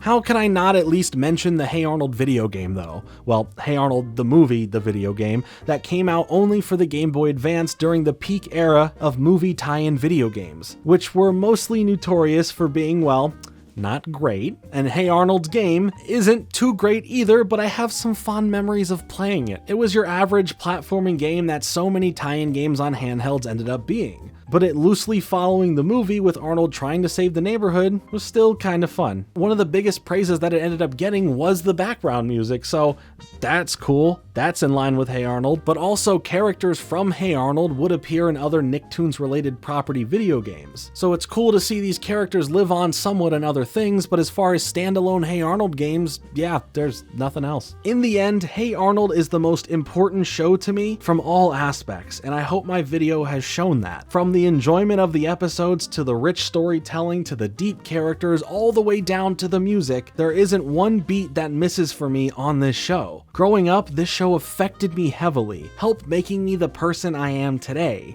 And speaking of today, this show hits me on a way more emotional level. The sense of nostalgia I am filled with, the love of the world that was built within this show. Every bit of the show in some shape or form has left an impact on my life and has been something I have and always always will treasure. Without Hey Arnold, there is no Jordan Fringe channel to discuss cartoons, TV shows, games, and more. I have teased making this video from the very beginning of this channel, and the more time I spent working on this video, the longer it got, the more love I wanted to put into it. Instead of capping myself at a certain point here, I said it wouldn't be right unless I just let myself fully express my thoughts on this show, dig into every episode, make it a full look through of every little nook and cranny of what made this show tick. I really got to make something here that's so special to me, a love letter to my favorite show of all time, and be fully immersed once again into a world that embodies the human experience and spirit, from the viewpoints of kids, teens, and adults. I even got to make the inner child in me so ridiculously happy by getting to speak with the creator of the show. In fact, I want to give a huge thank you to a few people here at the end of this very, very long video. First, I am grateful to Craig Bartlett for generously lending me his time to pick his brain for some insight on the show itself, some behind the scenes and more, and I can't understate how much of a dream come true it was to be able to speak with the creator of my favorite show of all time, someone who created what affected me so heavily at a young age and even now as an adult. Thank you, sir, for this masterpiece of a show, and I am so honored to have had you be a part of this video. If there was going to be a continuation or revival of the show, would you, A, want to see that happen, and 2, would you like to still be a part of it to continue Arnold's story or where these characters would be at going forward? Yeah, I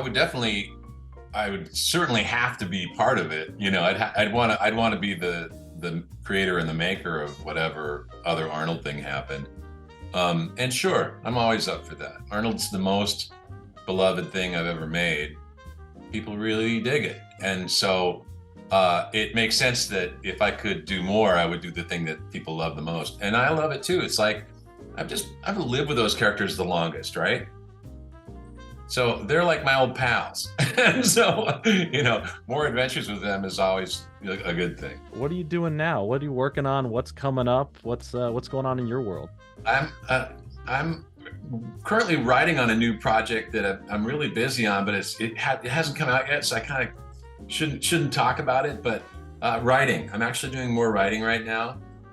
Also glad for the gig because things are weird in animation right now. You know, original animation has really taken a hit, and I look forward to better days when I can get back and you know, create new content.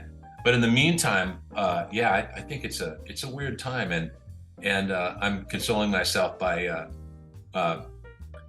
I'm putting my Arnold art up on eBay and showing the things that I'm putting up on Instagram, and so that's kind of my current way to keep Arnold alive is you know, bringing out iconic images for people, and that's what I've always done with the social media. I always thought social media was a great way for me to just show off my cool collection of Arnold art and other stuff too, but overwhelmingly, that's what people want to see is Arnold stuff. The things people say about Hey Arnold online, it's beautiful. It's really nice. Thank you so much. You're one bold creator, and thank you. Very thankful for the show that you gave to so many people that has just been a huge part of their lives. So thank you for taking the time to be a part of my love letter to what you created.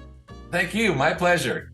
Enjoy. Be bold. Take care. I also want to give a shout out to my friend Julian from the What's in My Head podcast. He was crucial in helping informational parts of this video, thanks to his recent podcast with Craig as well, where I implore you to go over to his channel, listen to this podcast, and check out the other content that he has. It's genuinely incredible. If you love looking back at cartoons over here, then you'll love getting to truly meet the amazingly talented crew members, creators, and animators who worked on them, which is something Julian specializes with on his podcast, and you'll fall in love with that content over there. Also, a thank you to Johnny Two Cellos, a good friend of mine and an amazing content creator who came in to provide a voice for the quote earlier on in the video. Please go check out their channel if you enjoy anything from my channel. And also a huge thank you to my friend and editing partner on this video, Dave, or better known online as Dave Ace. This was not the easiest project to put together, and as it got longer and longer, the hours spent working on this video all around were on another level, so I am extremely thankful to have had a great friend and helper getting everything put together here, especially since I literally dealt with bloody hands at one point from how much typing went into this, and I would not have been able to finish this video without Dave's help. I hope you all have enjoyed this video, and if you have made it this far, please let me know in the comments that you did. And while I will be making some more longer form pieces of content throughout this year, this one definitely took a lot out of me, so if you did enjoy it and want more extreme deep dives into things, make sure to hit the like button and subscribe for more. This is basically my thank you for 500,000 subscribers, as well as my love letter to my favorite show of all time. And it feels good after teasing it for a few years to have finally done it and put it out. I think I need to get some rest. My voice is pretty much gone, but I have some new content coming soon. Thank you so much for watching this video where I talk for multiple hours about Arnold. He's one bold kid. Later.